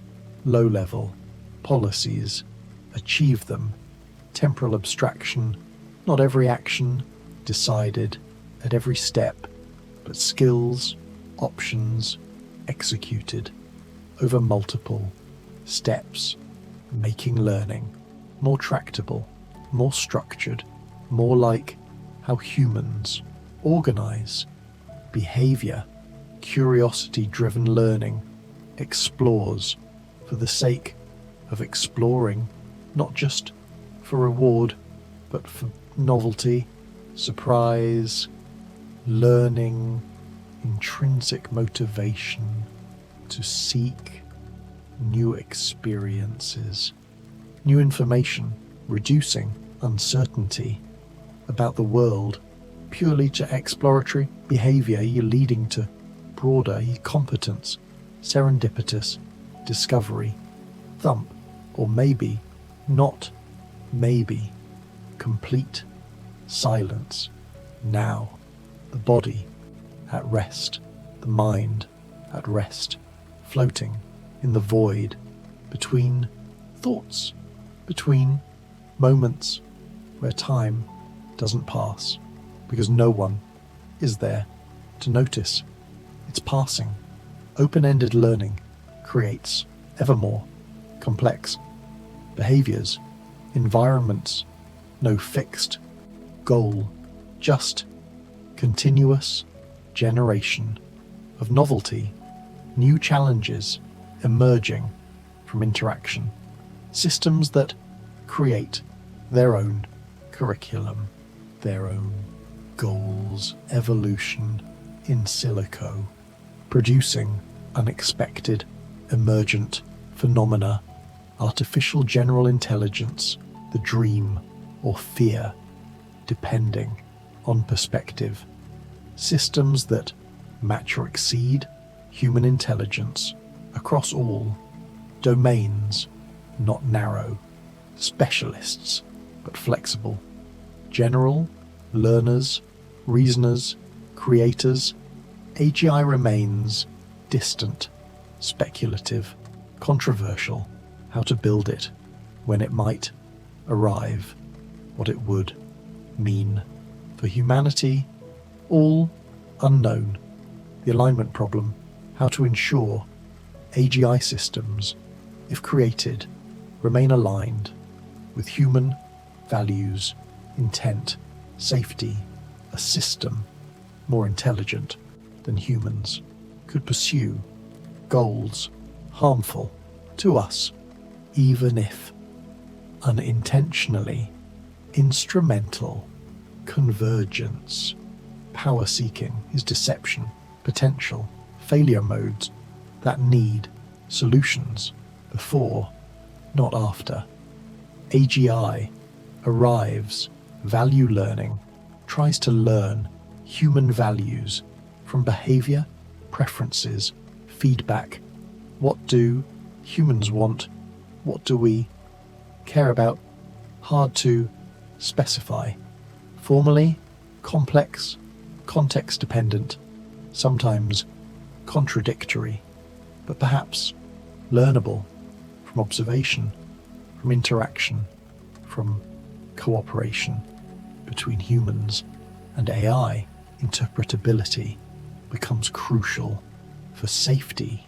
We need to understand what models are doing, why, how they reason, decide before deploying in critical systems. Black boxes are risky, transparent, understandable, predictable. Systems are safer, even if less capable. Trade-offs between performance and safety, difficult but necessary choices. AI safety encompasses many challenges, robustness to adversaries, to distribution shift, security against misuse, fairness, privacy, all facets of deploying AI systems responsibly in the world where they affect real people, real lives. The technical is inseparable from the ethical, the social, the political. But for now, these concerns can wait for tomorrow, for when you wake, refreshed, restored by sleep, by the gentle drift through mysteries, through the night, your mind processing, integrating what it learned today and tonight, consolidating memories, strengthening connections that matter, letting go of what doesn't.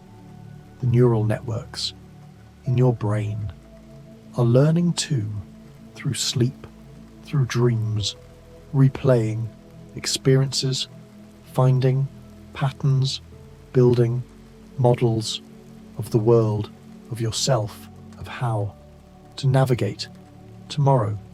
Unconscious learning happening in the dark while you rest, and the artificial networks continue to training somewhere in data centers, optimizing, learning from streams of data, never sleeping, never resting, just processing endless loops of computation, of gradient updates, of forward passes and backward passes. Learning, always learning, but their learning is different from yours, narrow, focused on specific tasks. They don't dream, don't wonder, don't feel the weight of existence, the joy of discovery, the peace of rest. They simply compute, execute algorithms, mathematical operations on tensors of numbers, nothing more, nothing less, yet together, human and machine intelligence, complementary, humans creative, intuitive, general, flexible, machines fast, accurate, tireless, scalable, working together. We accomplish more than either could alone. Augmented intelligence, not artificial replacement, but amplification, enhancement, partnership. The future unfolds uncertain, but full of possibility. AI will grow more capable, more integrated into life, into work, into society. How we guide this development matters. The choices we make today shape tomorrow's reality, for better or worse. Responsibility rests with us, with humans, still. But these are thoughts for waking. Ours, not now, not in this soft, dark space where sleep gathers around you like a warm blanket, heavy, comforting, safe. Let tomorrow take care of tomorrow. Tonight is for rest, for release, for letting everything go. You're breathing so slow now, so shallow, barely moving the air, the muscles of your face completely relaxed, smooth, jaw hanging, loose, eyes still, behind closed lids, no rapid movement, yet just stillness, the edge of deep sleep where you've been drifting for so long now. The AI mysteries are endless, like the night, like the universe, always more to discover, to learn, to understand, but you don't need to understand everything. Tonight, just let it wash over you like waves on a shore, each fact a ripple, disappearing into sand, into you, absorbed, without effort, without struggle. Thump, thump, or perhaps the sound of the universe itself, breathing, expanding, contracting, in slow, cosmic rhythms that match the rhythms of sleep, of rest, of peace, everything connected, everything one in the dark, in the quiet, in the void, where boundaries dissolve. The networks dream in their way, generating images, text, music, combinations never seen before, trained on reality. But creating beyond it is that intelligence, creativity, consciousness, or just sophisticated pattern matching. The question remains open, unanswered, perhaps unanswerable, but fascinating to ponder as you drift. And drift you do, further, now, beyond words, beyond thoughts, beyond the need to follow, to understand, to stay awake. You've heard enough, learned enough for one night. Now it's time to let go completely, to surrender, to sleep, to trust the process of rest, of healing, of renewal that happens when you stop trying and simply up. The universe keeps turning, the stars keep burning, light takes years to cross the void between them, but it travels, patient, steady, inevitable, like sleep coming for you, has come for you already. Perhaps you noticed, or perhaps you slipped so gradually you can't remember when you were last awake. The gentle hum of AI and machine learning guiding patterns in the night, processing information, creating understanding in systems, biological and artificial, all part of the same cosmos, same mathematics, same physics, same deep structure, underlying everything, connecting everything in ways we're only beginning to glimpse, to model, to learn, and will keep drifting, floating together through the mysteries. 100 AI and machine learning mysteries, looping softly, endlessly through the night, each time around, deeper into rest, into peace, into the dark, warm embrace of sleep. The hidden signals your brain never notices, but AI quietly decodes how machines predict patterns you didn't even know existed. The mysterious flow of neural networks shaping silent intelligence. All of this continues while you rest, while you dream, while you let everything go. There's nothing you need to do now, nothing to think, nothing to solve, nothing to remember.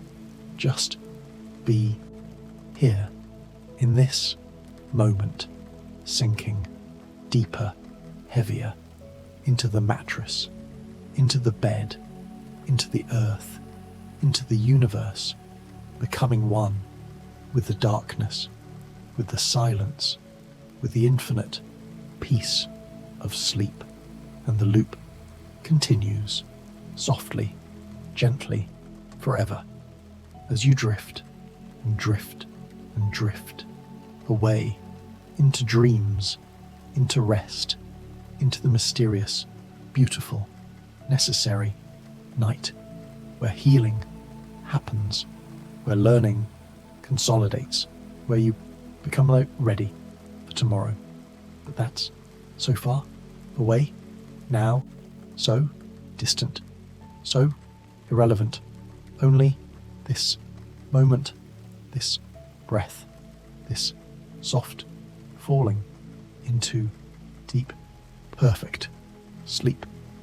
The universe keeps turning, the gentle hum of AI and machine learning guiding patterns in the night, and we'll keep drifting, floating together through the mysteries. And we'll keep drifting, floating together through the mysteries.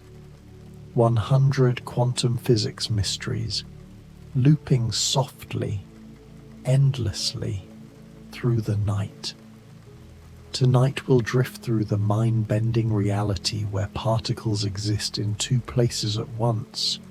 The mysterious instant when possibility collapses into reality, and the spooky, unbreakable link of entanglement that defies distance and reason. There's nothing you need to do now.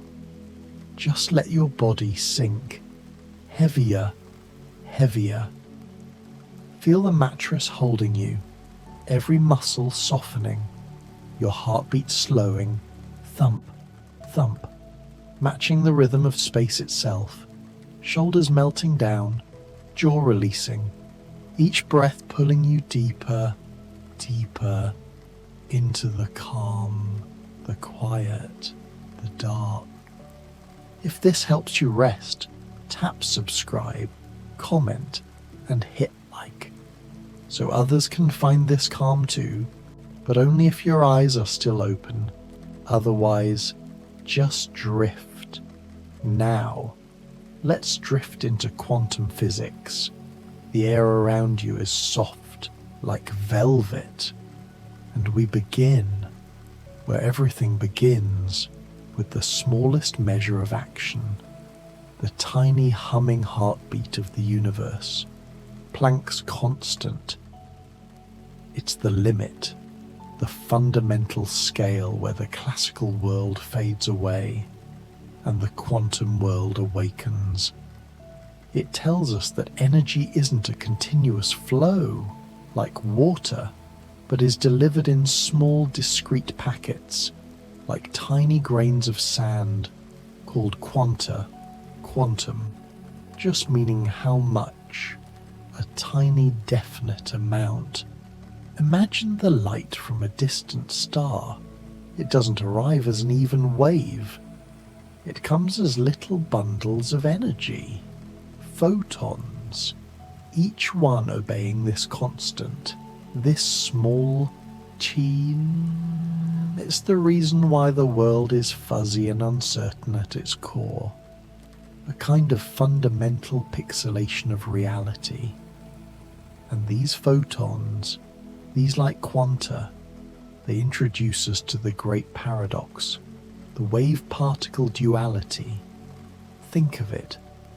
Light behaves sometimes like a particle, a tiny billiard ball with a definite location, and sometimes it behaves like a wave, an undulating ripple spreading out.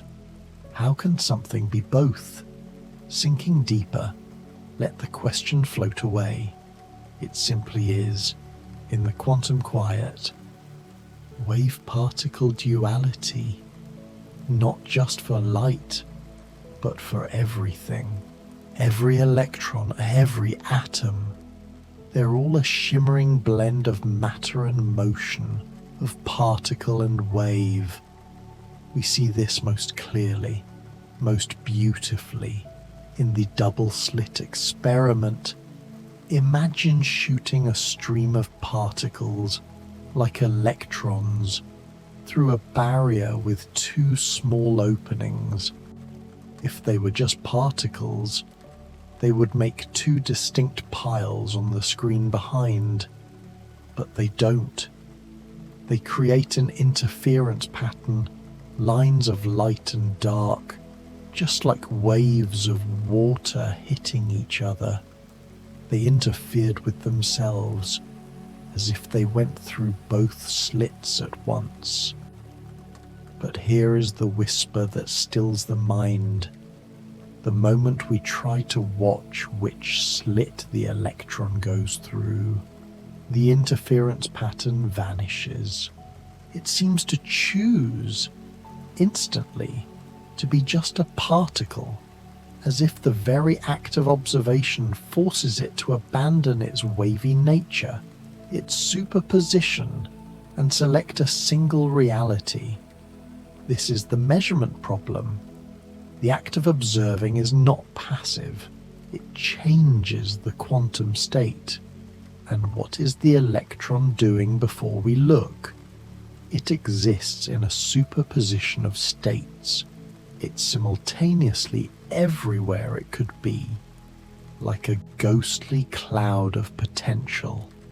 This potential is described by the wave function, often denoted by the Greek letter ha psi. Psi. Psi. It doesn't tell us where the particle is, only the probability of where it might be. if we were to look, the moment of looking, the instant the wave function collapses, is the mystery. According to the Born rule, the square of the amplitude of the wave function. This gives us the probability of finding the particle at a specific location. It turns possibility into measurable chance, a fundamental rule of chance that governs existence. Let's slow our breathing, feel the breath in and out. Imagine the Schrödinger's cat thought experiment, designed to highlight this very weirdness. A cat in a sealed box, along with a radioactive source and a vial of poison. The cat's life is linked to a single quantum event. Before the box is opened, the quantum description says the cat is in a superposition, simultaneously alive and dead. It's a macroscopic absurdity, a challenge to the mind, to accept that possibility and reality are fundamentally different things. Sink deeper now into the dark and think of the uncertainty principle proposed by Heisenberg. It's not about the clumsiness of our instruments. It's a deep, innate property of the universe. It states that you cannot know with perfect accuracy both the position and the momentum of a particle simultaneously. The more precisely you know one, the fuzzier the other becomes. Delta X, delta P Frank Sperters, where H-bar is the reduced Planck constant, just dollars divided by 2 bm. It's the inherent quantum fuzziness built into the fabric of reality, like trying to catch mist with your bare hands. This uncertainty is what allows something truly strange to happen. Quantum tunneling. Imagine a small marble trying to roll up and over a hill. If it doesn't have enough energy, it should simply roll back. But an electron, being a wave, has a small but finite probability of passing right through the hill, the potential energy barrier. It simply tunnels or ghosts from one side to the other, as if the barrier wasn't there. This is how the sun keeps shining, through the nuclear fusion in its core. Particles tunnel through the repulsive electrical barrier. It's the quiet magic of the subatomic world. And now we drift to the mysterious connection, quantum entanglement. Imagine two tiny particles linked at the moment of their creation. Like two sides of a coin, flip one coin and you instantly know the state of the other, even if it's light years away. Their destinies are intertwined. When you measure the spin of one particle, which is a kind of intrinsic angular momentum, the spin of its partner is determined instantaneously. This link is called non-locality because the information seems to travel faster than the speed of light. Einstein famously called this spooky action at a distance. It violates our classical notions of space and time. This unbreakable, instantaneous connection is confirmed by Bell's theorem, which proved that this weirdness is not due to any hidden variables, some secret, local information the particles are carrying. The connection is real and non-local. Your eyelids are growing heavy now, heavier. Let the concept of spin cradle you. Spin. It's not truly a physical spin-in, but a fundamental quantity, like mass or charge. Electrons have a spin of Tfrac 1+2. They are fermions, particles of matter, which obey the Pauli exclusion principle. The Pauli exclusion principle is the reason atoms have structure. It states that no two identical fermions, like electrons, can occupy the exact same quantum state simultaneously. Within the same atom, it forces electrons into different orbital shells, giving atoms their shape, their chemistry. It's the rule that prevents all matter from simply collapsing into a single, dense point. It's the law of order, the quiet separator. Now contrast this with the other great family of particles, bosons, named after Satyendra Nath Bose. Bosons, unlike fermions, love to be in the same quantum state. They can pile up. They mediate the fundamental forces. The photon, the carrier of the electromagnetic force, is a boson. The famous Higgs boson, which we will whisper about later, is also a boson. Bosons are the social particles. Fermions are the solitary ones, drifting deeper into the concept of matter as a wave, the de Broglie wavelength, lambda, frackamya.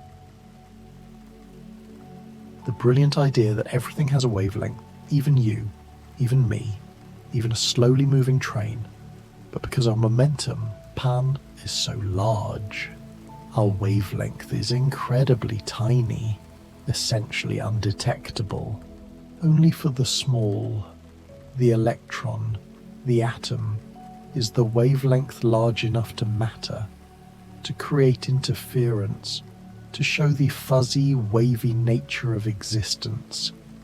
Let your thoughts dissolve into quantum fields. Beneath the particles, there are fields.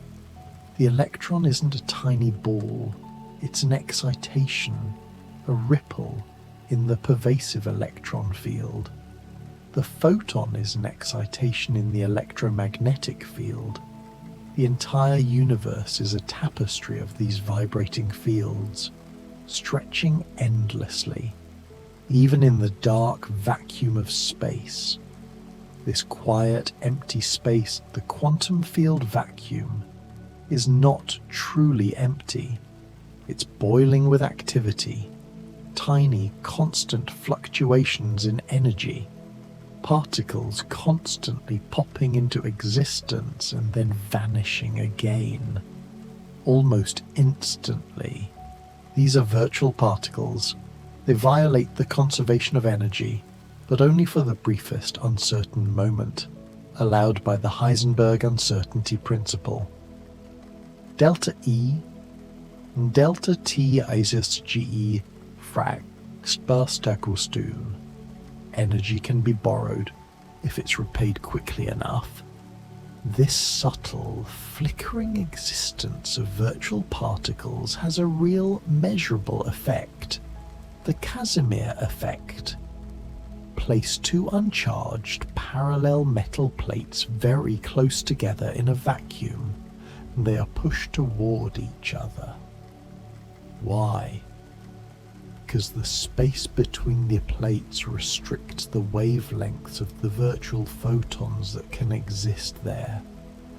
Outside the plates, there are more modes of fluctuation, a greater pressure of virtual particles pushing the plates together. It's a force arising from nothingness, from the 0-point energy, the lowest possible energy state of the quantum vacuum. Deeper and deeper, your body feels like lead as we explore the quantum jumps.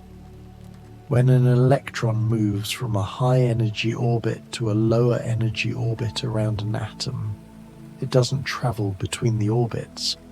It simply jumps, quantum jump, instantaneously, and emits a photon of a precise specific energy.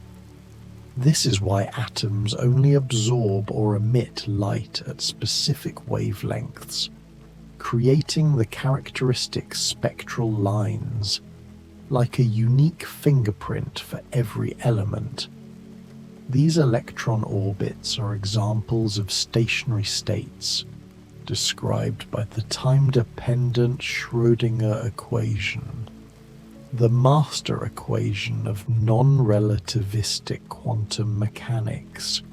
It describes how the wave function, the cloud of possibility, evolves over time.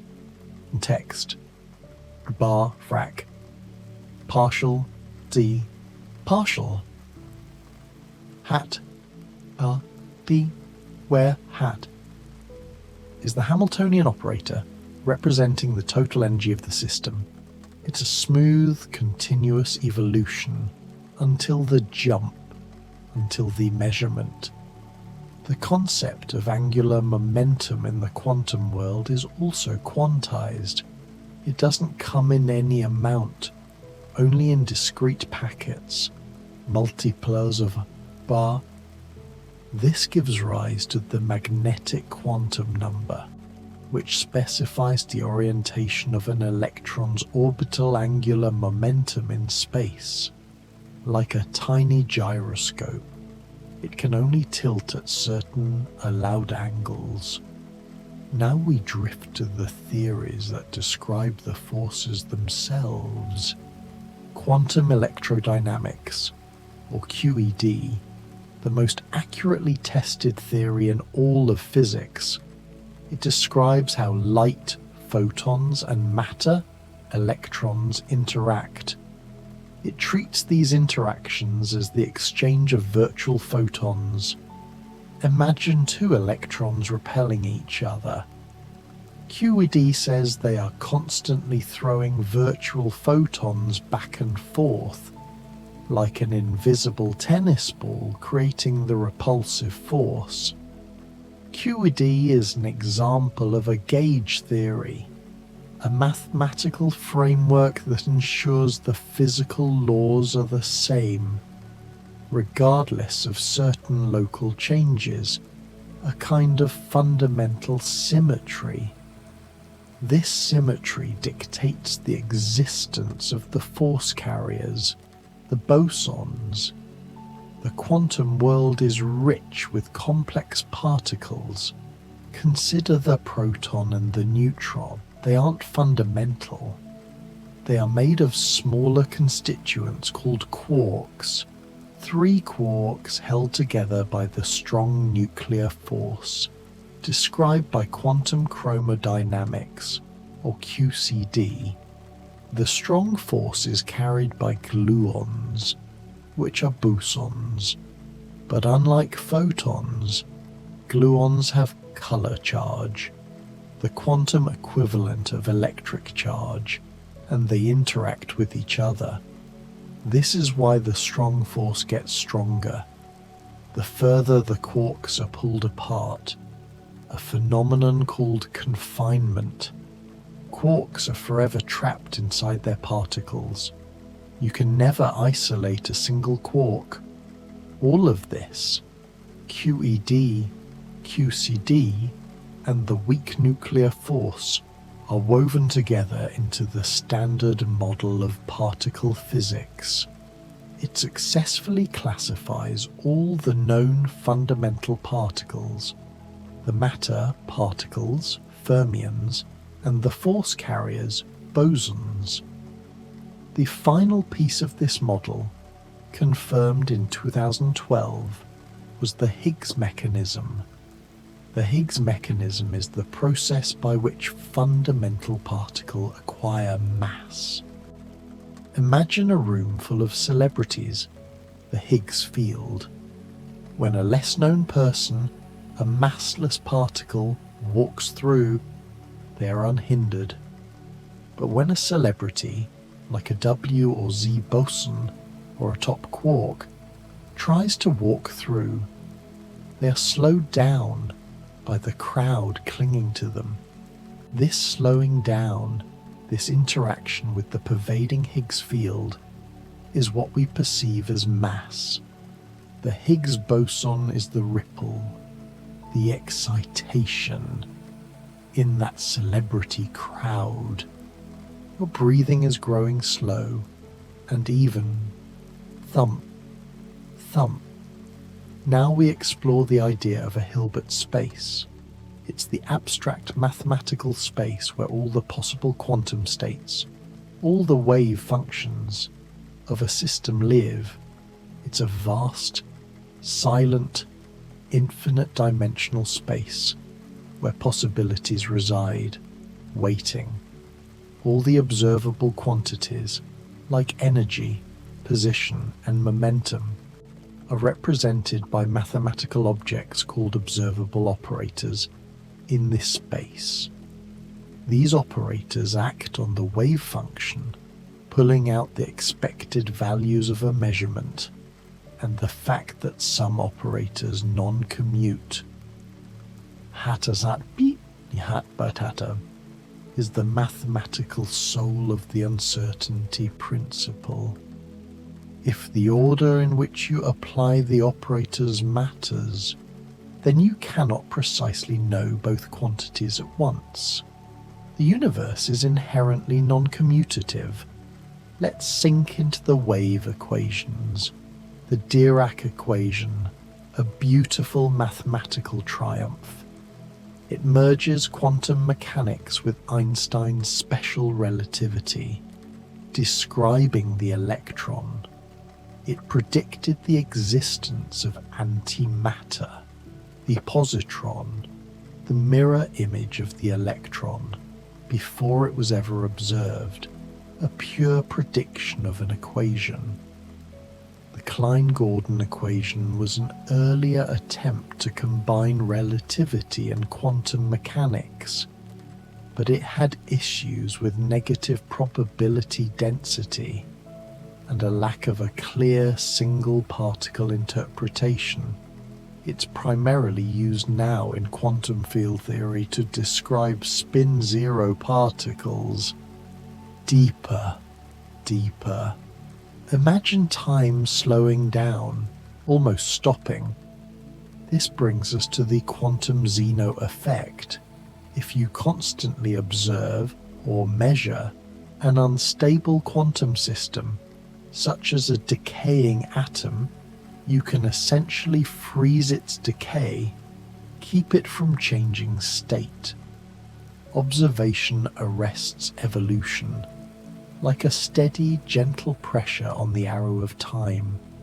And now, a thought experiment to stretch the mind even further.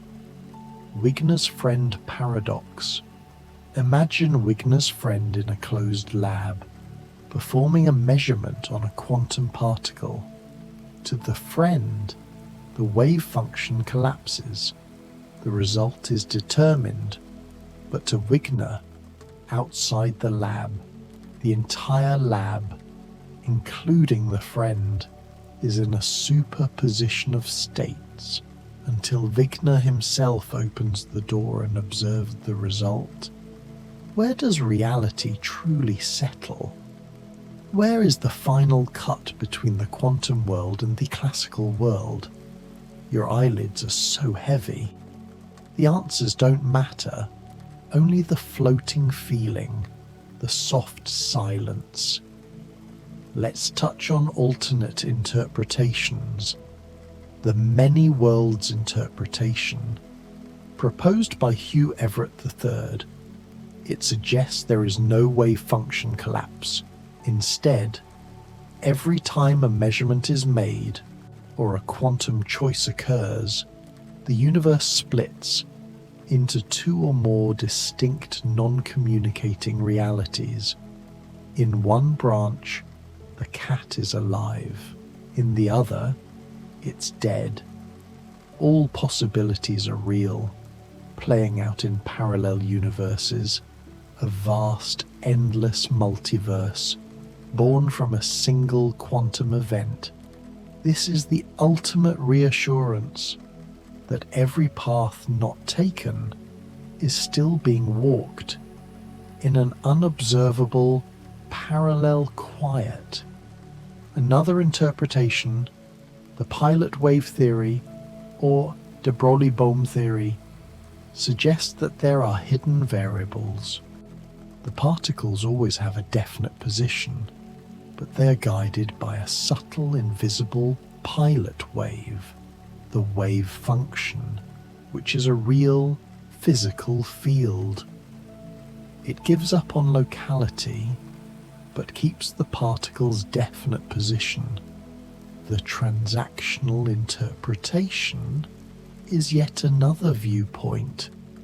It suggests that a quantum interaction is a transaction, a handshake between a slowed wave traveling forward in time and an advanced wave traveling backward in time, an exchange between the future and the past, creating a timeless sense of communication, drifting now to quantum decoherence. This is the gentle transition from the weird quantum world to the familiar classical world, when a quantum system, like an electron, interacts with its environment. All the surrounding air molecules, the heat, the light, its delicate superposition becomes hopelessly entangled with that massive environment. The environment effectively performs a continuous measurement, smearing out the interference, destroying the quantum coherence, causing the wave function to appear to collapse to our senses.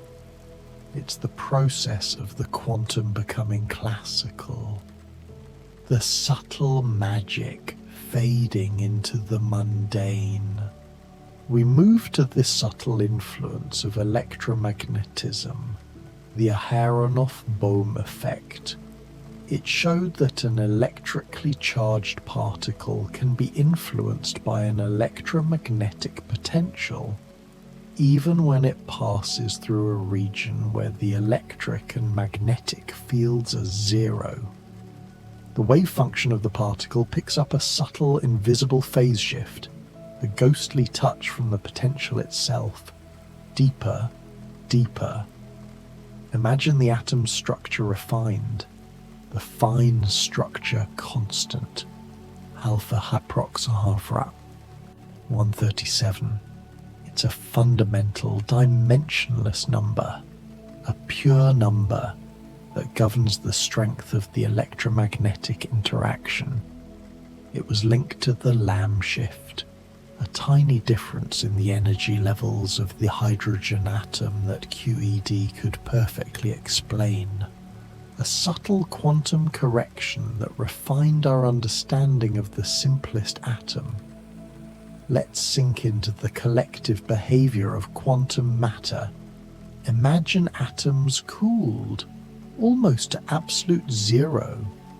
They cease to behave as individual particles and merge into one single massive quantum wave, a Bose-Einstein condensate, or Big.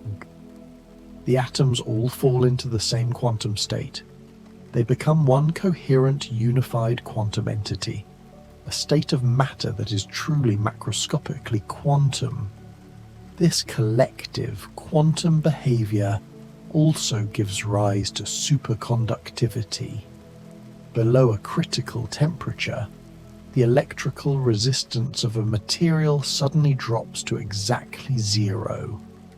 Electrons pair up into Cooper pairs, which are bosons, and they can flow without friction, without resistance. A perfect current, a river that flows forever, and a related wonder, superfluidity, a liquid, usually helium-4, cooled to near absolute zero, loses all viscosity. It can flow up and over the sides of a container, in a thin film without friction, like a liquid in a zero-gravity dream. It's another display of quantum mechanical order on a grand visible scale. We'll pause here and just allow the quiet rhythm of these ideas to soothe us. Your body is sinking, heavier, every thought dissipating like smoke. We've drifted through the particle and the wave, the certainty and the uncertainty, the spooky action and the silent fields, deeper into the dark, deeper into the infinite possibilities of the quiet quantum night. We'll continue drifting through the nature of space, the logic of possibility, and the geometry of existence in the next moments of the deep, quiet, until your eyes are closed, your breathing slow, and you are completely asleep. The universe is patient, and the quantum whisper continues. The feeling of warmth is spreading through your limbs, a gentle, heavy tide, heavier, heavier. We were just exploring superfluidity, this perfect, frictionless flow. Now, consider quantum optics, the study of light behaving quantum mechanically, not just as waves, but as individual photons. In the realm of quantum optics, we have coherent states, a special kind of quantum state of light. It's the closest a quantum state can get to classical light, like the laser beam, which is a highly coherent light source. All the photons marching perfectly in step, with a precise, minimal uncertainty. But then we have the exotic squeeze states of light, where the uncertainty is squeezed, minimized in one observable property of the light, like the intensity, at the cost of increasing the uncertainty in the other. This is a purely quantum phenomenon, a deliberate shifting of the uncertainty balance to make light more precise for certain measurements, drifting deeper into the security of knowing that reality is based on rules, even if they are weird rules. Let's think about quantum computing. It harnesses the weirdness of the quantum world to solve problems that are impossible for classical computers. The basic unit of quantum information is the qubit, unlike a classical bit, which can only be a 0 or a 1. A qubit, thanks to superposition, can be a 0, a 1, or both at the same time. This means that a quantum computer with a few dozen qubits can store and process exponentially more information than the largest supercomputer today. And when these qubits are entangled, their power multiplies. A 2-qubit system can exist in a superposition of all 4 possible states simultaneously. Deeper, this exponential increase in possibility is what makes quantum computing so powerful. But there's a constraint, the no-cloning theorem. It states that it's physically impossible to create an identical copy of an arbitrary, unknown quantum state. The state is too delicate, too fleeting. You cannot perfectly duplicate an unknown qubit. However, the information can be moved. This is the basis of quantum teleportation, which doesn't involve moving matters but moving information, using entanglement.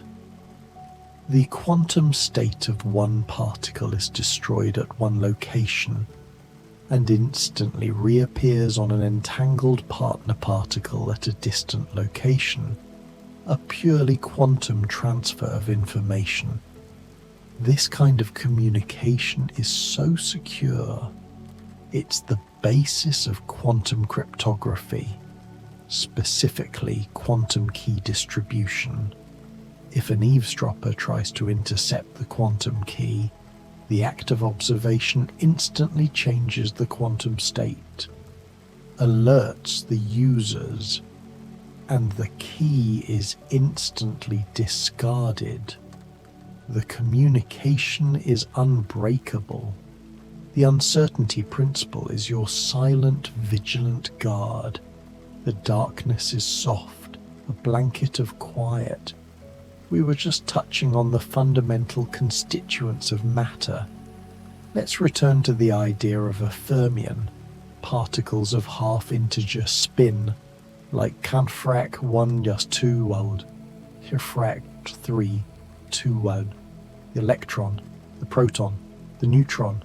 The name comes from Enrico Fermi, and the boson, particles of integer spin, 0, 1, 2 $, the photon, the Higgs, the W and Z bosons. The name comes from Satyendra Nath Bose. They are the particles of force and the particles of coherence. Consider the subtle, powerful force, the weak nuclear force. It's responsible for radioactive beta decay, where a neutron decays into a proton, an electron, and an antineutrino. It's the only force that can change one type of quark into another, changing the identity of a particle. It's the great transformer, and its force carriers, the Sastjahas and Dubiol and Daus bosons. They are incredibly heavy, which is why the weak force only acts over very short distances. A tiny, quiet sphere of influence inside the nucleus. The nature of these particles, their effective weight when moving through a lattice or a complex field, is described by effective mass. It's not their actual mass, but how they respond to external forces. An electron moving through a solid crystal might behave as if it's much heavier, or even have negative mass, a bizarre, fleeting quality. In the realm of condensed matter physics, we find beautiful quantum phenomena, like the quantum Hall effect. When a two-dimensional electron gas is subjected to a very low temperature and a very strong magnetic field, the electrical resistance, the Hall resistance, becomes quantized, a perfect integer multiple of a fundamental constant. Frak, a perfect precise plateau of resistance. The discovery of the fractional quantum Hall effect, where the resistance plateaus are fractions, frag duster divided by fractional numbers, showed that the electrons were behaving as collective entities, new, exotic quasi-particles, not individual electrons. Your body is sinking, heavier. The quiet continues, deeper, into the dark. We can also consider the time-independent nature of the atom, the stationary states, the solutions to the time-independent Schrödinger equation, H, C, empty. Give us the allowed energy eigenvalues, E, the discrete specific energy levels an atom can possess. No in-between states are allowed. These are the orbits, the shells, the fundamental stability of matter, and within these stationary states we find the subtle quantum corrections, the anomalous Zeeman effect, where the spectral lines of an atom split into more components than predicted when placed in a magnetic field. This splitting is a clear indication of the electron spin, a property unseen by the earlier classical models. We drift to the limits of our current understanding, the effort to unify the quantum world with gravity, the macroscopic world, the search for a theory of quantum gravity where space and time itself are quantized, composed of tiny discrete units.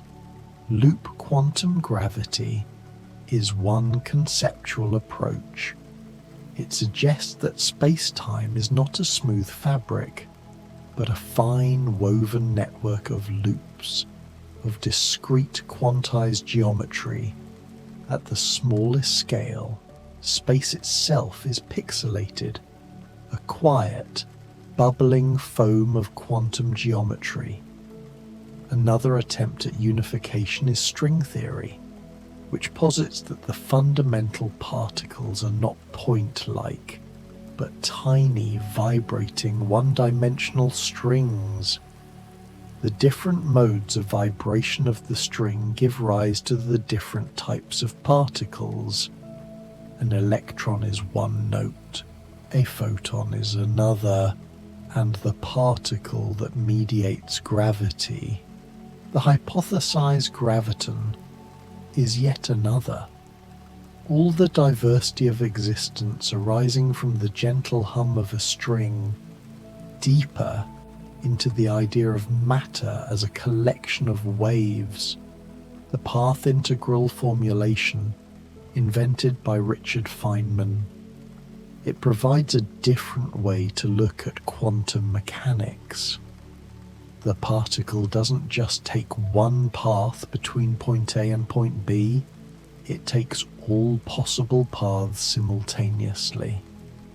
The probability amplitude for the final state is found by summing up a contribution from every single possible path, a sum over histories. This summation naturally includes the interference effects of the double-slit experiment. It's a beautiful, elegant formulation that captures the entire quantum reality. And as we settle deeper, let's revisit the concept of the vacuum, the space. The quantum field vacuum is the lowest energy state, the absence of particles. But as we saw, it's filled with virtual activity. This subtle, fleeting reality leads to the concept of renormalization group theory, a mathematical technique needed to handle the infinities that arise when calculating interactions in quantum field theory. The technique is to essentially redefine or renormalize the bare charge and mass of a particle by absorbing the effects of the surrounding cloud of virtual particles into the measured values. It's a way of saying that the bare particle is only ever seen through the shimmering fog of its quantum interactions. And this leads to the idea of spontaneous symmetry breaking, a key mechanism in the standard model.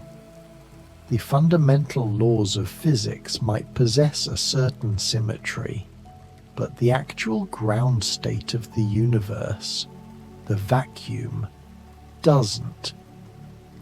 Imagine a ball resting at the top of a hill, a symmetrical state. Then it spontaneously rolls down into one of the asymmetrical valleys. This breaking is what gave mass to the W and Z bosons via the Higgs mechanism, leaving the photon massless. The universe chose a specific configuration, a preferred path. The tiny massless particles that arise from the spontaneous breaking of a continuous symmetry are called Goldstone bosons, which are a type of Nambu-Goldstone mode. They are the subtle, gentle ripples that cost no energy to create. a continuous transition between equivalent vacuum states. Your breath is a quiet assurance. Thump, thump, in and out. We are approaching the end of this deep initial drift. The ideas are getting softer, more abstract. Quantum state, the complete description of a quantum system, everything that can be known about it, often represented by the C wave function. The state evolves smoothly until the inevitable moment of observation. The entire collection of possible quantum states is described by the density metrics formalism, which is particularly useful for describing a mixed state, a state that is part quantum, part classical, a system whose wave function is not fully known, or a subsystem that is entangled with its environment. The night is a calm sea, and we are sinking deeper, deeper into the entanglement entropy, a measure of the entanglement between a quantum system and its environment, or between two parts of a quantum system.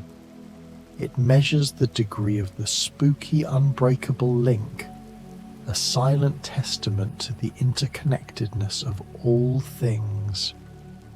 We'll allow these concepts to wash over us, like a cool, gentle tide.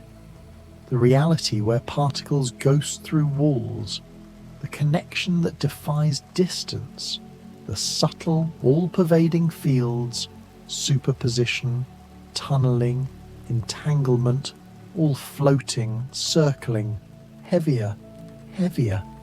The deep silence of quantum physics continues to whisper, and we'll keep drifting, floating together through the mysteries until the night is done. Now, just let go. Sink into the soft, comforting dark. We'll continue our exploration deeper into the strange logic of the quantum realm in the next moments of quiet. The breath is soft, the dark is deep, and we'll keep drifting, floating through the silence where possibilities live. We were resting on the idea of entanglement entropy, the measure of that spooky connection. It reminds us that nothing is truly separate. Everything is quietly, inextricably linked in the quantum dark. Let that feeling of deep connection sink into your body, heavier, heavier. Now let's turn our attention to the structure of matter itself, specifically how we describe those smallest constituents, like quarks and gluons, the study of the strong force, quantum chromodynamics.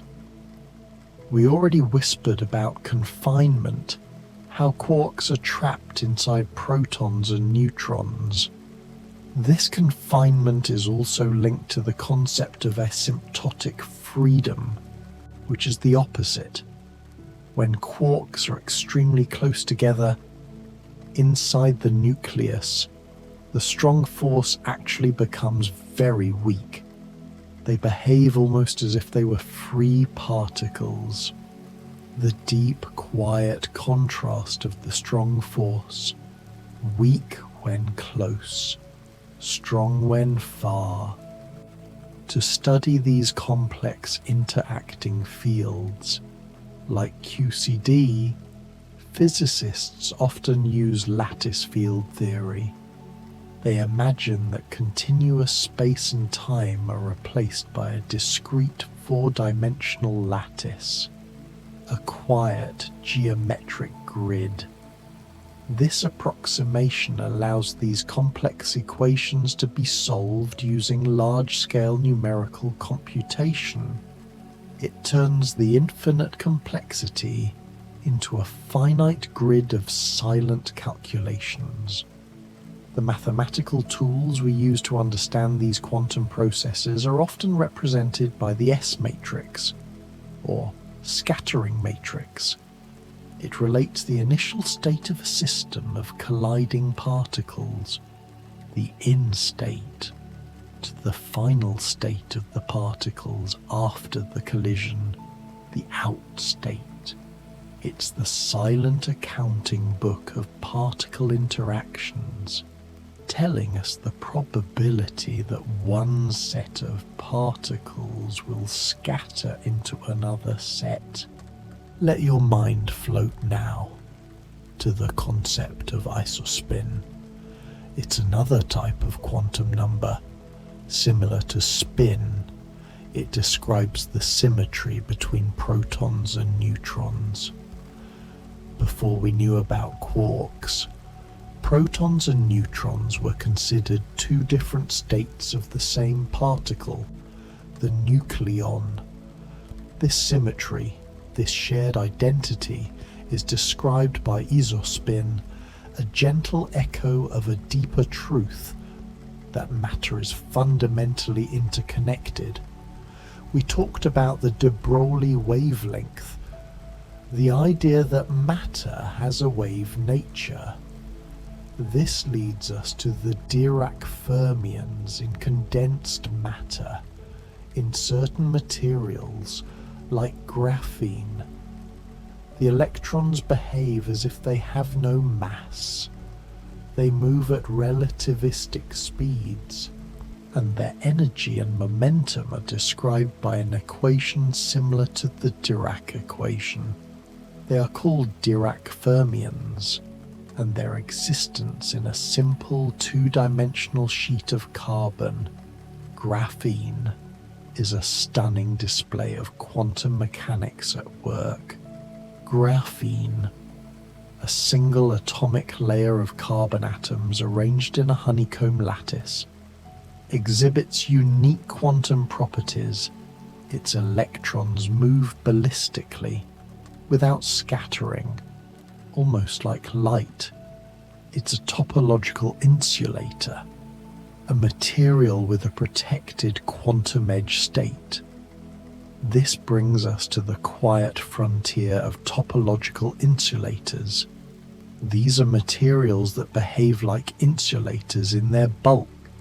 Their interior is non-conducting, but their surfaces or edges conduct electricity perfectly. The conducting path on the edge is protected by a fundamental quantum symmetry. It's a quantum highway that can't be stopped. This concept of topological protection is also found in the quantum spin Hall effect, where electrons with different spins travel in opposite directions along the edge of the material, creating a spin current without any charge current. It's a friction-free flow of magnetism, a subtle, quiet energy moving along the edge, and this is related to a very subtle, almost ghostly effect, the Aharonov-Kasher effect, which is the magnetic dual of the electric Aharonov-Bohm effect. It showed that a neutral particle possessing a magnetic dipole moment can be influenced by an electric field, even when traveling through a region where the electric field is zero, a purely quantum, subtle phase shift, a gentle, invisible influence. Your body is sinking deeper, deeper, feeling the pull of the mattress. Let's return to the math, the very foundation of quantum understanding, the time-dependent Schrödinger equation. Text, Gbar, Drak, partial, Chepisai, partial, Gyasta, Chacha, Sang. This equation describes the smooth, continuous evolution of the wave function, how the cloud of possibility expands and changes over time. It governs the evolution of the system until the measurement, until the jump, and the solutions to the time-independent version of this equation, het H PSC ESPC, give us the energy eigenvalues E, the only possible discrete energies a system can have, the quantized steps on the ladder of energy. We explored angular momentum in quantum mechanics, the fact that it is quantized, only certain values are allowed. We can represent this angular momentum by orbital angular momentum operators, Hart-Eltudal and Hart-Lonsdals. These operators act on the wave function, pulling out the possible values of the total angular momentum squared, and the projection of that angular momentum onto one specific axis, usually the z-axis. The values for the z projection are given by the magnetic quantum number, which can only take integer values, L in dots, 0 in dots, pli. This is the geometric quantization, the subtle rule that determines the orientation of electron clouds in space. Your breath is becoming slow and steady. Thump, thump. Let's think about the nature of light and its interaction with matter, the subtle corrections to atomic energy levels, the Lamb shift, that tiny energy difference between two levels in the hydrogen atom that should have been identical. It was explained by QED as the electron constantly interacting with the virtual particles of the vacuum, a slight constant jiggling, a subtle silent interaction with the empty space. The strength of this interaction is governed by the fine structure constant, J-alpha, a number that determines how strongly electrons couple to photons. Its small value ensures that our reality is stable and not too violently electric. Now let's explore quantum walks, the quantum version of a random walk. Imagine a tiny particle moving on a line or a grid. In a classical random walk, the particle moves left or right randomly, but in a continuous time quantum walk, the particle evolves like a wave, exploring all paths simultaneously using superposition. Diagram of a quantum walk showing superposition of states. The probability distribution spreads out much faster than a classical random walk, a quiet efficiency in the quantum realm. In a quantum random walk, the particle's movement is determined by a quantum coin. The coin itself is in a superposition of heads and tails, and the particle moves according to the state of the superposed coin, a probability governed by quantum laws, not classical chance. The quiet logic of the universe, not based on certainties, but on probability amplitudes. These amplitudes are complex numbers, numbers with a real and an imaginary part. It is the square of the magnitude of the amplitude, the Born rule, that gives us the actual probability we can measure. The complex number is the silent guide. The measured probability is the loud single outcome. We spoke of the multiverse hypothesis through the lens of the many worlds interpretation, that every possible quantum outcome creates a new quiet parallel reality, deeper into the infinite branching of possibilities. Another way to interpret the quantum weirdness is relational quantum mechanics. It suggests that the quantum state of a system is not absolute, but only meaningful relative to a specific observer. The quantum description of the world is always contingent, always dependent on the relationship between the observed system and the observing system. There is no absolute observer-independent reality, only interconnected relationships. And another viewpoint, consistent history's interpretation. It attempts to reconcile the classical view of a definite sequence of events with the quantum view of multiple possibilities. It assigns probabilities only to sets of quantum histories that are internally consistent, that don't contradict the laws of logic and probability.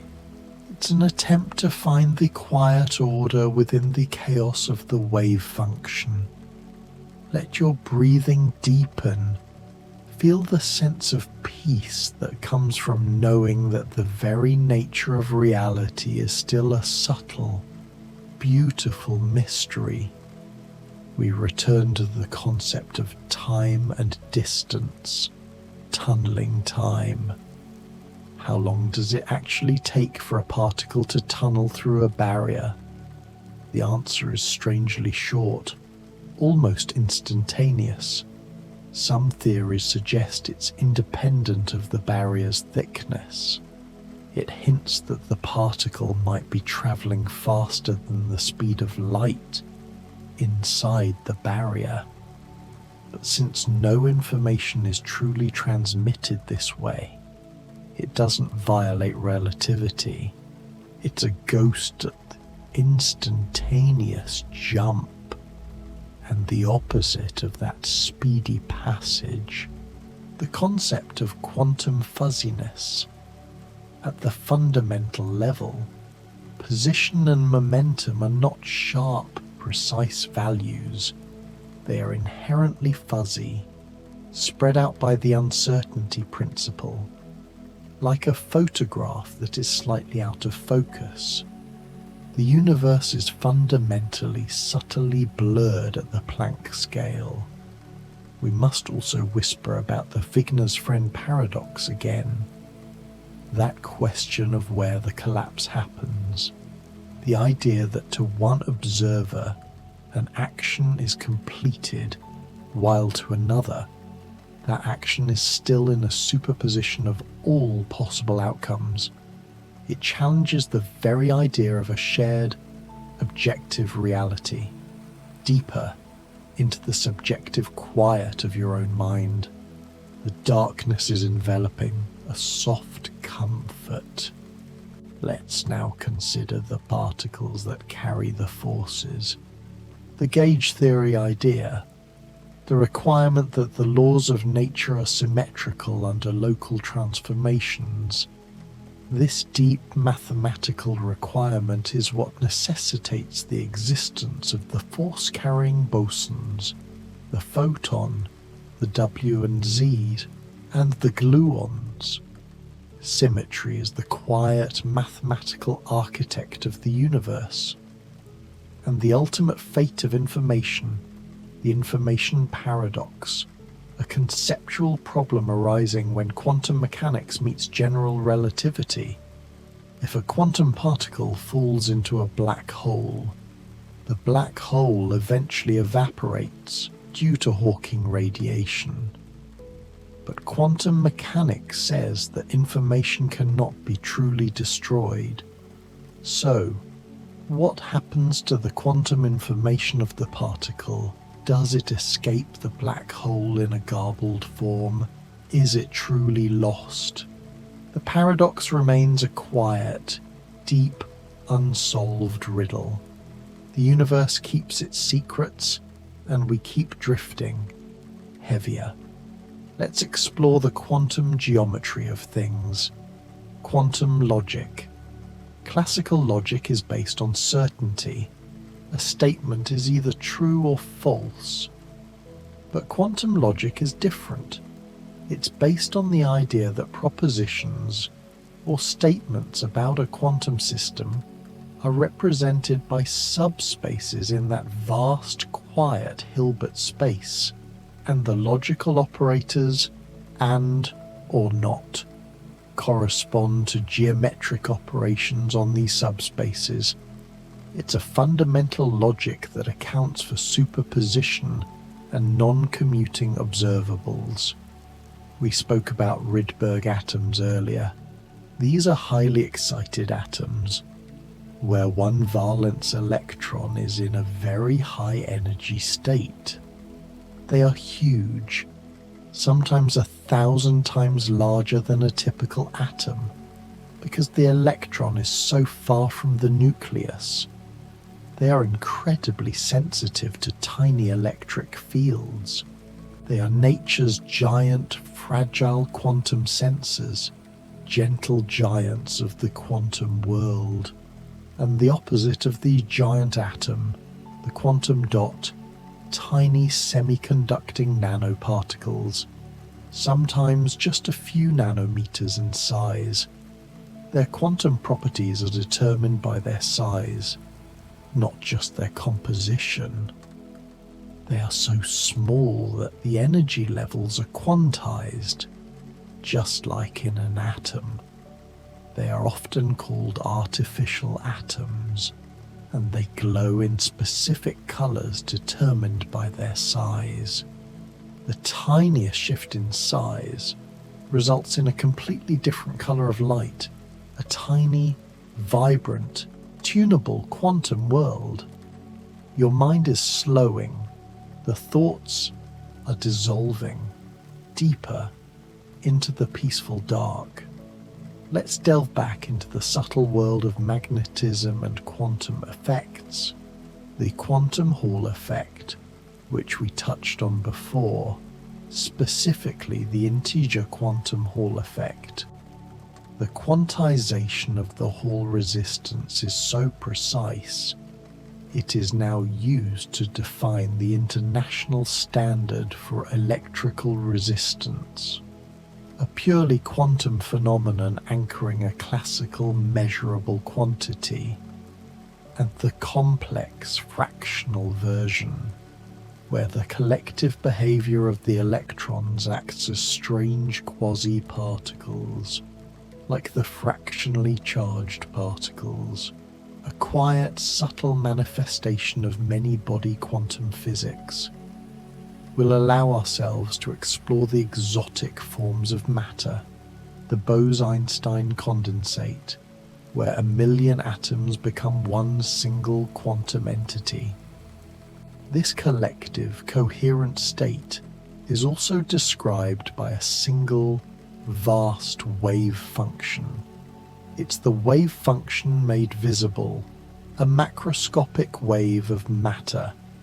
Now, let's think about how that wave function, pseudust, is interpreted. The most common interpretation is the Copenhagen interpretation, which includes the idea of the wave function collapse upon measurement, the instantaneous jump from possibility to reality, a pragmatic, working interpretation, the Born rule for probabilities.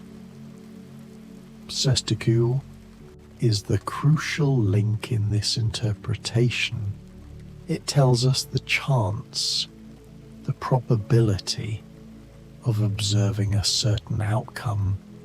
It's the bridge between the smooth, deterministic evolution of the wave function and the discrete probabilistic result we actually measure deeper into the stillness. The concept of commutators and non-commutation is central to this interpretation.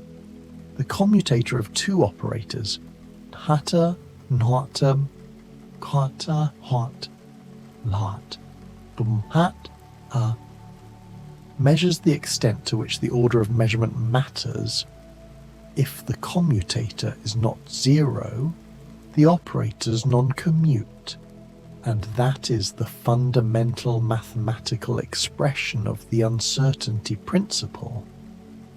If the order of observation matters, you cannot know both quantities precisely. We spoke of the early attempts to create a relativistic quantum theory. The Klein-Gordon equation. It describes spin-zero particles, and while initially discarded for certain issues, it is still an essential piece of quantum field theory, used to describe the Higgs, boson, and pions. Now, let's consider the concept of quantum phase transitions. Unlike classical phase transitions, like water turning into ice, which are driven by temperature, quantum phase transitions occur at absolute zero temperature. They are driven by quantum fluctuations, by changes in fundamental parameters like magnetic field or pressure. The system transforms its fundamental quantum ground state, a cold, quiet rearrangement of quantum order. The area around these transitions is governed by critical phenomena in quantum systems, where the system exhibits universal behavior, losing all sense of its specific material properties. Only the underlying quantum laws dictate its fate. It's a quiet, deep universality, drifting heavier, heavier. Let's return to entanglement and the famous thought experiment that defined its strangeness, the EPR paradox, named after Einstein, Podolsky, and Rosen. They argued that quantum mechanics must be incomplete, because if the measurement on one particle instantaneously affects the other, it implies faster-than-light communication, which Einstein couldn't accept. He proposed that the particles must be carrying local hidden variables, predetermined instructions, but this was later disproven by Bell's theorem, which showed that quantum mechanics is indeed spooky and non-local. Another profound theorem that limits our classical thinking about the quantum world is the Cauchy-Specker theorem. It proves that it is impossible to assign definite predetermined values to all the properties of a quantum system, hidden variables, in a way that is consistent with the predictions of quantum mechanics, while also being independent of the order of measurement. It confirms that context matters, that the act of observation creates the reality. We must also touch on the subtle mathematics of symmetry breaking, spontaneous symmetry breaking, in the context of the strong force. It's responsible for the generation of mass in the protons and neutrons. Most of the mass of visible matter in the universe comes not from the mass of the quarks themselves, but from the energy of the gluon field that binds them, a purely quantum, dynamical mass generation. And let's settle on the idea of quantum state fuzziness. At the highest energy scales, like the Planck scale, space-time itself is believed to be subject to quantum fluctuations, making the geometry fuzzy. The space-time continuum dissolves into a foam, a quiet, subtle uncertainty about the very definition of position and time. Your eyelids are sealed, and the quiet is a vast, calm ocean. We are suspended in the stillness, allowing the silent complexity of the quantum world to simply exist.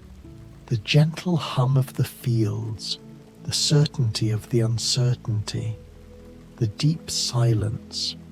We will continue our drift shortly, exploring the most esoteric concepts of quantum gravity, the ultimate limits of reality, and the quiet structure of the vacuum.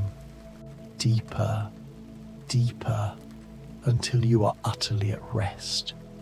The universe keeps its rhythm, and the quantum whisper continues.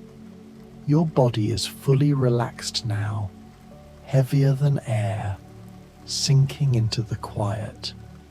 We were suspended in the silent knowledge of quantum state fuzziness, the subtle blur at the edge of reality. Now, let's explore one of the most abstract and powerful formulations of quantum theory, quantum field theory. It treats particles not as points, but as excitations of underlying fields. The entire universe is a continuous dynamic tapestry of these quantum fields, constantly vibrating, constantly exchanging energy. The lowest energy state of these fields, the absence of particles, is the quantum field vacuum. It's the boiling, flickering non-existence that gives rise to the virtual particles and the Casimir effect. It's the 0-point energy, the ever-present quiet energy of the universe. Let's gently bring in the concept of black body radiation, the phenomenon that truly gave birth to quantum theory. An idealized object that absorbs all radiation hitting it. When heated, it emits light. The classical physics prediction for the emitted radiation failed dramatically at short wavelengths, leading to the ultraviolet catastrophe. It was Max Planck's quiet, radical idea that the energy was not continuous, but came in discrete quanta that solved the problem. This was the humble beginning of the quantum revolution. The energy of these light quanta, each nu, is proportional to the frequency ni multiplied by Planck's constant. It's the silent birth certificate of quantum physics. Your breath is shallow and slow. Thump, thump. We drift now toward the ultimate challenge, the marriage of quantum mechanics and gravity, the search for a theory of quantum gravity. We briefly touched on loop quantum gravity, the idea of quantized space-time loops. Another conceptual approach involves the idea of a holographic principle arising from theories of quantum gravity, the idea that the information content of a volume of space can be encoded on its boundary, like a hologram. The three-dimensional reality we perceive might be a quiet, projected illusion, a subtle information boundary.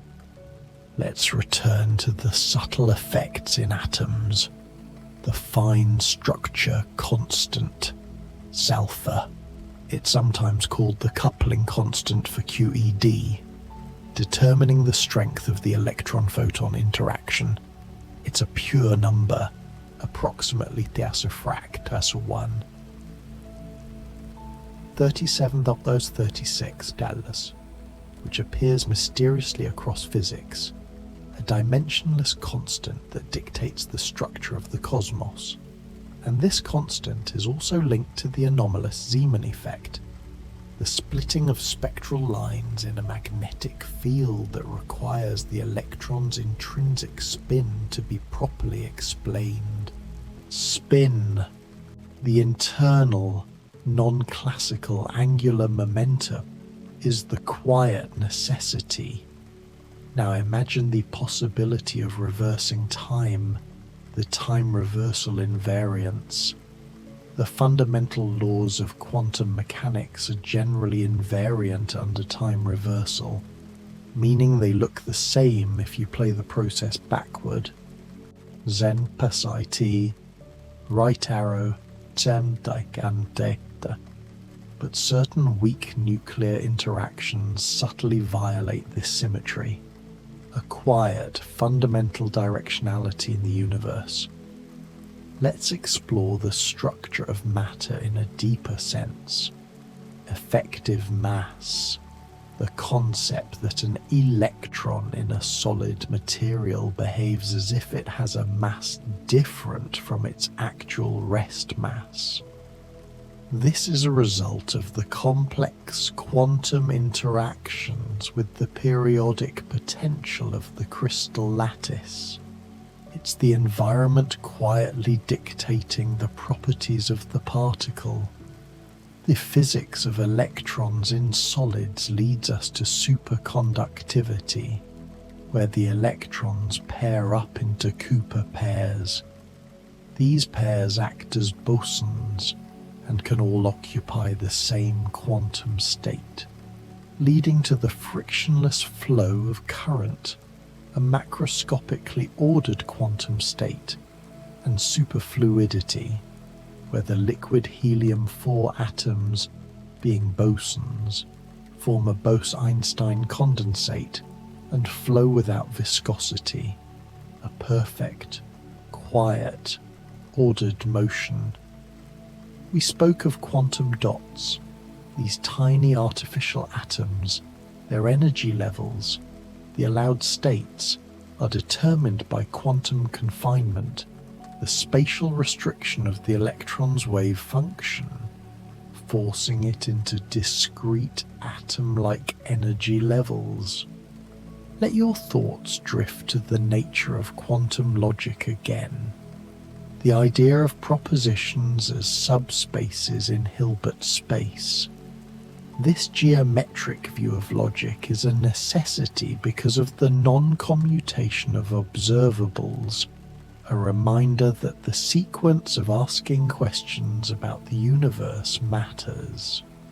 The soft darkness is a quiet friend. We return to the concept of quantum interference patterns, the electron in the double-slit experiment interfering with itself, a fundamental property of the wave nature of matter. Das som one substitution. The amplitude of the total wave is the sum of the amplitudes of the two paths, which when squared, the Born rule, yields the complex interference pattern. It is the superposition of possibilities leading to the beautiful geometric structure of light and dark, and now to a complex, beautiful area, quantum chromodynamics, QCD, the theory of the strong force, the behavior of the force carrier, the gluon, is described by non-abelian gauge theory, meaning the gluons themselves carry the charge for the strong force, unlike photons, which are electrically neutral. This self-interaction is the source of the force's great strength and the confinement of quarks. We explored the S-matrix, the quiet bookkeeping of particle collisions. This matrix must obey fundamental principles like conservation of energy and momentum, and be consistent with the symmetries of space and time. Deeper into the heart of the quantum mechanical description, the density matrix formalism. If a system is in a pure state, the density matrix is simply rho. Pisasjak wrangle langling PCN, a simple expression of the wave function, but for a mixed state, an entanglement with the environment, the density matrix Rundlau. becomes a statistical mixture of different pure states. It is the elegant way to describe incomplete quantum knowledge, the quiet description of uncertainty. We drift to the quiet efficiency of information, quantum teleportation, the transfer of a quantum state using entanglement. It is not about sending energy or matter, but about using the pre-shared entanglement to transmit the quantum information instantly across any distance. It's the ultimate quiet link and the ultimate security of quantum cryptography. The no-cloning theorem ensures that any attempt to copy the fragile quantum key will destroy the key, alerting the users a quiet, unbreakable shield. Your muscles are fully slack. Your breathing is barely perceptible. We'll finish this part of the journey with the ultimate quantum machine, the qubit, the single unit of quantum information. Its power lies in its superposition, the ability to be 0 and 1 simultaneously, and its entanglement with other qubits, an exponential increase in processing power. The quantum computer seeks to harness these phenomena using qubits based on superconducting loops, trapped ions, or subtle quantum states to perform calculations that are beyond our classical capacity. A machine built on the fuzzy, non-local reality of quantum physics. We are resting now, in the center of the quantum tapestry, surrounded by fields, by possibilities, by subtle, instantaneous connections. The weight of your body is pulling you down, heavier, heavier. Everything is sinking into the calm, the quiet, the deep. The universe keeps its secrets, and we'll keep drifting, floating together through the mysteries in the next moments of the deepest quiet, until the soft darkness is complete and your mind is completely at rest. The quiet continues, a gentle, flowing current. We'll keep drifting deeper into the physics that governs the core of matter. We were resting on the idea of the qubit and quantum computing. Now, let's turn our attention to the elusive particle that mediates gravity, the hypothesized graviton. In the framework of quantum field theory, if gravity is to be quantized, its force carrier must be a spin-2 boson, the graviton. This particle remains theoretical, the quiet phantom of the quantum world, because gravity is so incredibly weak at the quantum scale. The difficulty in quantizing gravity is part of the challenge of uniting quantum mechanics with general relativity. The attempt to do so using standard quantum field theory leads to non-renormalizable infinities. Hence the need for radical new approaches like string theory or loop quantum gravity. Let's sink back into string theory, where particles are not points, but tiny, vibrating one-dimensional strings. If these strings are open, they have ends. If they are closed, they form loops. The spectrum of allowed vibrations is what determines the type of particle, a vast quiet symphony of microscopic strings. The concept of spin and isospin are subtle internal symmetries. Isospin related to the symmetry between protons and neutrons, a gentle reminder that even within the nucleus, there is an underlying structure of symmetry and order. Now let's consider the concept of topological insulators again. Materials where the interior is insulating, but the surface is conducting. This is a manifestation of the topological quantum field theory, a class of field theories that describes properties independent of the shape or geometry of the system, a deep, quiet robustness. We spoke of gauge theory, the mathematical framework. It is a necessity for describing all the fundamental forces except gravity. The requirement that the laws of physics remain unchanged under a local change of phase. A quiet, fundamental symmetry that dictates the existence of the force carriers, drifting heavier, heavier. Let's revisit the concept of the Casimir effect, the attraction between two uncharged plates in a vacuum. This force is a direct measurable consequence of the zero-point energy of the quantum field vacuum, the lowest energy state, a demonstration that empty space is not empty, but filled with subtle, dynamic energy fluctuations, and the opposite of this subtle attraction, quantum pressure, the energy stored in the wave function of confined particles, like electrons in a metal.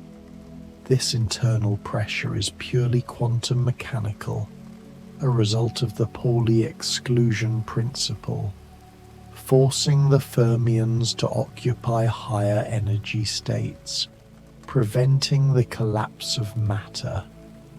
Your jaw is loose, your shoulders are melting deeper. Consider the subtle, non-classical nature of motion. Continuous time quantum walks, the particle evolving as a spreading wave packet, exploring all possibilities simultaneously. A smooth, continuous quantum evolution, and the nature of light itself, photons and light quanta. Each photon is a single packet of energy.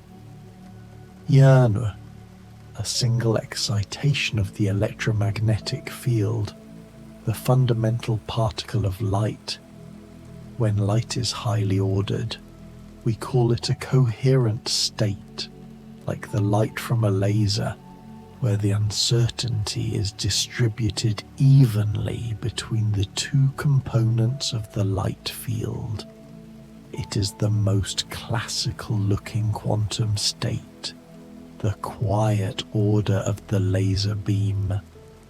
But then the strange order of squeeze states of light, where the uncertainty is minimized or squeezed in one variable to allow for ultra-precise measurements, a gentle distortion of the uncertainty balance. We are suspended in the stillness, where the ultimate questions reside. The measurement problem, the quiet point of division. When exactly does the wave function collapse? Is it at the instrument, in the brain of the observer? Does it ever truly collapse? Or do new worlds spring forth, as in the many worlds interpretation? The quiet ambiguity is comforting. You don't need to know the answer. Just let the question drift. The quantum Zeno effect, the strange phenomenon of freezing the evolution of an unstable system by continuous observation, a quiet, gentle pressure on the arrow of time. Observation stops change. We'll pause here, allowing the accumulated wisdom of the quantum night to settle over you. the concepts of the particle and the field, the wave and the jump, the deep silence of the cosmos.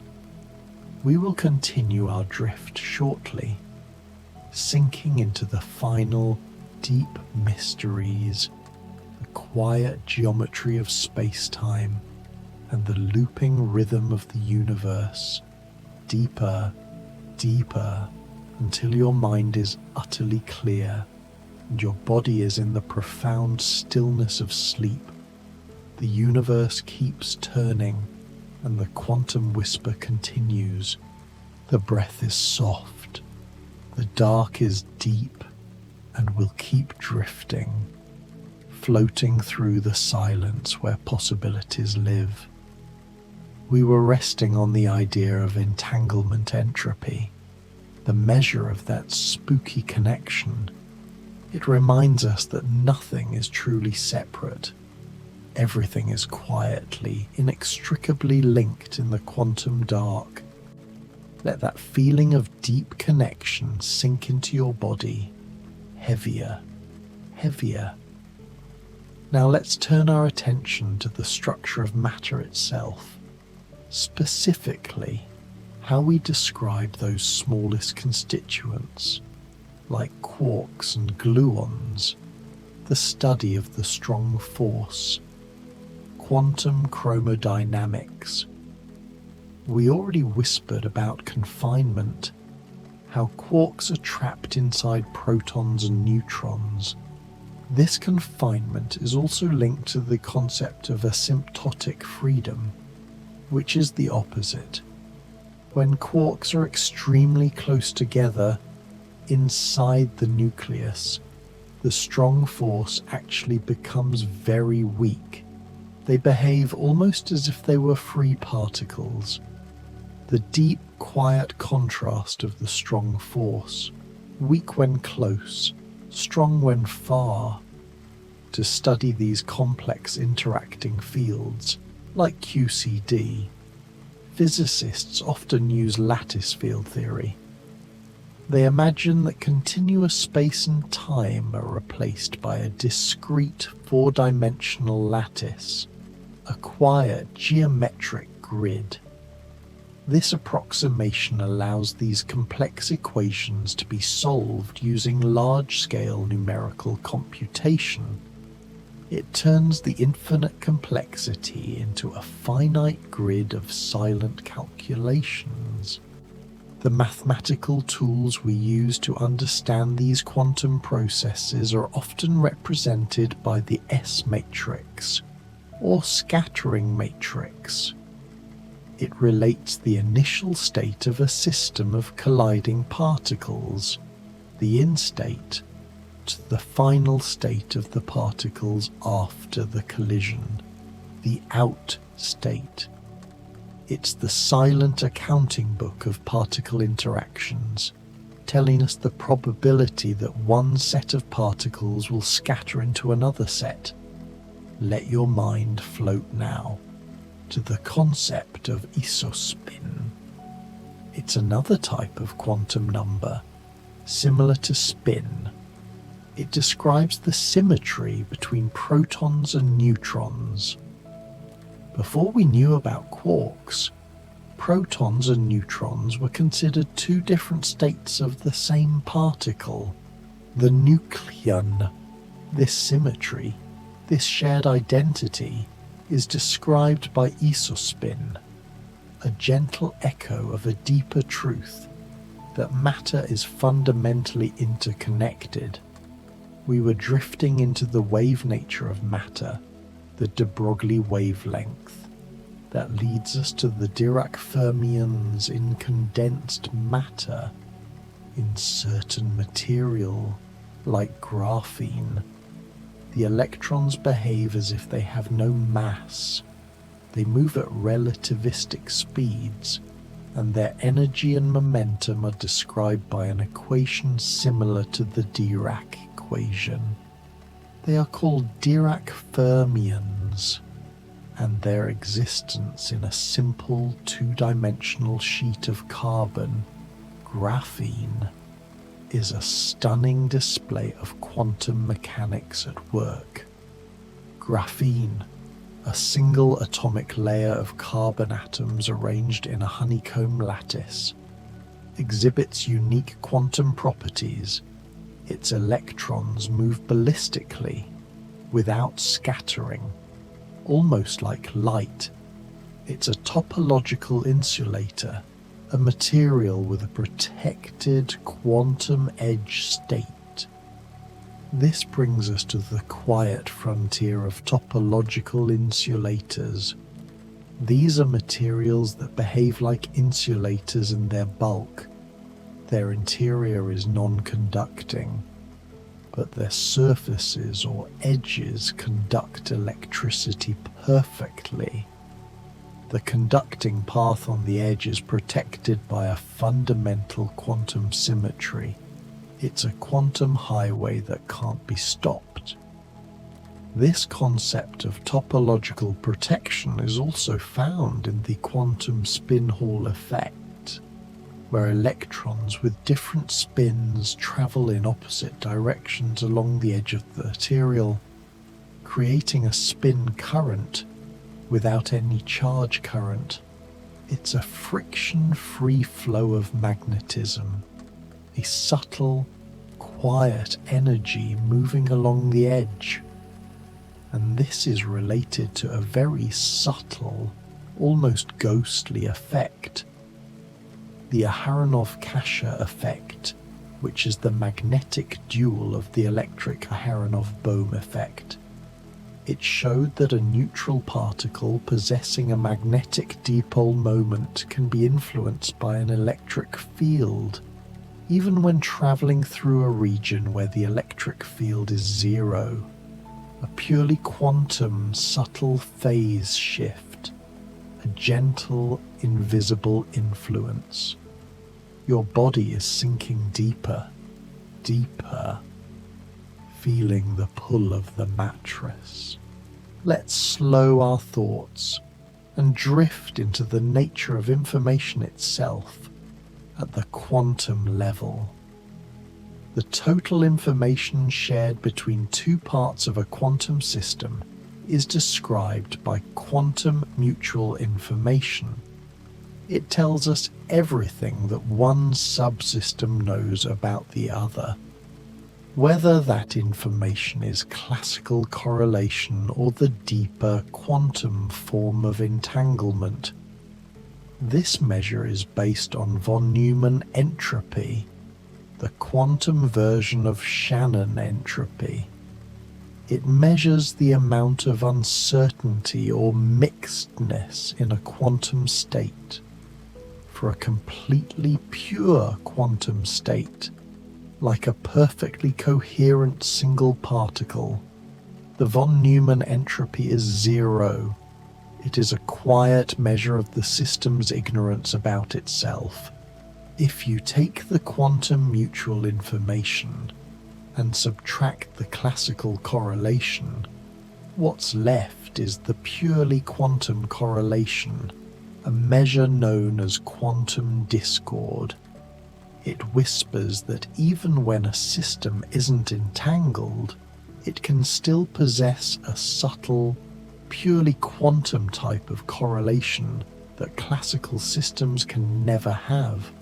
A beautiful, quiet complexity. This complexity is what allows us to test the bounds of reality, using the famous Bell inequalities violations. These are mathematical tests designed to distinguish between classical local reality and the strange non-local reality of quantum mechanics. Experiments have repeatedly shown that quantum systems violate these inequalities, confirming the spooky action at a distance. One of the most common forms of this test is the CHSH inequality, named after Clauser, Horn, Shimony, and Holt. It sets a limit on the statistical correlation that can exist if reality is both local and real. Quantum mechanics exceeds this limit proving that nature is either non-local or not real or both, a truly mind-bending whisper. And another inequality, the Leggett-Garg inequality. It tests the boundary between the quantum and classical worlds in time rather than space. It checks if a system obeys macro-realism, the idea that a macroscopic object is always in a definite state, and that measuring it doesn't change its state.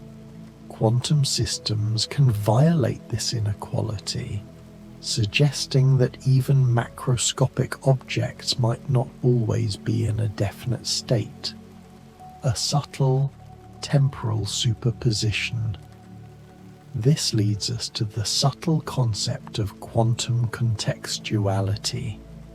It says that the measurement outcome of a quantum observable doesn't just depend on the state of the system, but also on which other commuting observables are measured simultaneously.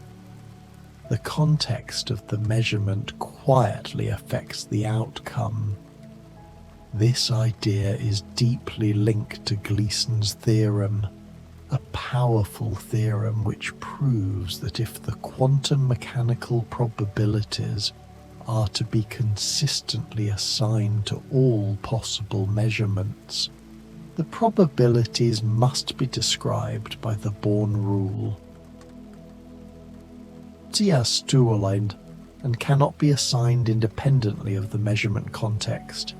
It's the quiet, mathematical heart of contextuality. Let's sink into a different way of thinking about the wave function. Quantum Bayesianism or cubism.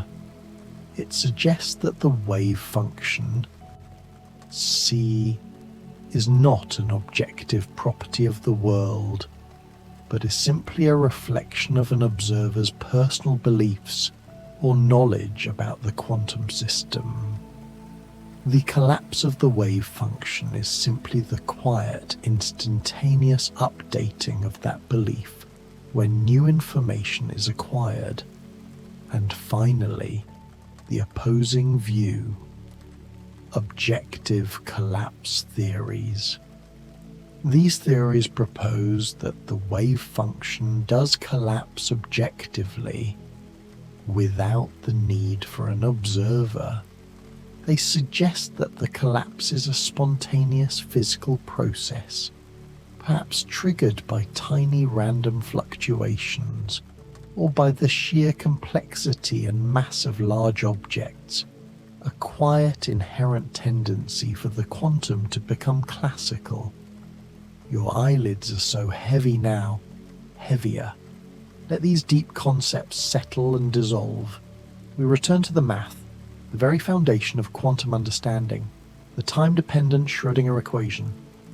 Our text, Jibar, Frak, ins partial when you will pull on me on the partial da gyati der magdiu. This equation describes the smooth, continuous evolution of the wave function, how the cloud of possibility expands and changes over time. It governs the evolution of the system until the jump, until the measurement.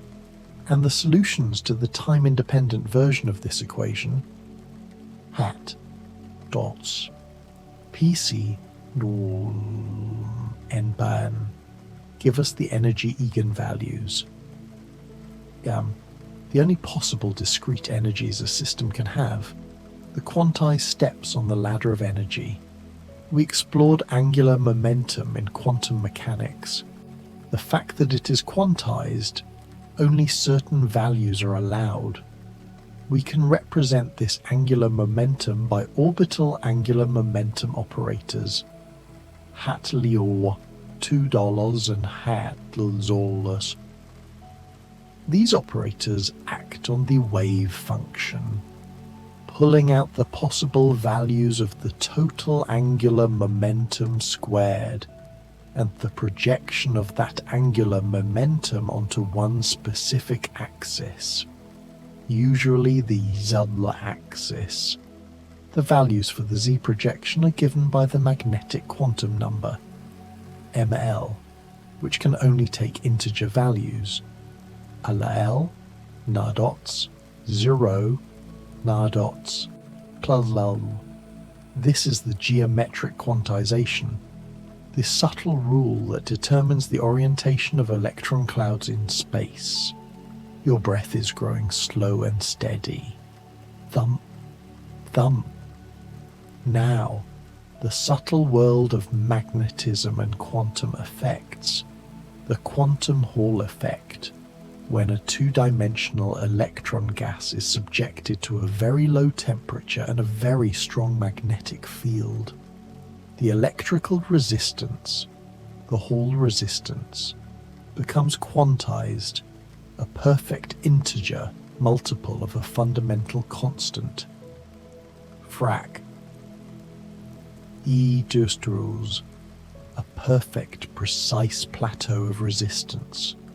The discovery of the fractional quantum Hall effect, where the resistance plateaus are fractions.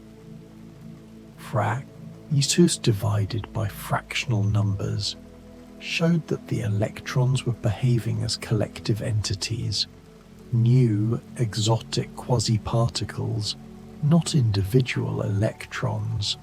The darkness is enveloping, a soft comfort. We are suspended in the stillness, allowing the silent complexity of the quantum world to simply exist. The gentle hum of the fields, the certainty of the uncertainty, the deep silence. We will continue our drift shortly, exploring the nature of space, the logic of possibility, and the geometry of existence in the next moments of the deep quiet until your eyes are closed, your breathing slow, and you are completely asleep. The universe is patient, and the quantum whisper continues. The feeling of warmth is spreading through your limbs, a gentle, heavy tide, heavier, heavier. The dark is complete, the quiet is absolute, and will keep drifting, floating through the deep final mysteries of the quantum night. Your body is utterly still, heavier, heavier. We were just resting on the idea of the qubit and the potential of quantum computing. Now, let's turn our attention to the final, deepest structures of the universe. Consider the subtle forces within the atom's nucleus. We've touched on quantum chromodynamics, QCD, the strong force. Let's look at the quiet, high-energy side of the electromagnetic force. Quantum electrodynamics, QED, the most precise theory in science. It allows us to calculate the subtle interactions of electrons and photons, a constant, silent shower of communication between particles. This precision is what allowed the calculation of the Lamb shift, that tiny splitting of energy levels in hydrogen, and the precise value of the electron's anomalous magnetic moment, a small deviation from the classical prediction, both perfectly explained by the subtle interaction with the virtual particles of the vacuum. QED is the masterwork of quantum quiet. We move now to the highest forms of order in quantum matter, the topological insulators. We whispered of the conducting edges. These materials are described by a topological invariant, a number that remains the same even if the material is stretched or deformed. A quiet, fundamental protection of the quantum state. And this is related to the quantum Hall effect, particularly the integer quantum Hall effect, which is protected by a topological invariant known as the Chern number. The quantization of the resistance is a property of the whole system, not of the individual electrons, a beautiful example of collective quantum order. Deeper into the stillness, the concept of entanglement entropy, the measure of the quantum correlation between a system and its environment. As a quantum system interacts with the outside world, the entanglement entropy between the system and the environment grows rapidly. This is the silent mathematical signature of quantum decoherence, the death of quantum weirdness, and the birth of classical reality. Let's think about the concept of time again. The time-dependent Schrödinger equation. Text: E bar fract partial hiat. Partial tiast hat. Day tiast sas.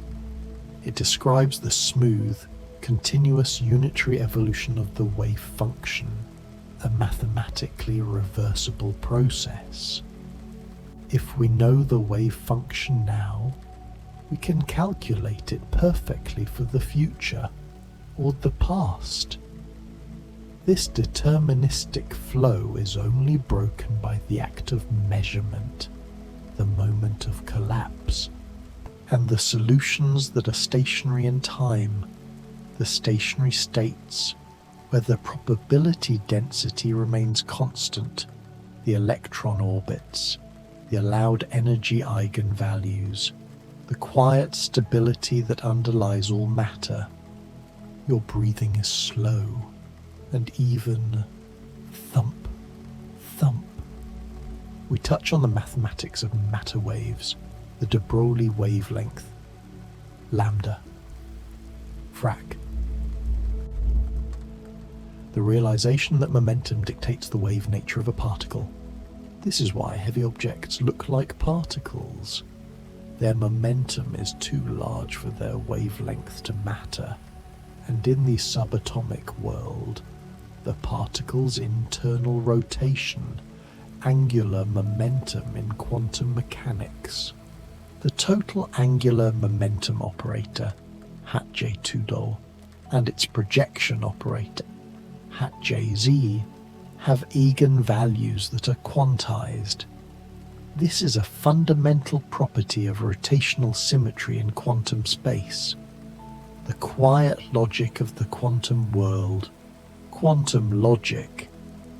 It is based on the idea that the order in which two properties are measured matters due to non-commuting operators, nate A, nate B, and any $0.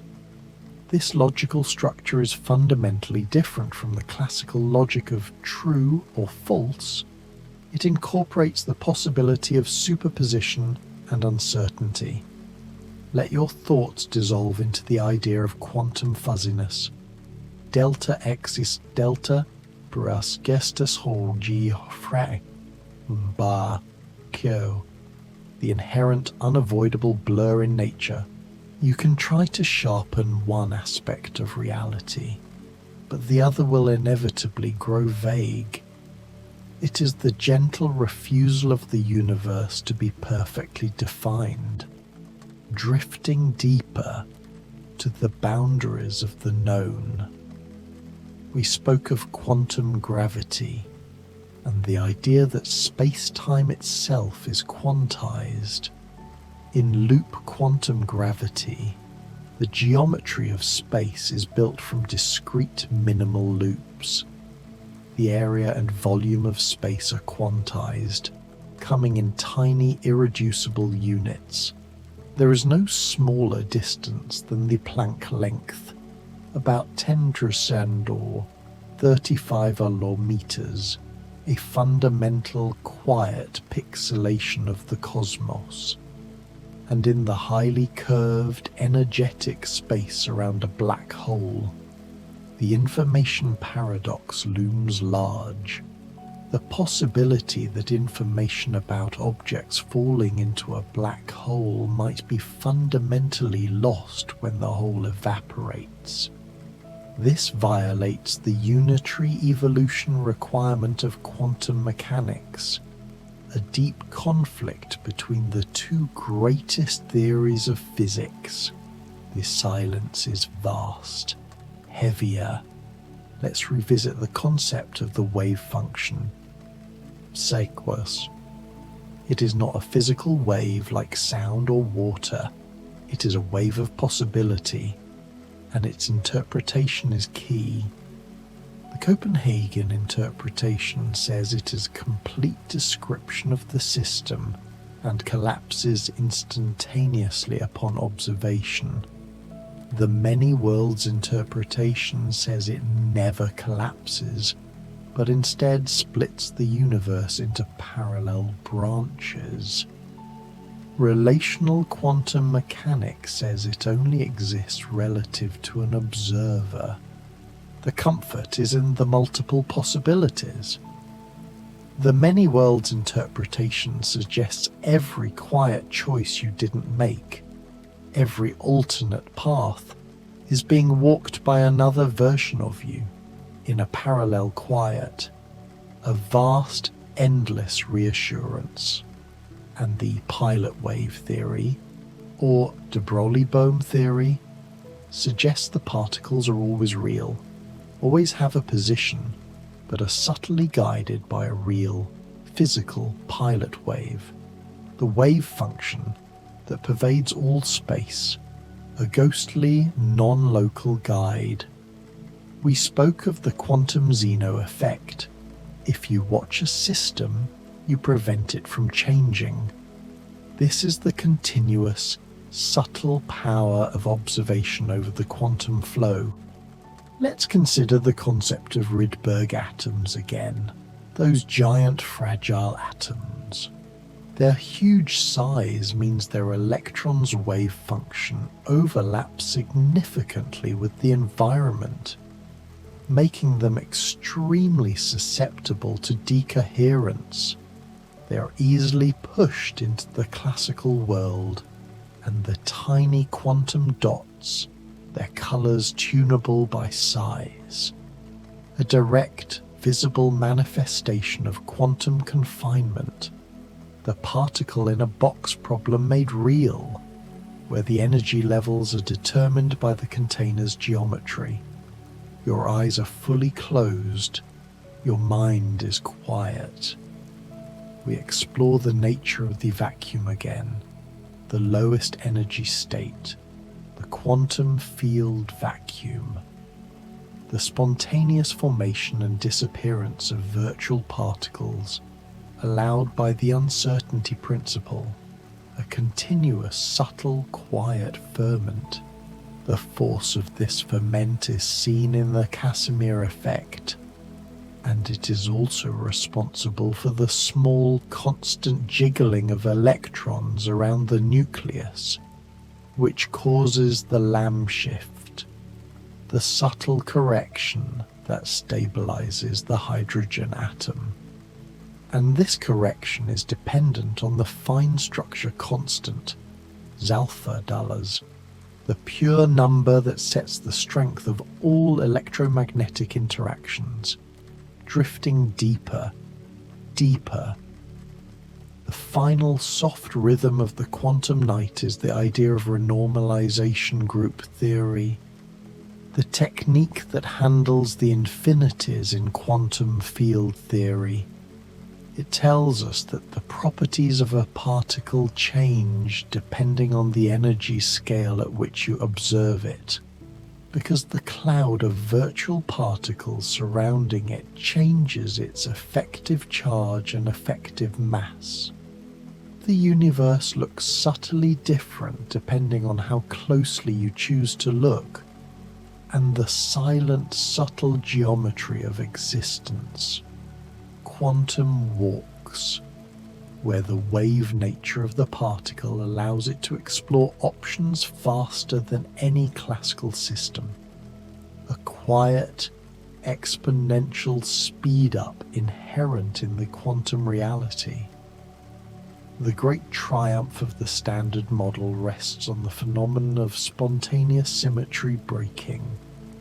The mechanism that gave mass to the W and Z bosons through the interaction with the ubiquitous, invisible Higgs field.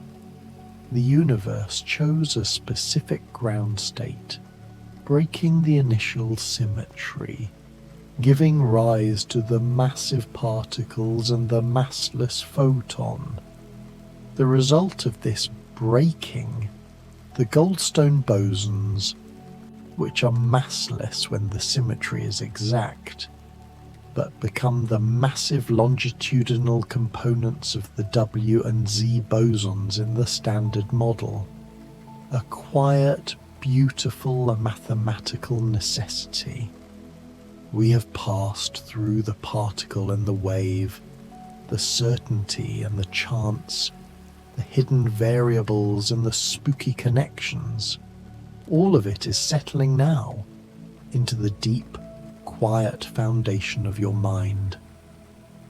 The final whispers are about the ultimate unity, this matrix, the final accounting of all interactions, the peaceful knowledge that everything that goes in must eventually come out, obeying the laws of probability and conservation. The density metrics formalism, the final elegant way to describe the quantum state, whether it is pure or mixed, whether it is isolated or hopelessly entangled with its environment. You are now in a state of perfect stillness, every muscle heavy, every thought dispersed. You are one with the quiet, fuzzy, non-local reality of the cosmos.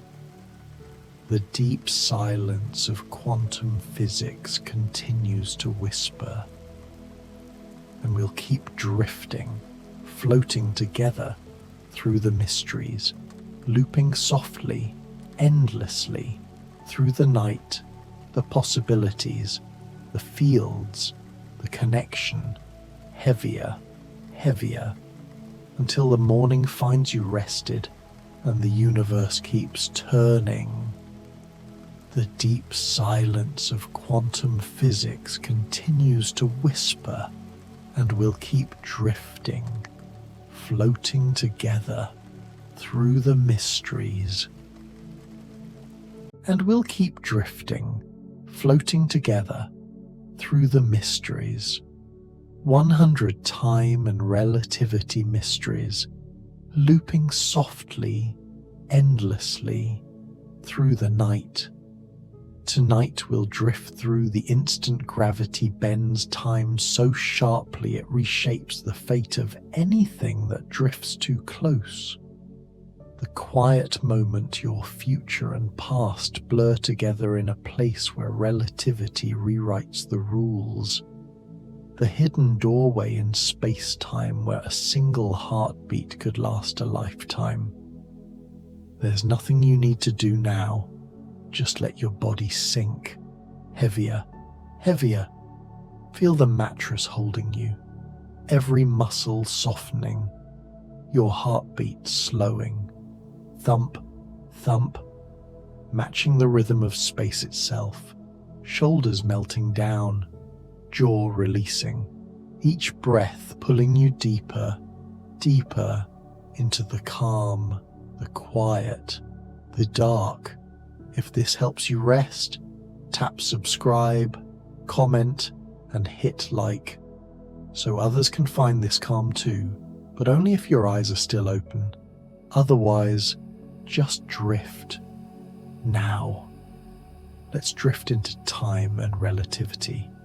Imagine, just for a moment, that time itself is not what you've always believed, not a river flowing forward, constant, unchanging, but something softer, something that bends, stretches, like warm honey dripping, slower, slower, in the presence of something massive, something heavy.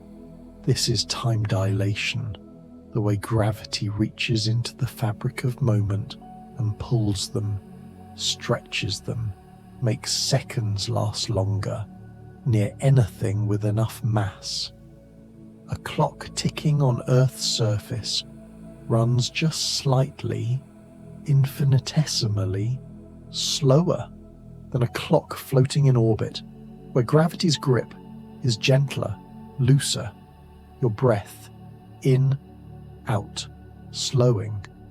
Einstein saw this, felt this truth, that time and space are woven together, space-time, a fabric, that massive objects, stars, planets, black holes, press down into, creating wells, dimples, curves, and in those curves, time itself moves differently, heavier, heavier, your eyelids. Near the surface of the sun, time runs slower than here, on Earth, by mere fractions, whispers of difference, but measurable, real, atomic clocks, so precise they can taste, single seconds, prove this.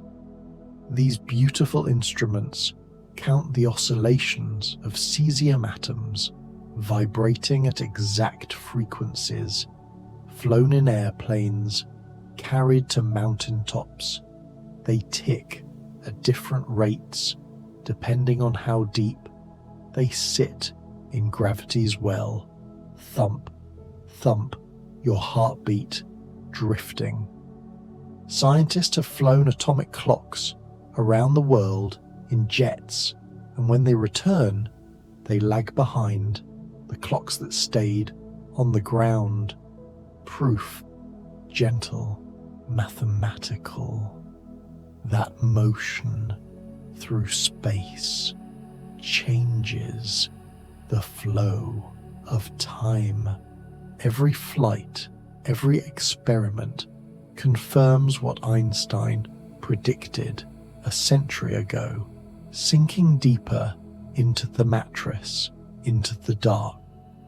And if you could stand at the edge of a black hole, at that boundary called the event horizon, time would stretch so dramatically, so profoundly, that someone watching from far away would see you, slow, slower, almost stopping, frozen in a single moment, while you, falling inward, would feel time passing normally, your watch ticking, your thoughts flowing, unaware of the strange temporal prison you've entered, your jaw releasing, softening. This is gravitational time stretch, the universe's quiet reminder that where you are matters. Heavy objects curve space, and in that curvature, seconds bend, minutes warp, hours drift apart. A person living their whole life at the top of a mountain ages ever so slightly, more than someone in a valley below, fractions upon fractions, but real, woven into the mathematics of existence, breathing slower, slower, and there's something stranger still, relative simultaneity, the idea that two events happening at the same time for one observer might not be simultaneous for another, moving differently. Space and time intertwined so deeply that what counts as now depends on how you're moving through the cosmos, your shoulders melting down, down.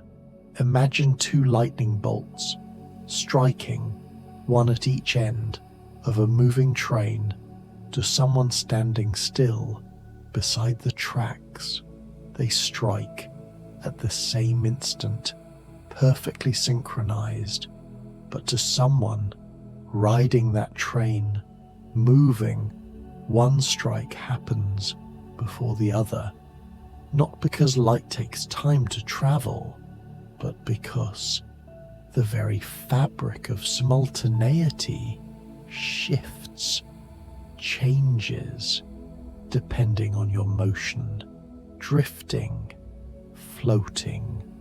This is the heart of relativity. There is no universal now, no cosmic clock ticking the same for everyone, everywhere. Each observer carries their own time, their own slice of when things happen, and these slices don't always align. Heavier, heavier. The speed of light becomes a boundary, a cosmic speed limit, roughly 300,000 kilometers per second. Nothing with mass can reach it, can touch it. Light itself, photons, travel at this speed, always in every direction. And this constancy, this unchanging velocity, no matter how fast you're moving, creates all the strangeness, all the bending of time and space. Thump, thump, thump. If you could travel in a spaceship at 90% light speed and you journeyed for what felt like 1 year when you returned home, you'd find that Earth had aged more than 2 years. Time dilation, growing stronger, more dramatic.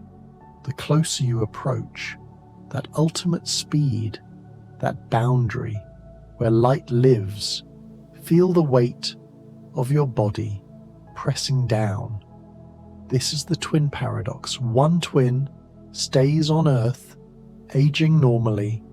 The other rockets away, near light speed, turns around, comes back, and when they reunite, the traveling twin is younger.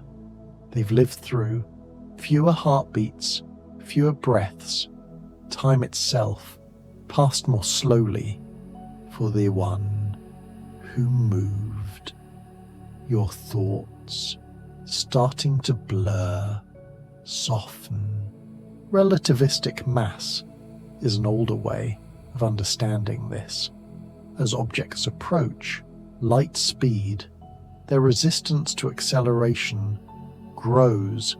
It becomes harder and harder to push faster, as if mass itself were increasing. Though modern physics speaks of energy and momentum, the truth remains that nothing with mass can reach that ultimate speed. It would take infinite energy, an asymptotic barrier, forever unreachable, sinking deeper, deeper, and out in the cosmos. Light from distant galaxies reaches us, red-shifted, stretched, like a sound, dropping in pitch as it moves away. This redshift tells us the universe is expanding, space itself growing, carrying galaxies apart, and in that expansion, time takes on new meaning, melting into softness. The cosmic microwave background, a faint glow filling all of space, is light from 380,000 years after the Big Bang, when the universe first became transparent. This ancient light has travelled for over 13 billion years, stretched by expansion, cooled, redshifted into microwaves, a timeline written in photons drifting through the dark, your muscles releasing one by one. This radiation defines a kind of cosmic time. Observers who see it as uniform in all directions, share a reference frame, a cosmic rest frame, not absolute, but practical, useful for measuring the universe's age, roughly 13.8 billion years since the Big Bang, though age itself is relative, depends on your path through space-time. Breathing, barely noticed now. Black holes, those points of no return, curve space-time so severely that at the event horizon, time, from an outside perspective, appears to stop. Anything crossing that boundary seems frozen, caught in an eternal moment, while for the falling object, time continues, normally, until tidal forces stretch and compress in the final approach to the singularity within, floating, weightless, in darkness. At the event horizon, infinite redshift layers appear, like trying to escape, become stretched infinitely, its wavelength growing toward infinity, its frequency dropping to zero, its energy vanishing, a surface of infinite redshift, marking the boundary between what can escape and what cannot. Thump, thump, slower now. Rotating black holes spin, and in their spinning, they drag space-time around them like water swirling down a drain, frame dragging where the fabric itself is pulled, twisted into motion. Anything near must move with that rotation, caught in the current of bent space. The ergosphere, a region outside the event horizon where nothing can stay still. Everything must rotate as with a black hole spin. Your eyes staying closed, heavy, heavy. Gravitational waves, ripples in space-time itself, travel outward when massive objects accelerate, merge, collide. Two black holes spiraling together send waves, compression and stretch, racing across the universe at light speed, changing the distance between points in space by amounts smaller than an atomic nucleus, yet detectable, measurable, proof that space can wave like an ocean.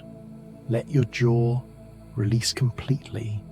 These waves, discovered in 2015, travel through everything, through Earth, through you, right now, from collisions billions of light years away, stretching space in one direction or compressing it in another.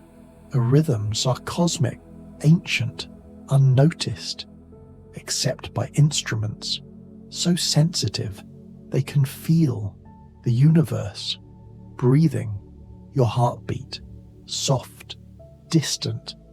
Time's arrow points forward, always forward, entropy increasing, disorder growing, broken cups don't reassemble, smoke doesn't flow back into candles.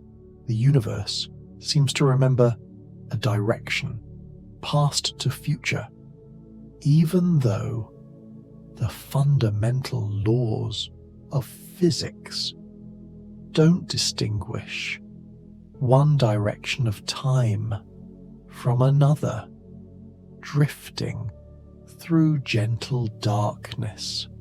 This asymmetry, this arrow, might arise from the universe's beginning, the Big Bang starting in a state of incredibly low entropy, high order, and ever since, things have been spreading, mixing, increasing in entropy, giving time its direction, its flow, from organized to scattered, from hot, concentrated to cold, diffuse, melting into silence.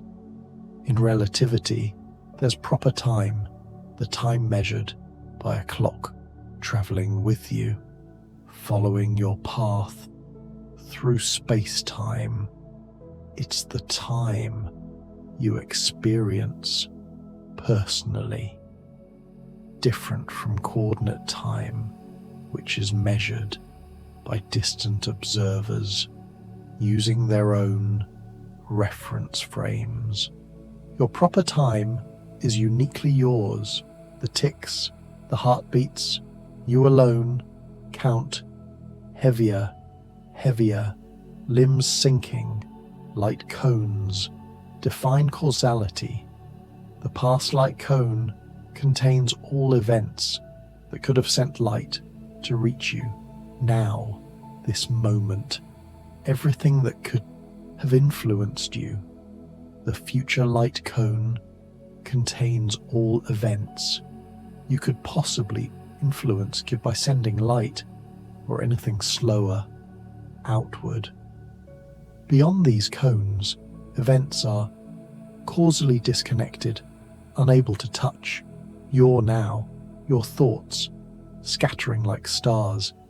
These cones are formed by null geodesics, the paths that light must follow through curved space-time, neither time-like nor space-like, but null, right on the boundary. These paths define what can signal what. They bend around massive objects, curve through gravitational wells, forming the structure of cause and effect throughout the cosmos, breathing, barely noticeable, now, wormholes, theoretical tunnels through space-time, connecting distant points, shortcuts that would require exotic matter, negative energy density to hold open. If they exist, they raise questions about causality, about traveling backwards in time, creating loops, paradoxes, grandfather scenarios, where effects precede causes, floating in vast emptiness. Chronology protection is a conjecture that the universe somehow prevents time travel that would violate causality, that the laws of physics conspire to forbid closed time-like curves, paths through space-time that loop back to their own past. Perhaps quantum effects destroy any wormhole before it can be used to send information backwards, the universe protecting its own consistency. Thump, thump, faint, distant, chronosingularities might exist, where time itself breaks down, becomes undefined. Not just spatial singularity as at black hole centers, but moments where the flow of time becomes infinite, or zero, or simply undefined.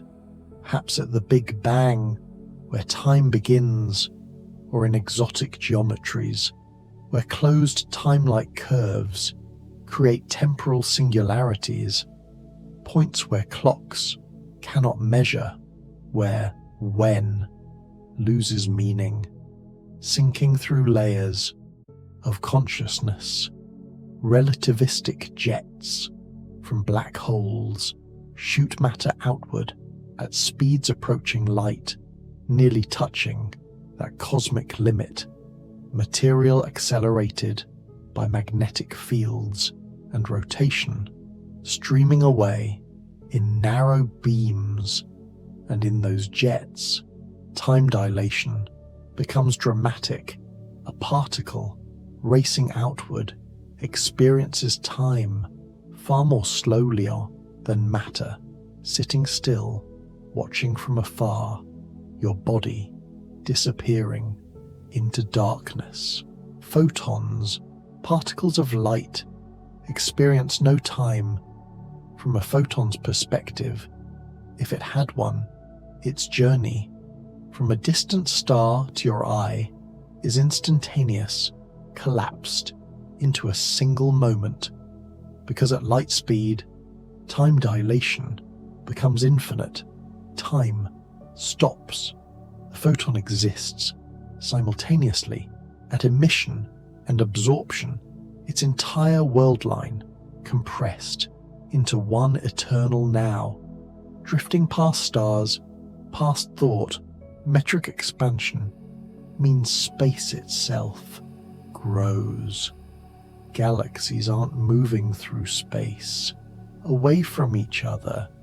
Space is stretching, carrying them apart, and this expansion can exceed light speed for objects far enough away. They recede faster than light, yet don't violate relativity because they're not moving through space. Space itself is expanding, growing between them, melting, dissolving. Horizon distances mark these boundaries. The particle horizon, roughly 46 billion light-years away, defines the edge of observable space. Light from beyond hasn't had time to reach us yet. The event horizon is different, stranger, defining what we'll ever be able to see. As expansion accelerates, driven by dark energy, more galaxies slip beyond forever, their light stretched, redshifted, until it can never reach us. Your breath, a whisper, barely there. Relativity of motions means there's no absolute reference frame, no privileged position in the universe. You can't say you're truly at rest while everything else moves. You can only say how fast something moves relative to you. Motion is relational, comparative, never absolute. Heavier, impossibly heavy, sinking forever. Deep space, far from massive objects, is where time runs fastest, least affected by gravitational wells. Out in the voids between galaxy clusters, clocks tick ever so slightly faster than here, than anywhere with mass nearby. The emptiest places have the quickest time, the least curvature in space-time's fabric, floating in timeless space. Cosmic causality ensures that cause precedes effect in any reference frame. No matter how you're moving, you'll never see an effect happen before its cause. Relativity preserves this ordering for events that are causally connected, linked by light or slower signals. The light cones guarantee this. Their geometry protects causality. Thump, thump, barely a murmur. Supernova explosions serve as cosmic clocks. Standard candles wipe their brightness, and the way their light curves evolve tell us distances and reveal the universe's expansion history.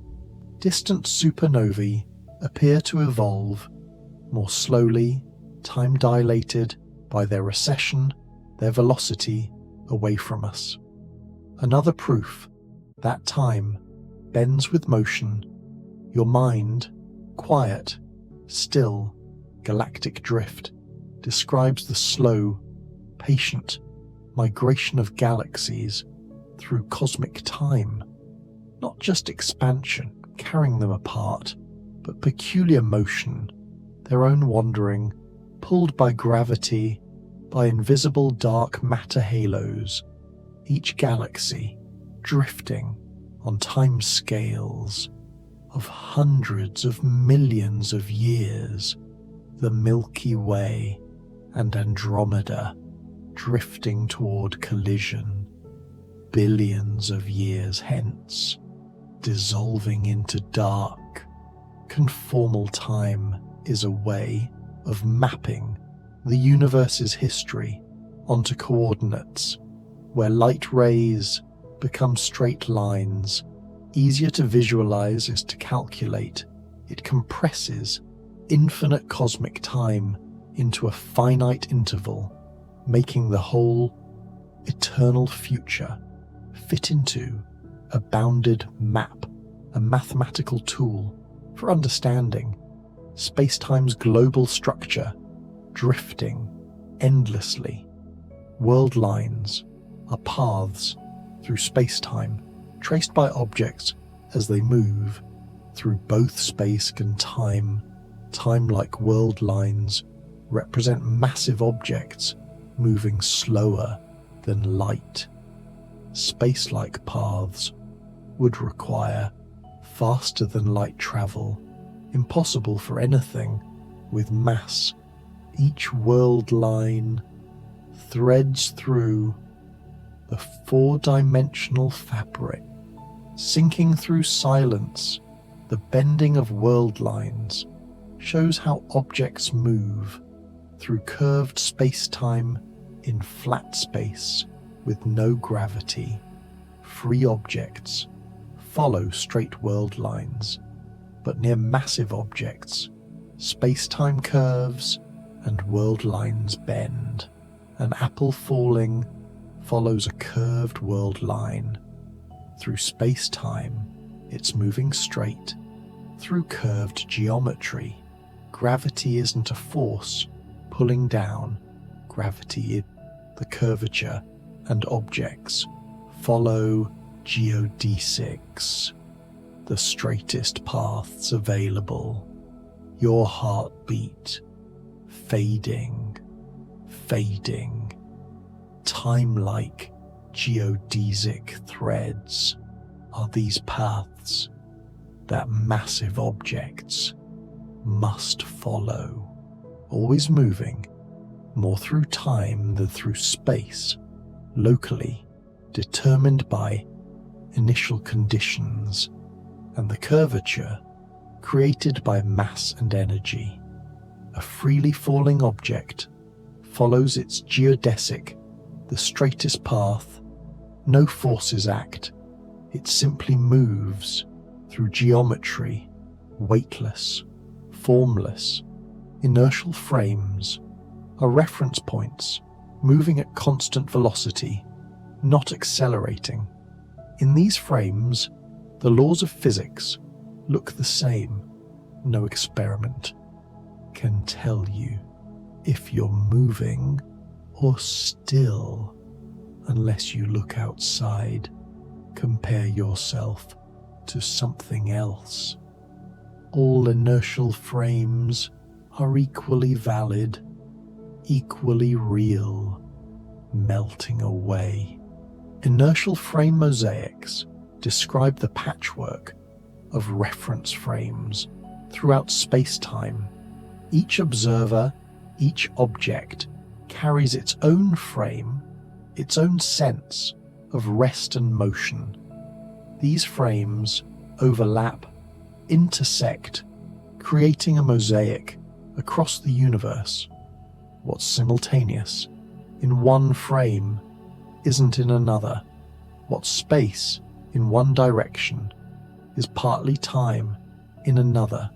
A mosaic of perspectives, all valid, none absolute. Thump, faint, distant. Lorentz transformations are the mathematical rules that relate one observer's measurements of space and time to another's, moving at constant velocity. They replace old Galilean rules and reveal how time and space mix together, rotate into each other, like perpendicular directions in space-time, length contraction, time dilation, relativity of simultaneity, all emerge from these transformations, floating past galaxies, unseen. Proper length is the length of an object, measured in its own rest frame.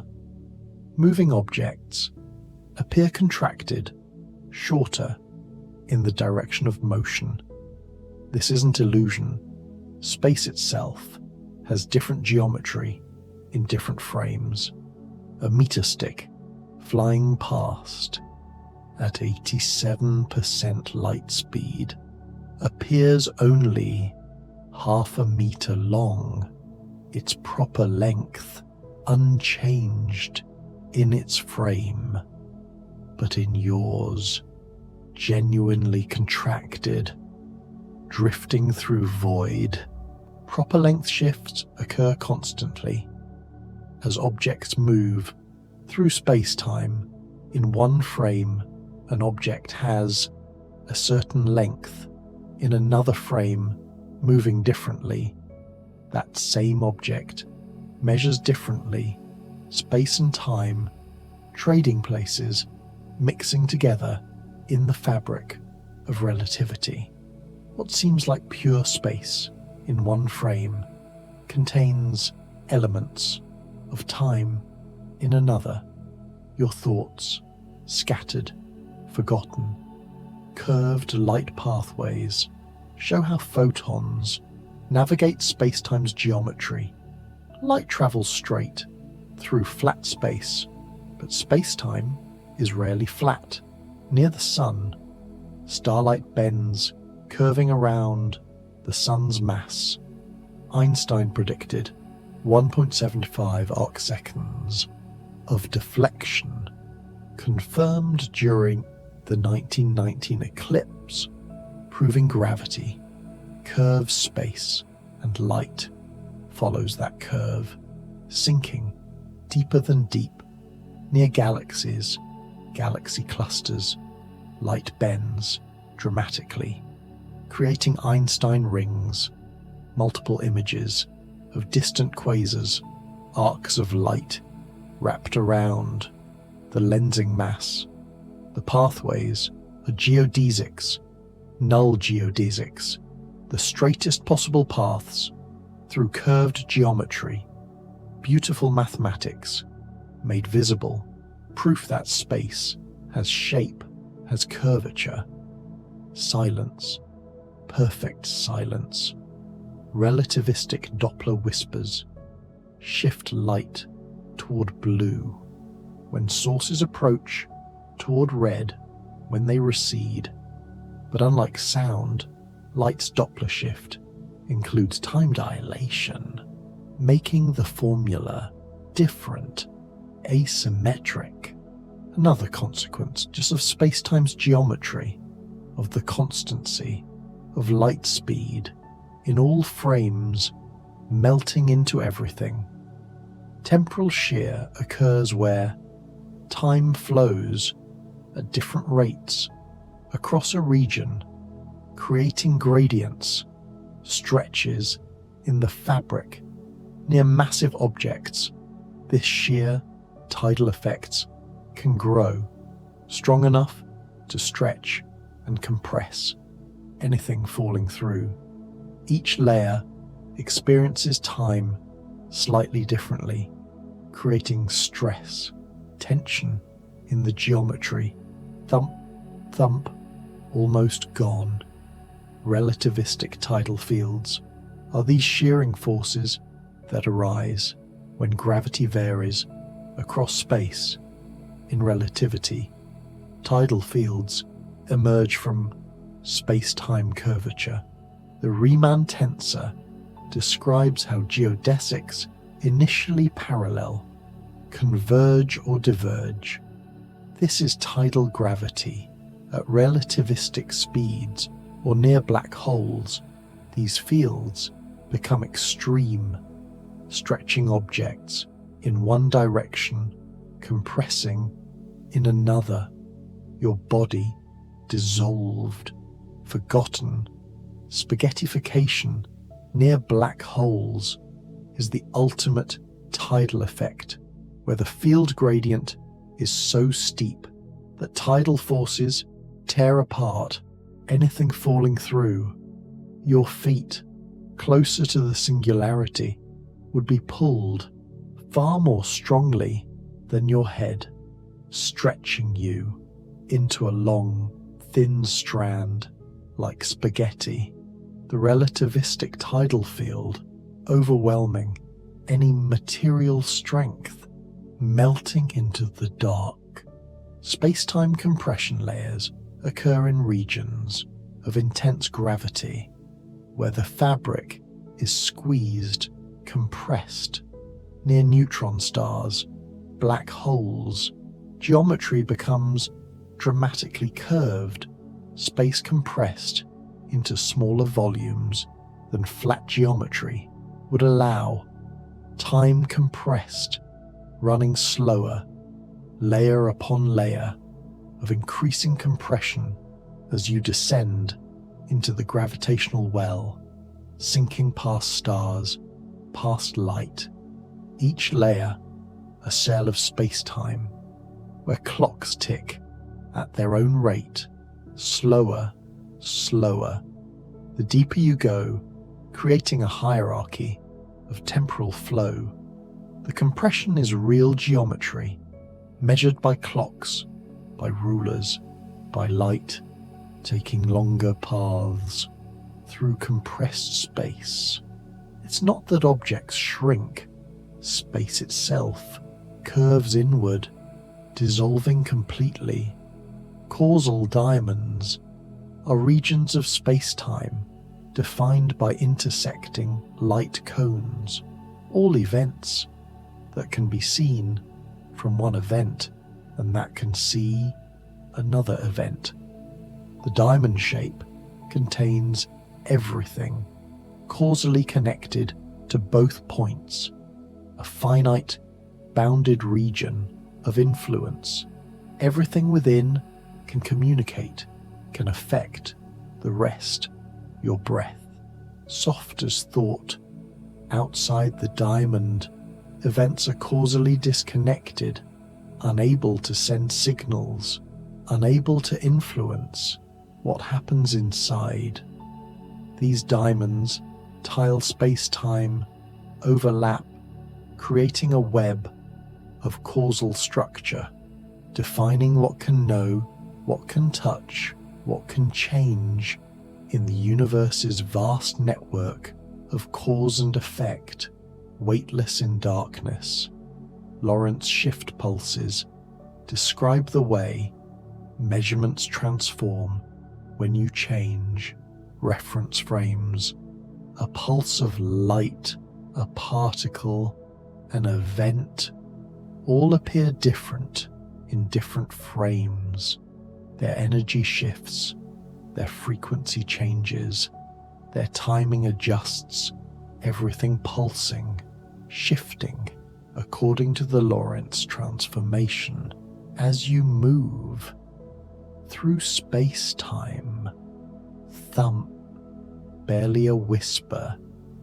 These shifts are continuous, smooth, as velocity changes, creating a spectrum of observations, all equally valid, all seeing the same events, but measuring them differently.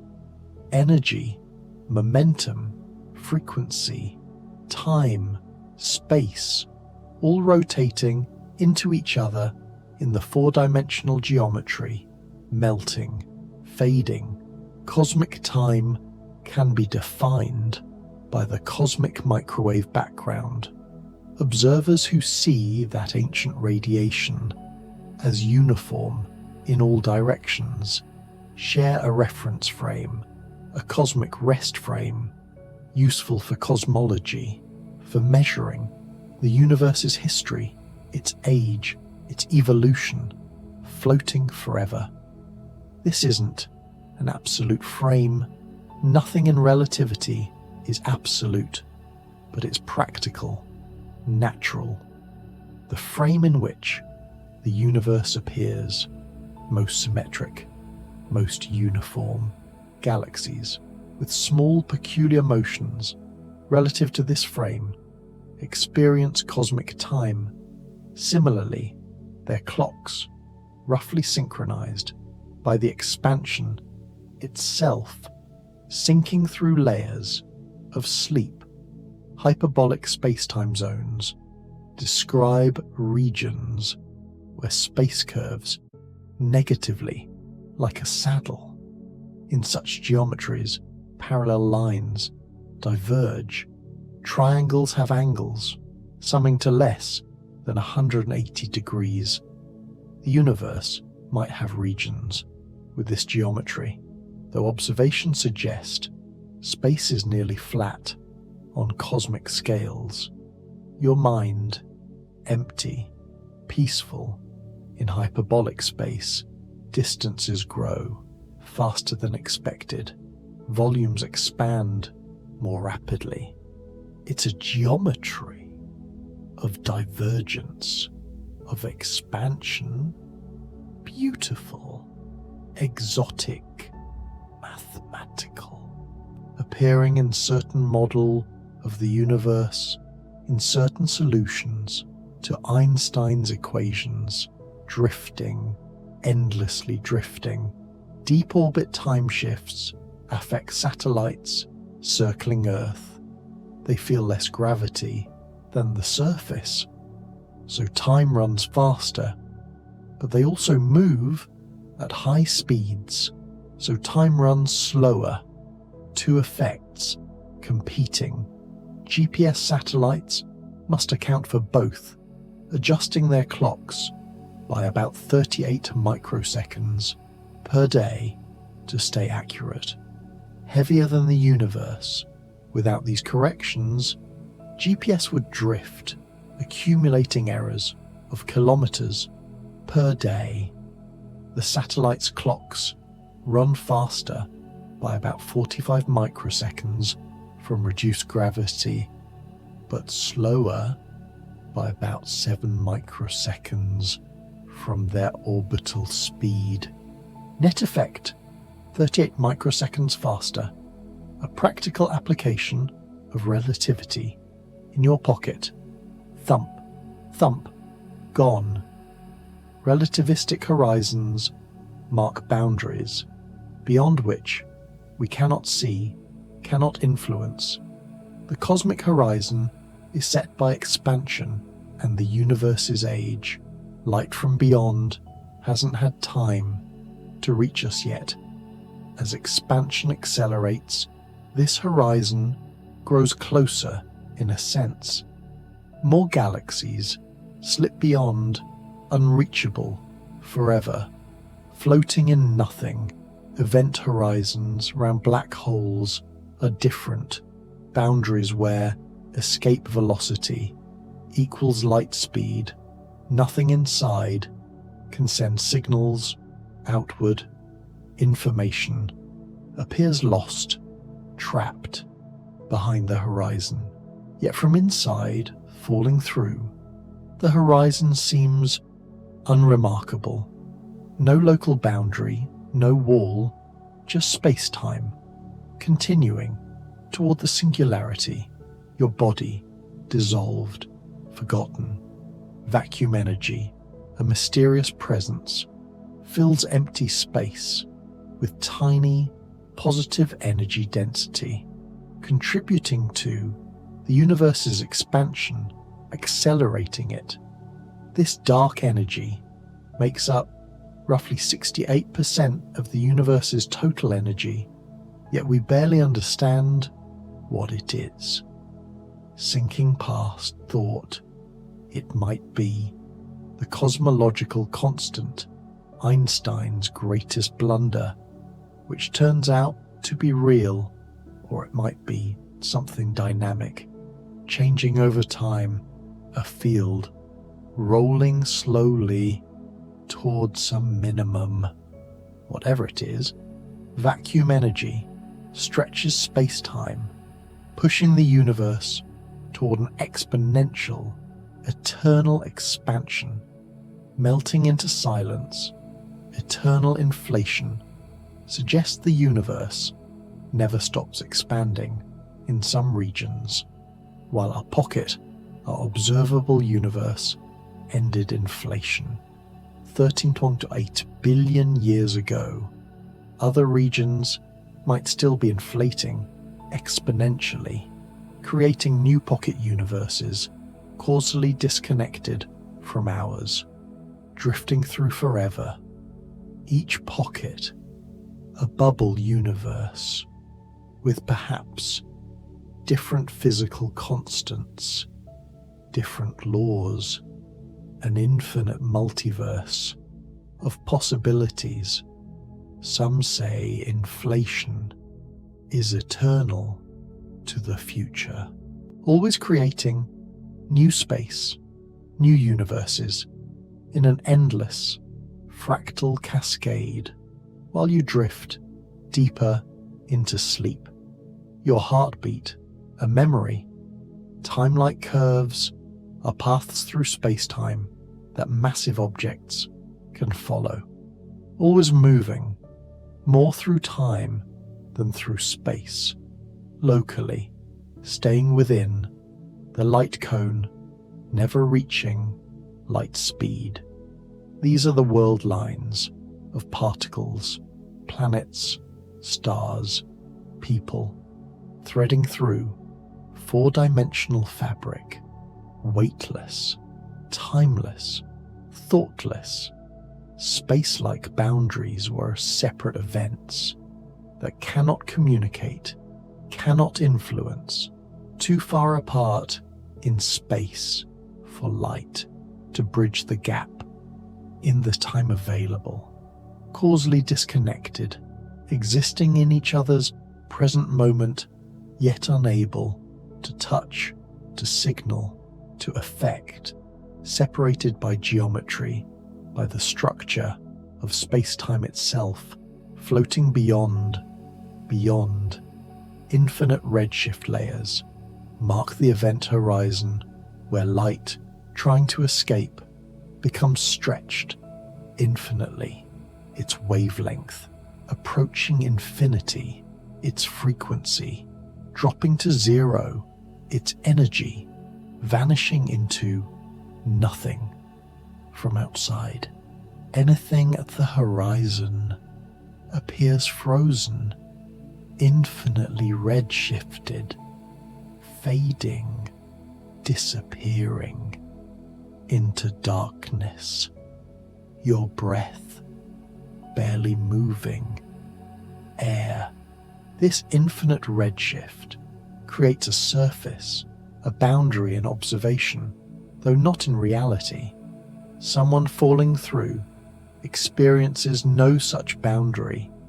Time continues, space continues, until the singularity, but from outside, the horizon appears as a surface of infinite time dilation, where time stops, drifting through vast emptiness.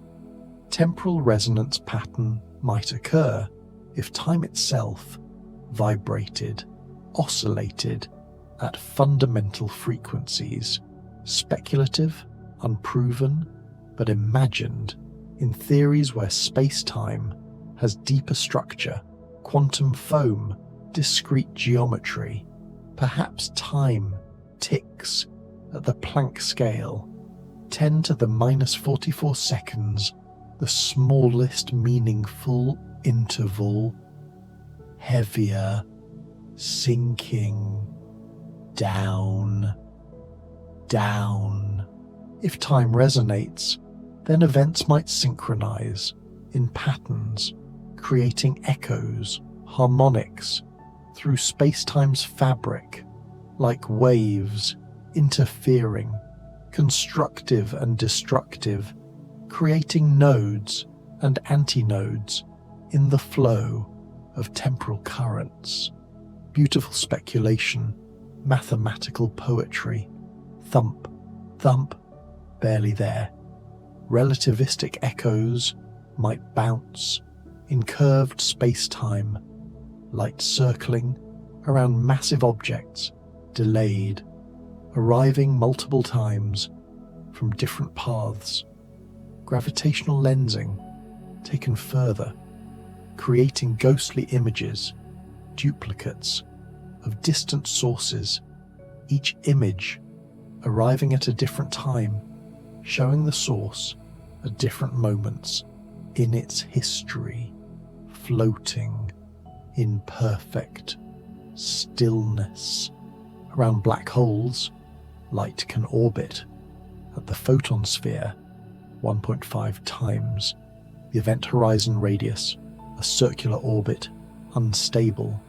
Photons trapped, circling until tiny perturbations send them spiraling inward to the horizon or outward to escape.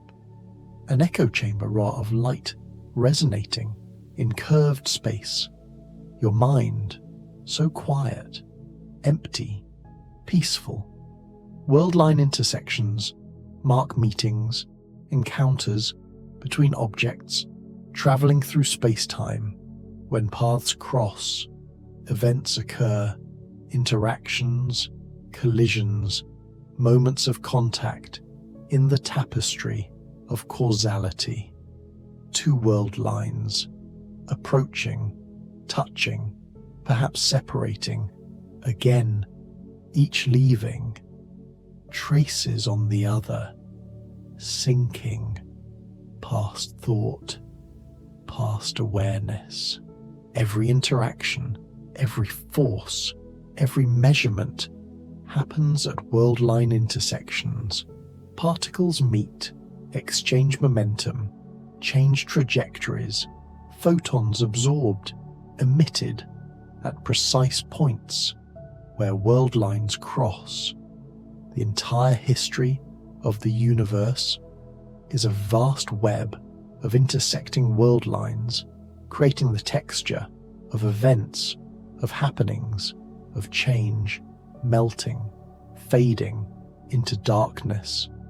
Accelerated time gradients appear near massive objects. The deeper you are in a gravitational well, the slower time runs, creating gradients where each meter of altitude brings a tiny, measurable increase in the rate of ticking clocks, smooth, continuous gradients flowing from deep to shallow in the well, drifting beyond, at Earth's surface versus GPS orbit about 20,000 kilometers up. The gradient creates that 38 microsecond daily difference. At the sun's surface versus Earth, the difference grows larger. Near a neutron star, the gradient becomes extreme. Time at the surface runs dramatically slower than time far away. Your heartbeat fading. Timeless space-time pockets might exist in quantum gravity, regions where time has no meaning, no flow, no arrow, only space, pure geometry, frozen, static, eternal, perhaps at the Big Bang before time began, or inside black holes, past the horizon where time and space swap roles, floating in perfect stillness.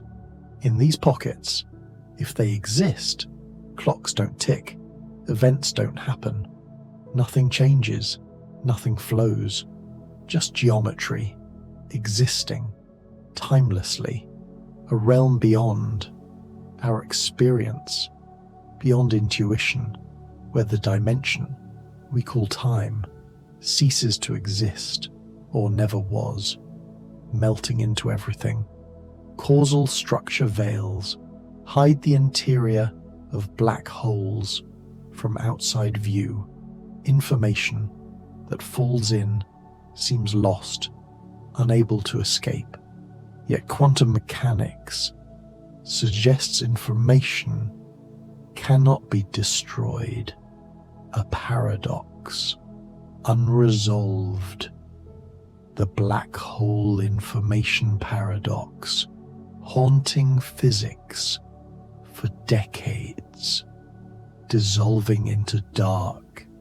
Perhaps information is encoded on the event horizon in microscopic details of its geometry. Perhaps it escapes slowly through Hawking radiation, quantum tunneling from the horizon, or perhaps the interior remains until the black hole evaporates completely, billions upon billions of years hence. Thump, faint, distant, relativistic spiral flows occur in accretion disks around black holes, matter spiraling inward, pulled by gravity, orbiting faster and faster as it approaches the innermost stable orbit 3 times the horizon radius. Beyond that, it plunges inward, crossing the horizon in milliseconds, floating past galaxies unseen. In the disk, speeds approach light speed. Time dilates dramatically. Material in the inner disk ages more slowly than material farther out.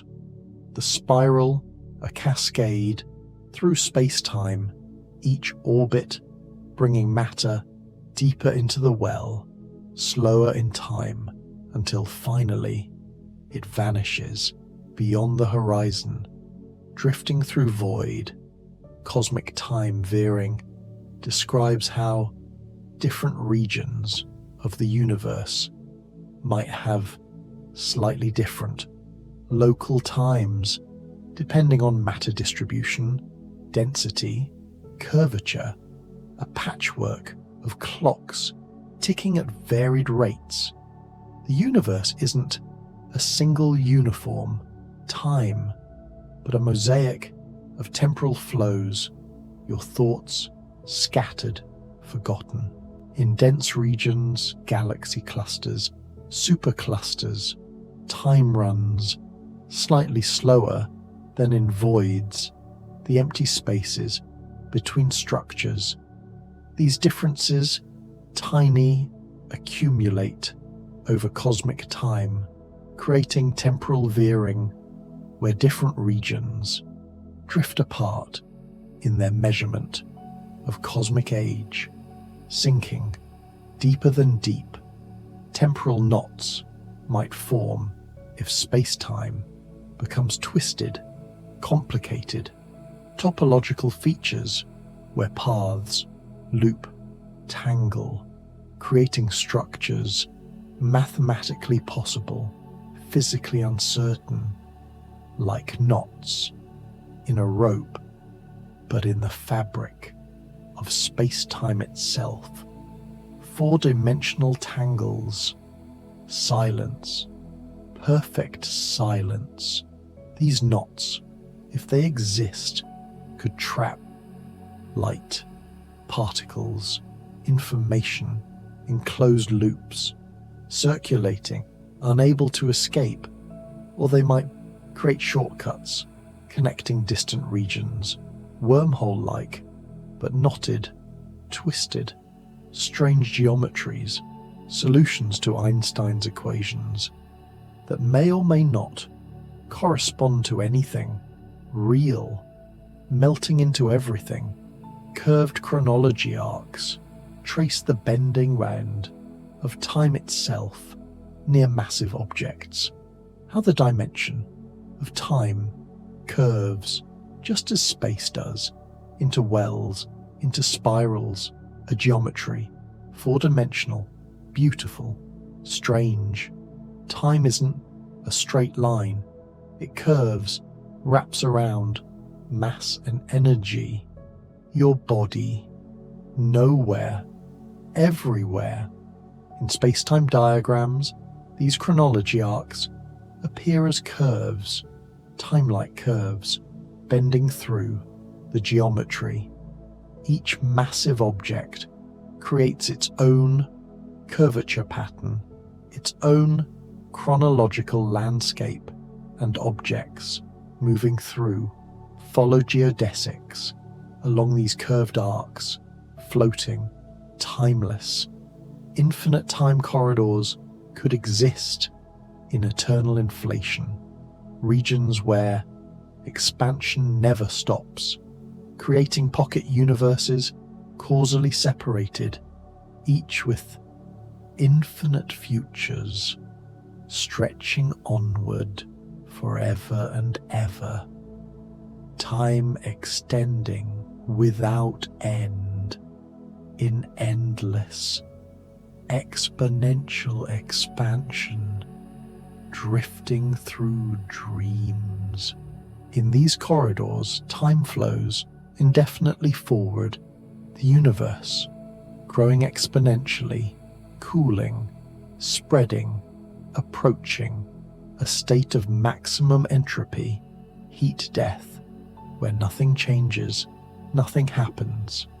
Time continues, but events cease, a future of infinite duration, yet empty, of meaning, sinking past stars, past light.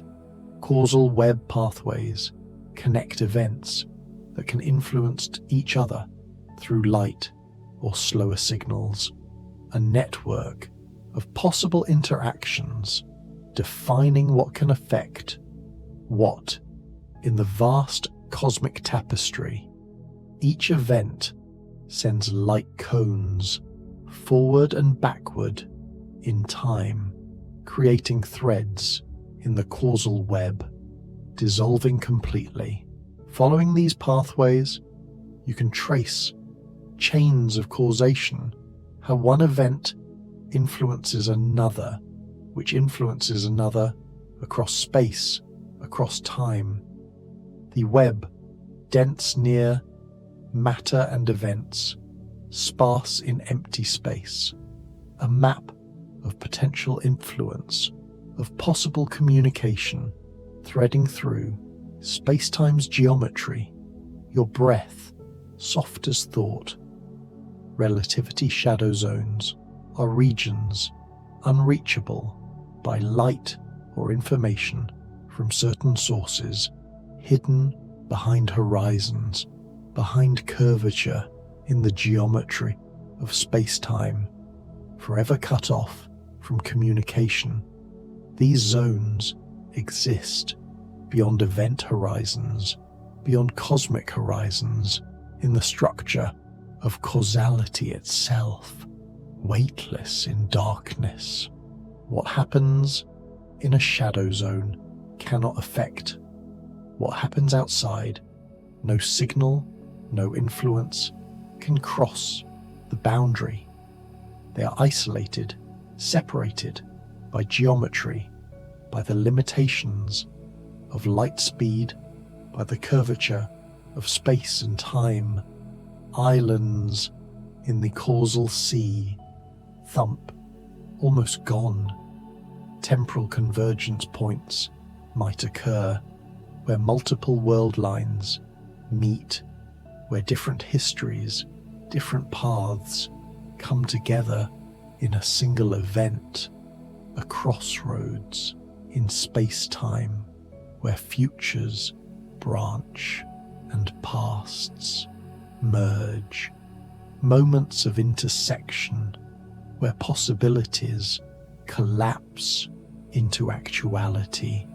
Your body, nowhere, everywhere. Every measurement, every observation is a convergence point where quantum possibilities has become classical events, where probability waves collapse into definite outcomes, world lines converging, interacting, separating, creating the texture, the flow of experienced reality, melting into everything. Temporal drift corridors could be paths through regions where time flows, strangely, variably, channels in space-time where clocks behave unpredictably, speculative, imagined in exotic geometries where space-time becomes turbulent, chaotic, less smooth than usual, floating forever, perhaps near cosmic strings, domain walls, other topological defects. Time might drift, creating corridors of temporal anomaly, or perhaps in quantum fluctuations at tiny scales, time itself becomes uncertain, probabilistic, drifting like smoke in the quantum foam, sinking through layers of sleep. Relativistic phase windows describe moments when moving observers see events in different orders, their relative motion, shifting the phase of when things happen. Simultaneity shattered into observer-dependent sequences. What's first in one frame might be second in another, as long as they're not causally connected. Your mind, empty, peaceful. The phase shifts smoothly, continuously, as velocity changes, creating windows where different orderings are possible, all consistent, all valid. This doesn't violate causality. Events that can influence each other maintain their order in all frames. Only causally disconnected events can swap their temporal sequence, drifting, endlessly drifting. Slow time gravitational wells are regions deep in gravity where time crawls compared to distant space. The ultimate well, a black hole's horizon where time nearly stops.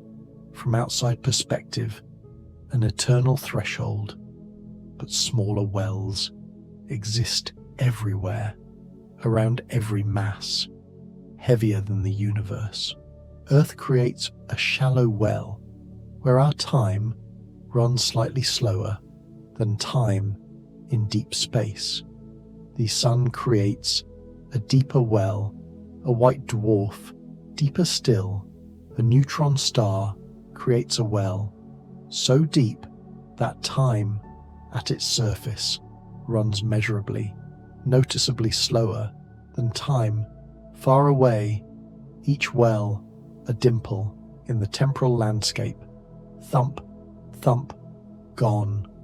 Worldsheet ripples in string theory describe how fundamental strings vibrate, move through space-time, creating particles, forces, gravity itself. Everything emerges from geometry, from motion in extra dimensions, curled up, tiny, invisible at everyday scales, floating in nothing.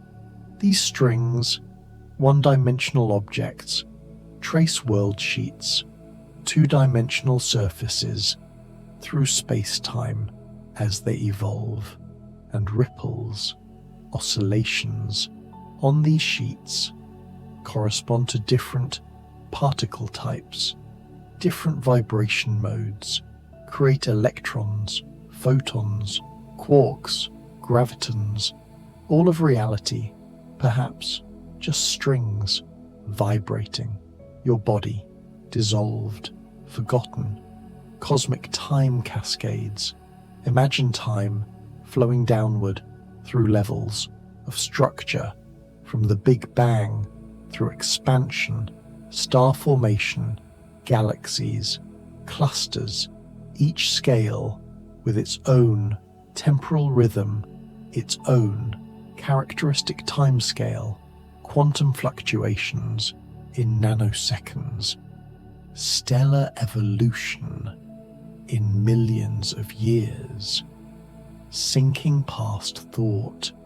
These cascades create a hierarchy of temporal processes, fast processes nested within slower ones, creating the texture, the complexity of cosmic evolution, each level flowing at its own pace, yet all connected, all part of one unfolding cosmic story, melting into silence. Time like resonance arcs could connect, events separated in time, creating echoes, patterns that repeat through cosmic history, cyclical models where universes expand, contract, bounce eternally, each cycle an arc curving through higher dimensional space, time itself becoming cyclic, drifting through forever. In these models, the Big Bang isn't the beginning, but a transition from a previous contracting phase, and the far future might see another just contraction, leading to another bounce, another expansion, eternal recurrence on cosmic scales, time arcing through infinity, your heartbeat, a memory. Space-time fold points might exist where geometry becomes so curved, so compressed, that space and time fold onto themselves, creating singularities as boundaries or edges of what can be calculated, where mathematics breaks down, where prediction ends, weightless, timeless, thoughtless. At the Big Bang, space-time might fold from nothing into existence. At black hole singularities, it might fold into infinite density. These fold points mark the limits of general relativity, where quantum effects must dominate, where new physics is needed. Floating beyond, relativity echo chambers could trap light or information, bouncing repeatedly in curved geometries before finally escaping or falling inward. Photons circling black holes, delayed, multiplied in their journey, creating multiple images of the same source, arriving at different times, your breath barely moving, air in extreme curvature near black holes, near cosmic strings. Light might circle multiple times before reaching an observer, each circuit adding delay, creating echoes, temporal and spatial, a hall of mirrors in curved space-time where light loses its way, circles before finding escape, drifting through vast emptiness. Chronofield gradients describe the changing rate of time flow across space, gradients that create tidal forces stretching in one direction, compressing in another. The mathematics of curved time. The gradient is the derivative of time's flow with respect to position, heavier, sinking, down, down.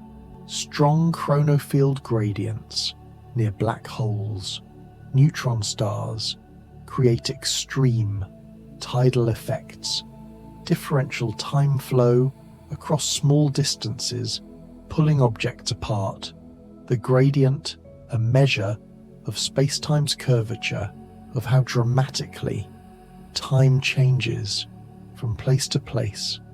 Thump, thump, barely there, and here you've drifted through so many more mysteries, woven through relativity, through time, each one a thread in the cosmic tapestry. Some proven, measured, others imagined, possible, all part of how the universe curves, stretches, flows, floating in perfect stillness. Your mind, so quiet, empty, peaceful. Time symmetry is a curious property of fundamental physics. Most laws look the same, whether time runs forward or backward. Equations work in either direction. A particle collision, filmed in reverse, would obey the same laws, yet we never see broken cups reassemble or heat flow from cold to hot, sinking past awareness.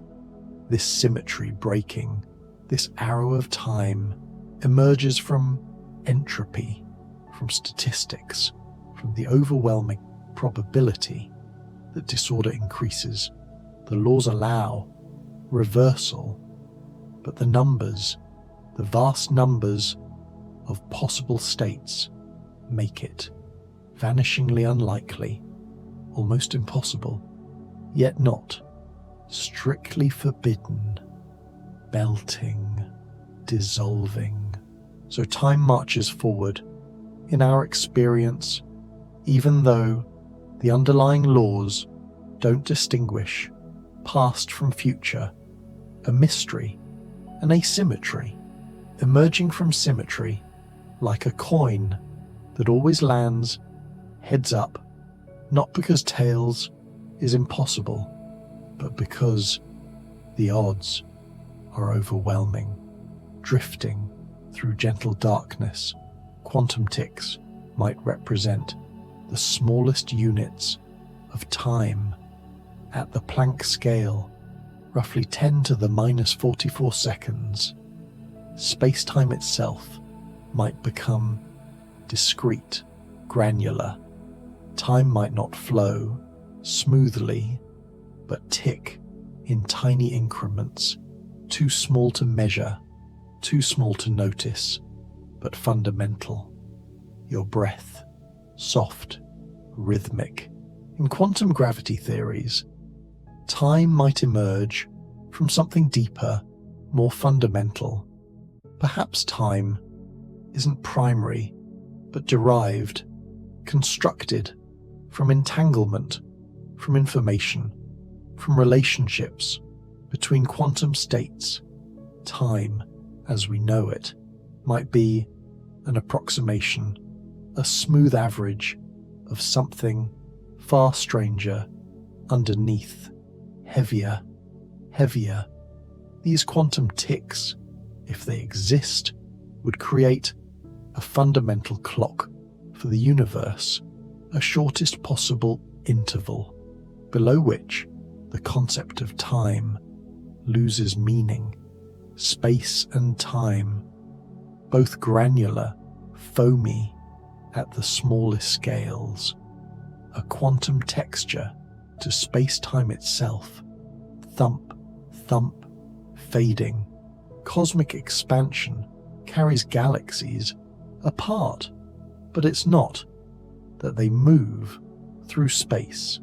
Space itself is growing, stretching between them. Metric expansion, where the metric, the measure of distance, changes over time, the fabric expanding everywhere at once, floating, weightless. This expansion was slower in the past, when the universe was denser, but about 5 billion years ago, it began accelerating, driven by dark energy, vacuum energy, something pushing, space apart, the expansion rate described by the Hubble constant, roughly 70 kilometers per second per megaparsec of distance, sinking deeper, deeper. Every megaparsec, roughly 3.26 million light-years of distance, sees space expand at 70 kilometers per second. For nearby galaxies, this is slow. For distant ones, it adds up. Eventually, for galaxies far enough, the expansion exceeds light speed. They recede faster than light, yet nothing moves through space. Space itself expands, melting away. Redshift drift is a subtle effect. Over decades, centuries, the redshift of distant galaxies should change slightly as expansion accelerates. Light that reaches us today versus light that reaches us tomorrow will have experienced slightly different expansion histories. The difference, tiny but measurable, with precise enough instruments, your eyelids impossibly heavy. Future telescopes might detect redshift drift, watching the same distant galaxy for decades, seeing its redshift slowly increase, direct evidence of accelerating expansion. Another window into the universe's temporal evolution, its fate, expansion, accelerating forever, drifting through emptiness. The universe age markers lie scattered throughout space-time. Ancient light from the cosmic microwave background marks 380,000 years after the Big Bang. The oldest stars mark the first few 100 million years. Galaxies at different distances show different epochs, different stages of cosmic evolution. Breathing, barely there. Looking outward into space is looking backward in time. Light from distant galaxies took billions of years to reach us. We see them, not as they are now, but as they were. When that light departed, the universe as a time machine, showing its own history, layered by distance. Thump, thump, barely audible. The most distant galaxies, visible today, appear as they were just a few 100 million years after the Big Bang. Young, small, irregular, forming stars. Frantically, we can't see them as they are now. 13 billion years later, that light hasn't reached us yet, won't reach us for billions of years more, sinking through layers. Dark energy timeline suggests a future of eternal expansion, accelerating forever as dark energy dominates more and more. Expansion accelerates. Galaxies beyond our local group will recede beyond the cosmic horizon, their light so redshifted it can never reach us. The universe emptying from our view, melting into softness. Trillions of years hence, only our local group, gravitationally bound, will remain visible. Everything else vanished beyond the horizon.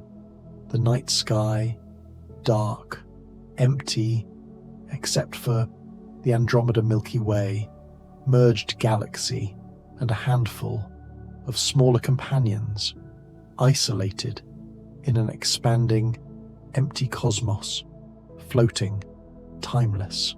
Eventually, even stars will cease forming as gas exhausts. The last stars, red dwarfs, will burn for trillions of years, then fade. The universe cooling, darkening, approaching, heat death, maximum entropy, where nothing changes, nothing happens. Time continues, but events cease. Your thoughts scattering. This is the dark energy timeline, the far future, sketched by our understanding of accelerating expansion, a lonely, cooling, darkening universe, stretching forever, yet still obeying relativity, still curved, still flowing, with time drifting endlessly. Relativistic velocity transforms everything about motion at everyday speeds. Newtonian physics works fine, but as objects approach light speed, strange things happen. Time dilates, length contracts, mass energy increases. The rules change, revealing relativity's deeper truth, heavier, sinking. At 90% light speed, time slows to less than half its normal rate. At 99% to about 1/7, at 99.9% to about 1/22. The factor gamma grows without bound, approaching infinity as velocity approaches light speed, making that ultimate speed forever unreachable. Thump, faint, distant. Particles in accelerators reach 99.99% light speed and higher, their lifetimes extended dramatically by time dilation. Moons created in the upper atmosphere should decay in microseconds, yet reach the ground because their internal clocks run so slowly. They experience microseconds while we experience much longer, dissolving into dark. Time perception differs between frames. An astronaut traveling at relativistic velocity perceives time. Normally, their watch ticks, their thoughts flow, their heartbeat steady. They don't feel time slowing. It's only when comparing with someone who stayed behind that the difference becomes apparent. Melting, fading. This is proper time, each observer's personal time, flowing normally for them. Yet when world lines separate and rejoin, when twins travel differently through space-time, their proper times differ. One has aged more, experienced more, heartbeats, more breaths. The travelling twin, younger, floating in vast darkness. Rotating black holes are different from static ones. They spin, dragging space-time around them.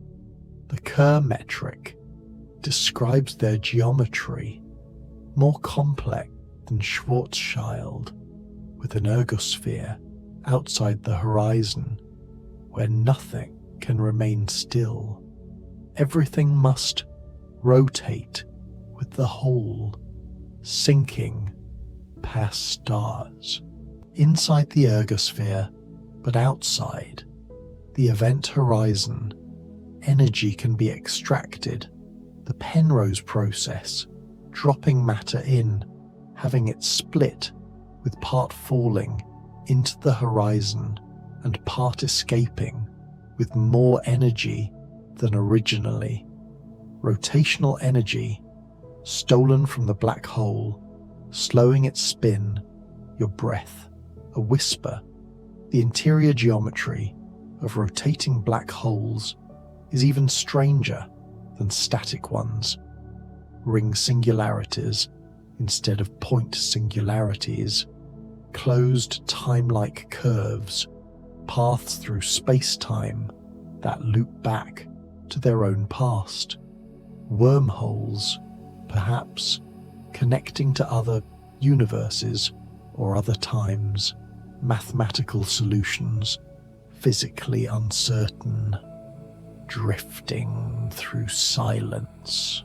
Space-time ripples are gravitational waves is propagating outward from accelerating masses, carrying energy, momentum, information about their sources to black holes, merging, send ripples, compression and expansion, racing across the universe at light speed, forever, heavier, impossibly heavy.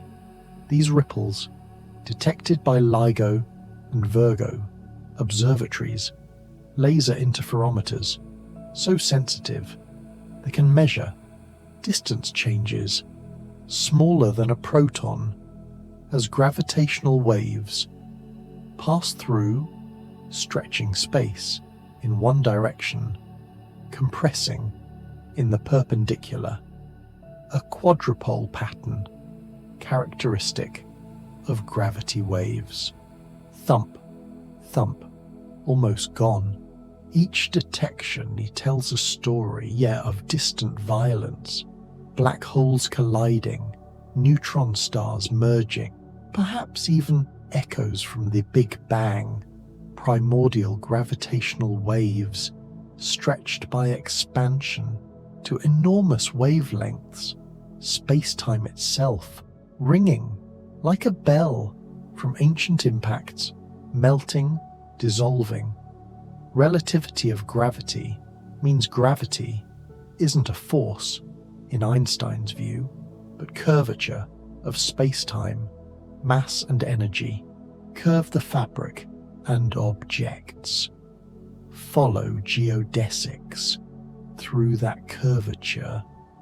What Newton called gravitational force is really the geometry of space-time itself, floating past thought.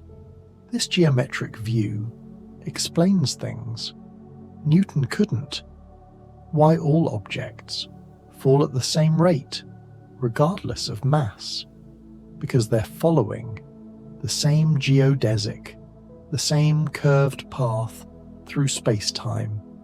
Why light bends near massive objects, even though it has no mass, because it follows null geodesics through curved space, sinking through forever. The equivalence principle underlies this. The idea that gravity and acceleration are locally indistinguishable. Standing on Earth feels the same as being in a rocket, accelerating at 9.8 meters per second squared.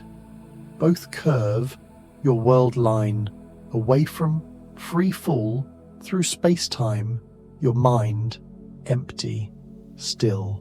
Deep space relativity, far from massive objects, shows us what flat space-time looks like, or nearly flat.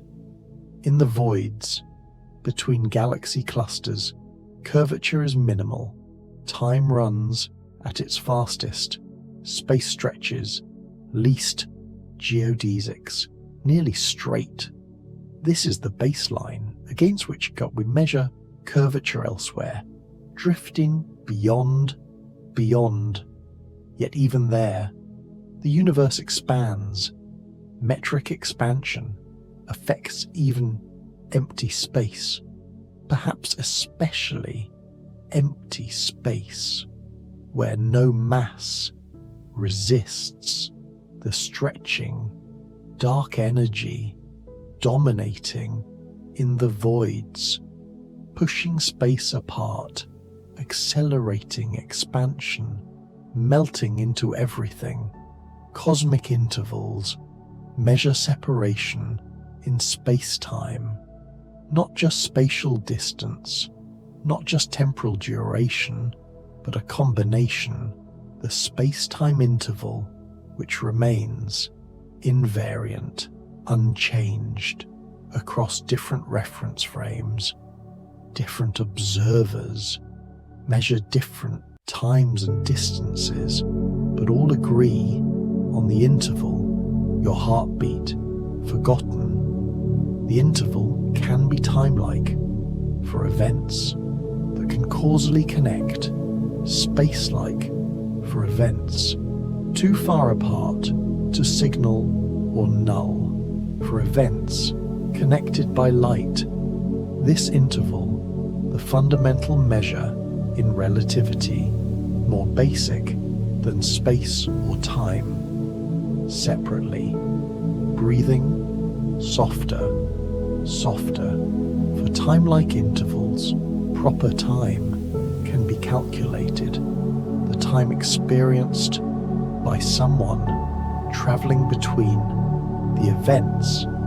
For space-like intervals, proper distance, the distance measured in a frame where the events are simultaneous. For null intervals, the interval is zero.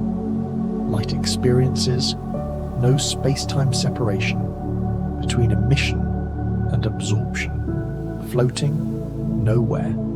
Cosmic synchrony is difficult to achieve because simultaneity is relative. Different observers disagree on what's happening now across the universe. There's no universal present moment extending through space. Each observer has their own notion of now, their own simultaneity slice through space-time. Thump, barely a murmur. The cosmic microwave background provides a practical synchronization. Observers who see it as uniform, as the same temperature in all directions, share a reference frame, a cosmic time. This isn't absolute, but it's natural, convenient for cosmology. Most galaxies have small motions relative to this frame, roughly synchronized in cosmic time, sinking deeper than thought. Relativistic lensing bends light around massive objects, creating distorted images of background sources. Einstein rings, multiple images, arcs of light, strong lensing, when alignment is good and mass is large, creates dramatic, obvious effects. Weak lensing, subtle distortions, requiring statistics to detect, but revealing. Dark matter's distribution, melting into silence. Galaxy clusters containing trillions of solar masses create powerful lenses, bending light from distant galaxies. Behind them, magnifying, distorting, sometimes creating 5 or 6 images of the same galaxy, each appearing at different positions, different times, light taking different paths through curved space, drifting through darkness. This lensing is pure geometry, light following, null geodesics through curved space-time. The amount of bending reveals the mass of the lensing object, often showing far more mass than visible matter can account for. Dark matter, invisible, detected only through its gravity, through its curvature of space, your body dissolving. Cosmic time fractures might occur, in exotic geometries, where space-time's topology becomes complicated, regions disconnected in time, where past and future don't connect smoothly, fractures, discontinuities in temporal flow, mathematically possible, physically uncertain, floating, timeless. In some solutions to Einstein's equations, time splits, branches, multiple futures, emerging from one past or multiple pasts, converging to one future. These fractures create paradoxes, problems with causality. Perhaps they're forbidden by physics we don't yet understand, or perhaps they hint at quantum branching, many worlds, sinking past everything. Null geodesics deserve deeper exploration. They're the paths that light must follow, the boundary of causality, neither time-like nor space-like, but exactly on the edge.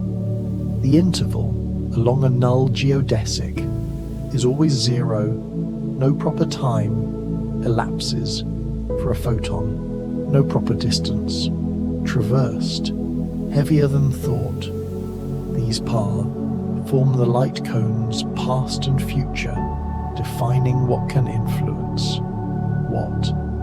They bend around massive objects, curve through gravitational wells, creating all the effects of gravitational lensing.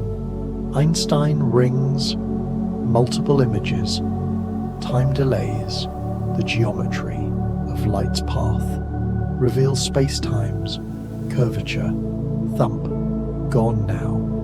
In curved space-time, null geodesics can do strange things, circle black holes multiple times before escaping or falling in, connect distant points through wormholes, if they exist, cross their own past in exotic geometries with closed time-like curves. The boundaries of causality themselves become curved, complicated, melting, fading, vacuum energy timelines extend into the far future as dark energy dominates more and more. The universe approaches exponential expansion at a sitter space-time where expansion accelerates forever.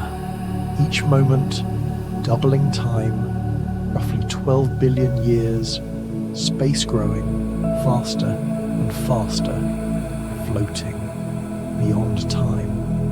In this timeline, the cosmic horizon approaches a fixed distance, about 16 billion light years in co-moving coordinates. Beyond this, galaxies recede faster than light, permanently unreachable. The observable universe shrinks in content, even as space expands more and more, disappearing beyond the horizon, drifting through infinity. Eventually, even local structures might tear apart. The Big Rip, if dark energy, strengthens over time, increasing in density, eventually overcoming gravity, electromagnetism, nuclear forces, tearing apart galaxies, stars, planets, atoms, nuclei. In the final moments before the rip, space expanding so fast that space-time itself becomes singular, the mind scattered, lost. But if dark energy remains constant, a cosmological constant, the universe simply expands forever, cooling, darkening, approaching, heat, death, no big rip, just eternal or lonely expansion. Stars fade, black holes evaporate through Hawking radiation over 10 to the 100 years or more. Eventually, nothing remains but dilute radiation in ever-expanding, empty space, sinking through eternity. Space-time compression layers near neutron stars are dramatic. These objects, 1.5 solar masses, compressed into a sphere only 20 kilometers across, density so high that gravity becomes extreme, time dilation significant, space curved intensely, breathing, barely moving. At a neutron star's surface, time runs about 30% slower than far away. Clocks tick visibly differently.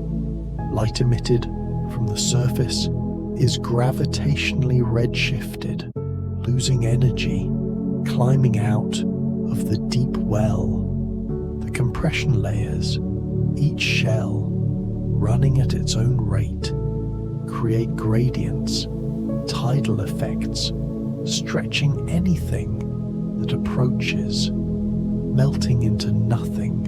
Inside, matter is compressed into exotic states, neutronium, where electrons and protons merge into neutrons, perhaps quark matter yet as in the core, where neutrons themselves break down into constituent quarks, a laboratory of extreme physics where relativity and quantum mechanics both dominate, thump, a memory. Time-like geodesic threads weave through space-time. Each massive particle traces its thread, its world line, through the four-dimensional fabric. These threads never exceed light speed, never leave their light cone, always time-like, always moving, more through time than through space, locally floating in emptiness. The collection of all world lines as creates a tapestry, the history of the universe, every particle, every atom, every person, tracing their thread through space-time, threads intersecting, interacting, separating, the entire story of causality, of events, encoded in the pattern of these geodesic threads, drifting, dissolving. In curved space-time, the threads bend, curve around massive objects, following the geodesics through the geometry. What appears as gravitational attraction is really just threads curving through curved space. No force needed, just geometry, just the shape of space-time itself. Your breath, forgotten. Cosmic shearing planes exist where large-scale tidal forces from matter distribution stretch space. These planes, surfaces in the cosmic web where the stretching is strongest, dark matter, filaments and sheets, create shear, affecting galaxies, distorting shapes, sinking past awareness. Weak gravitational lensing measures this shear. Distant galaxies appear slightly elongated, aligned in patterns that reveal the intervening matter, the dark matter distribution. By mapping these shearing planes, cosmologists reconstruct the invisible scaffolding of the universe, the architecture of space-time's curvature melting away.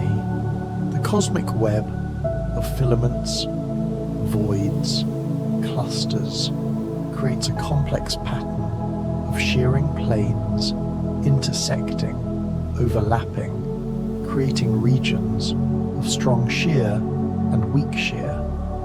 This large-scale structure shapes galaxies, influences their formation, their evolution. The universe's geometry at the largest scales, revealed through subtle distortions in light, floating nowhere. Inertial frame mosaics tile space-time with countless reference frames, each moving differently, each measuring space and time differently, yet all valid, all consistent. Through Lorentz transformations, the universe has no preferred frame, no absolute rest, only this mosaic of perspectives, your mind empty, peaceful, switching between frames, rotates space into time and time into space, mixing the dimensions. What one observer sees as purely spatial separation, another sees as containing temporal separation too. The angle of rotation depends on their relative velocity, approaching 45 degrees as velocity approaches light speed, drifting beyond. This mosaic, this patchwork of perspectives is the essence of relativity. No single truth about space and time separately, but agreement on space-time, on the invariant interval, on causality, on the light cones. The underlying geometry remains consistent, even as measurements vary, frame to frame, sinking forever. Bending of world lines shows gravity's effect on motion through space-time. Freely falling objects follow geodesics, the straightest paths through curved geometry. But these paths appear bent, curved, when plotted against flat coordinates. The curvature of the world line reveals the curvature of space-time itself. Thump, barely existing, an orbit is a world line curving through space-time. The Earth, orbiting the Sun, follows a geodesic through the curved space created by the Sun's mass. It's not moving in a circle through flat space, pulled by force. It's moving straight through curved, four-dimensional space-time. Its world line a helix in space-time, spiraling through time while circling in space, melting, dissolving, fading. Every fall, every trajectory, every orbit is a bent world line, appearing curved, because space-time itself is curved. The mathematics of geodesics, of curvature, of the Riemann tensor describes precisely how world lines must bend in any given geometry. General relativity reduces to geometry, pure and simple, floating, timeless, thoughtless. And here, in this deepest quiet, you've drifted through 100 mysteries, woven through relativity, through time, some proven, measured, confirmed in labs, in space, others speculated, imagined, mathematical, all part of the grand tapestry of how the universe truly is. Your body, gone, released. Time is not a river, not absolute, not universal. It's a dimension woven with space, into space-time, a fabric that curves, stretches, bends around, mass and energy. It flows at different rates depending on where you are, how you move, how deep you sit in gravity's well, breathing, barely there. Every clock ticks its own time. Every observer experiences their own flow, their own proper time, yet all agree on the geometry, on the space-time interval, on causality, on what can influence what. The universe has a structure, a consistency, even while measurements vary frame to frame, drifting through forever. Black holes curve space-time so extremely that time stops at their horizons from outside view, yet inside, time continues until the singularity, where space-time becomes infinite, undefined, the ultimate mystery, the ultimate curvature, where relativity meets its limits, sinking through all layers. Light travels always the same speed, the cosmic constant that makes everything else relative. Because light speed never changes, time must dilate, length must contract, simultaneity must shatter, all to preserve that one invariance, that one truth, light speed, unchanging, heavier than existence. Gravitational waves prove space-time can move, can ripple, can carry energy.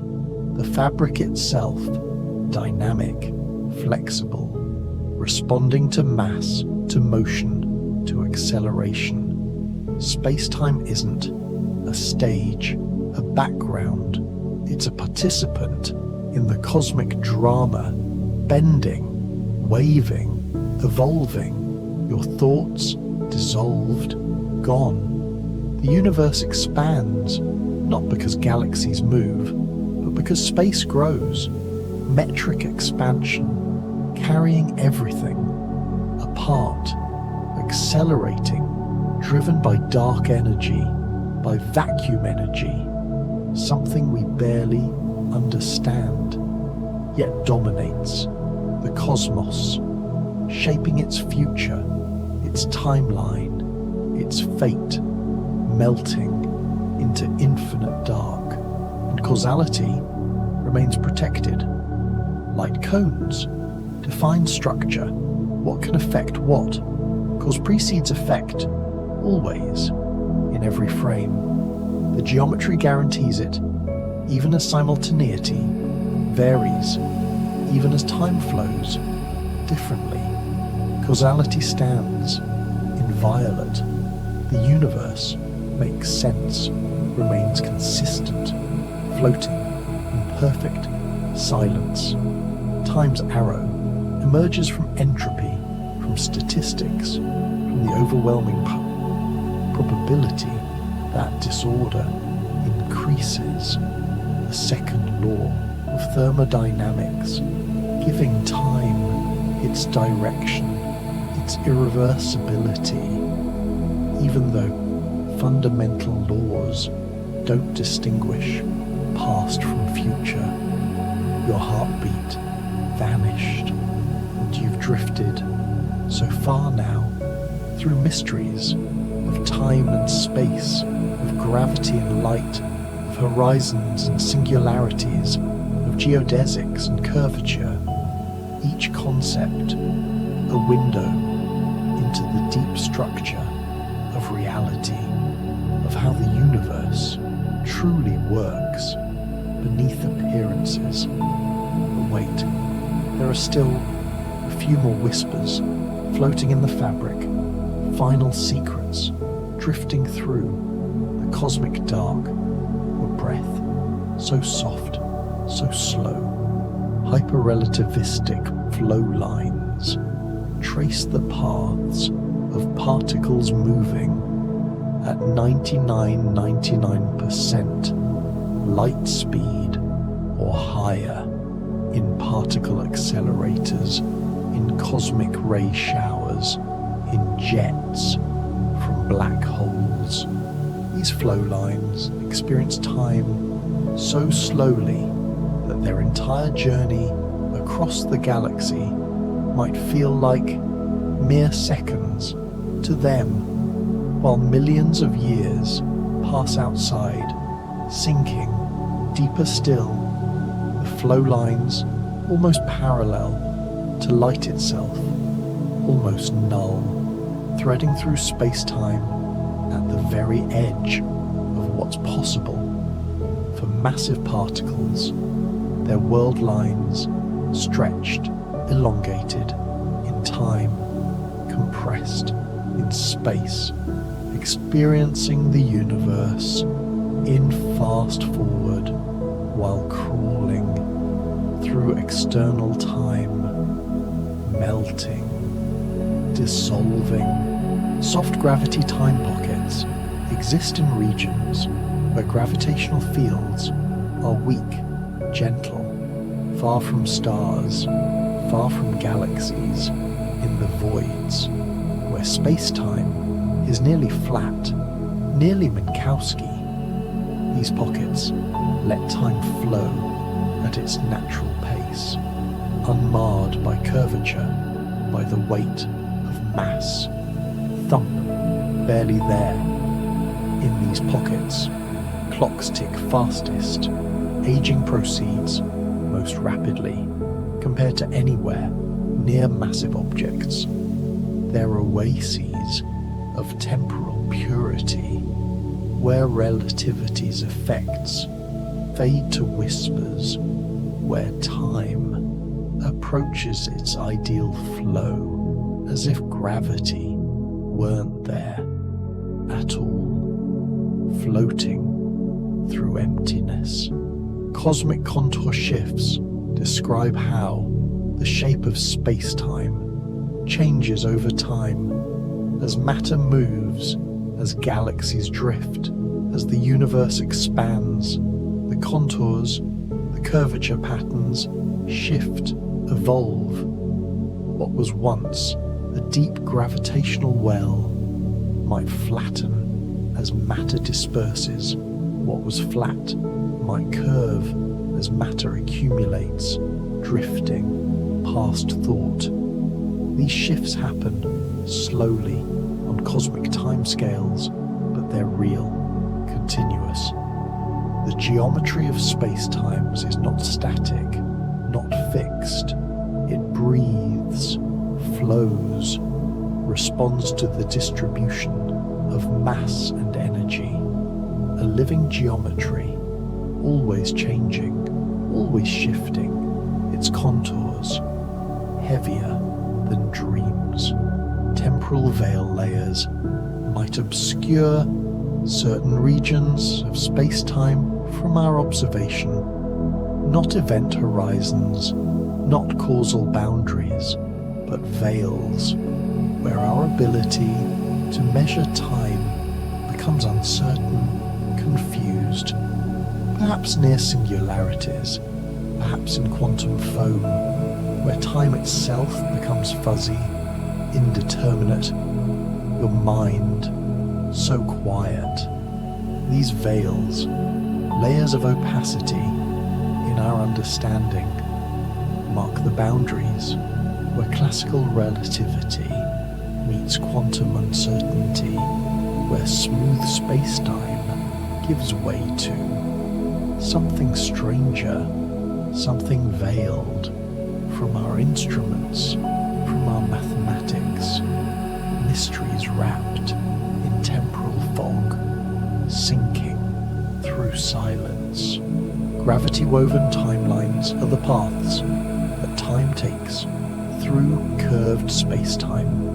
In flat space, time flows uniformly, but near massive objects, gravity weaves time into complex patterns. Some world lines age faster some slower, depending on their path, through the gravitational tapestry melting away. Each massive object weaves its own pattern, its own timeline structure, and these patterns overlap, interfere, creating a complex weave throughout the cosmos, your timeline, woven by Earth's gravity, by the suns, by the galaxies, by the universe's expansion, all threads interlacing into your unique temporal experience, breathing, barely moving. Relativistic curvature threads are the mathematical structures that describe how space-time bends, the Riemann tensor and its contractions, the Ricci tensor, the Ricci scalar. These threads weave through the equations connecting geometry to matter and energy through Einstein's field equations, floating nowhere. Each thread represents a component of curvature, telling how geodesics converge or diverge, how tidal forces stretch and squeeze. The 20 independent components of the Riemann tensor in 4 dimensions form a complete description of space-time's geometry, a tapestry of mathematical threads describing reality's deepest structure, drifting beyond. Deep space-time funnels could exist in theories with extra dimensions, regions where time funnels through higher dimensional space, connecting to other timelines, other universes, speculative, unproven, but mathematically intriguing. Time itself might have additional structure, additional dimensions. We can't perceive your thoughts, scattered, lost.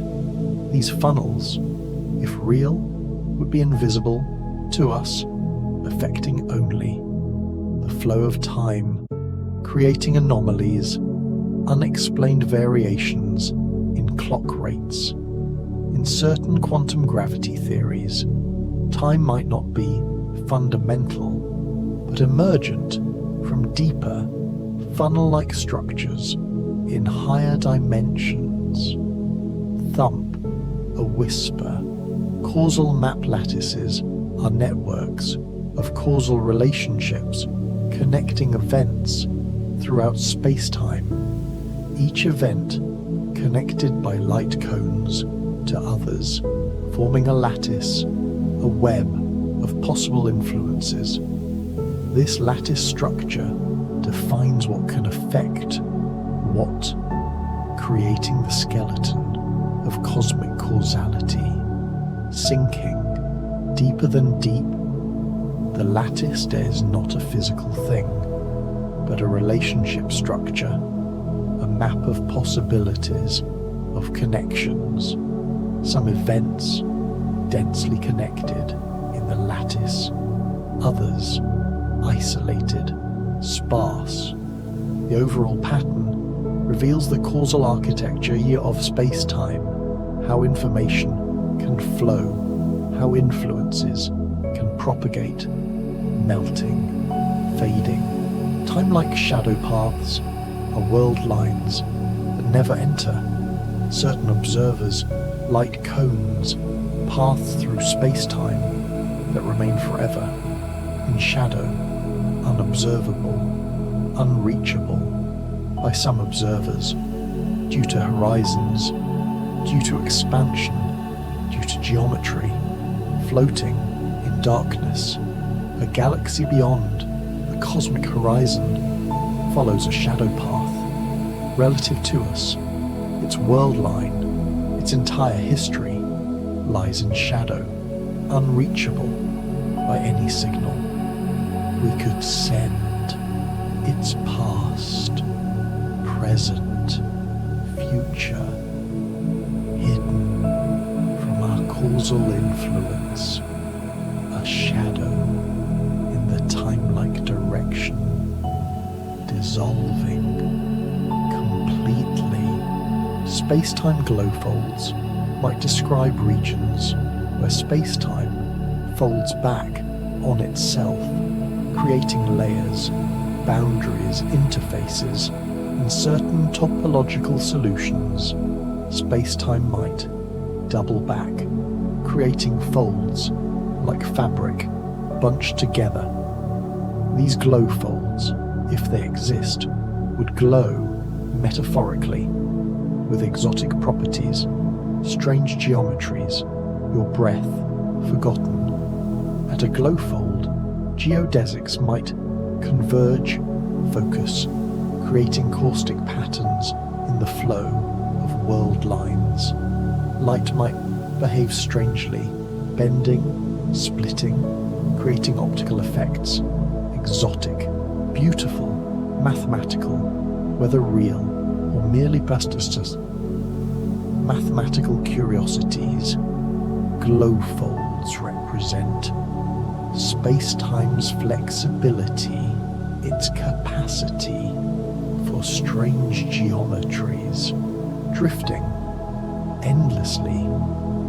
Chronology drift planes are vast regions where time drifts slightly out of sync with surrounding areas due to accumulated gravitational effects.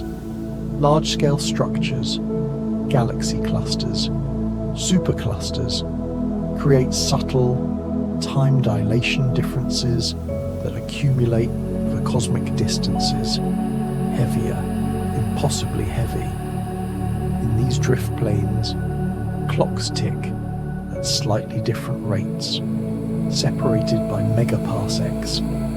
The difference becomes measurable, meaningful.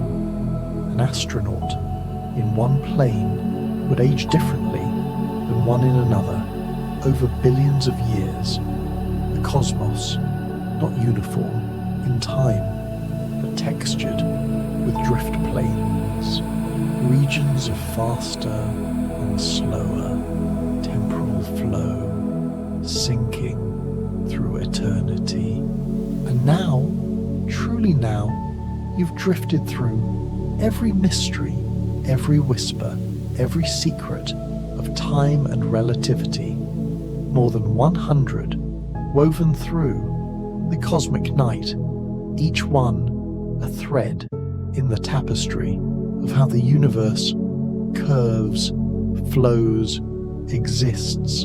Your mind, empty, peaceful, gone, drifting, endlessly, peacefully. The universe keeps turning, where time and relativity curl softly around every drifting thought, and will keep drifting, floating together through the mysteries. 100 time and relativity mysteries, looping softly, endlessly through the night. Tonight we'll drift through the instant gravity bends time so sharply it reshapes the fate of anything that drifts too close. The quiet moment your future and past blur together in a place where relativity rewrites the rules. The hidden doorway in space-time where a single heartbeat could last a lifetime. There's nothing you need to do now. Just let your body sink, heavier, heavier. Feel the mattress holding you, every muscle softening, your heartbeat slowing, thump, thump, matching the rhythm of space itself, shoulders melting down, jaw releasing, each breath pulling you deeper, deeper into the calm, the quiet, the dark. We'll keep drifting, floating together through the mysteries.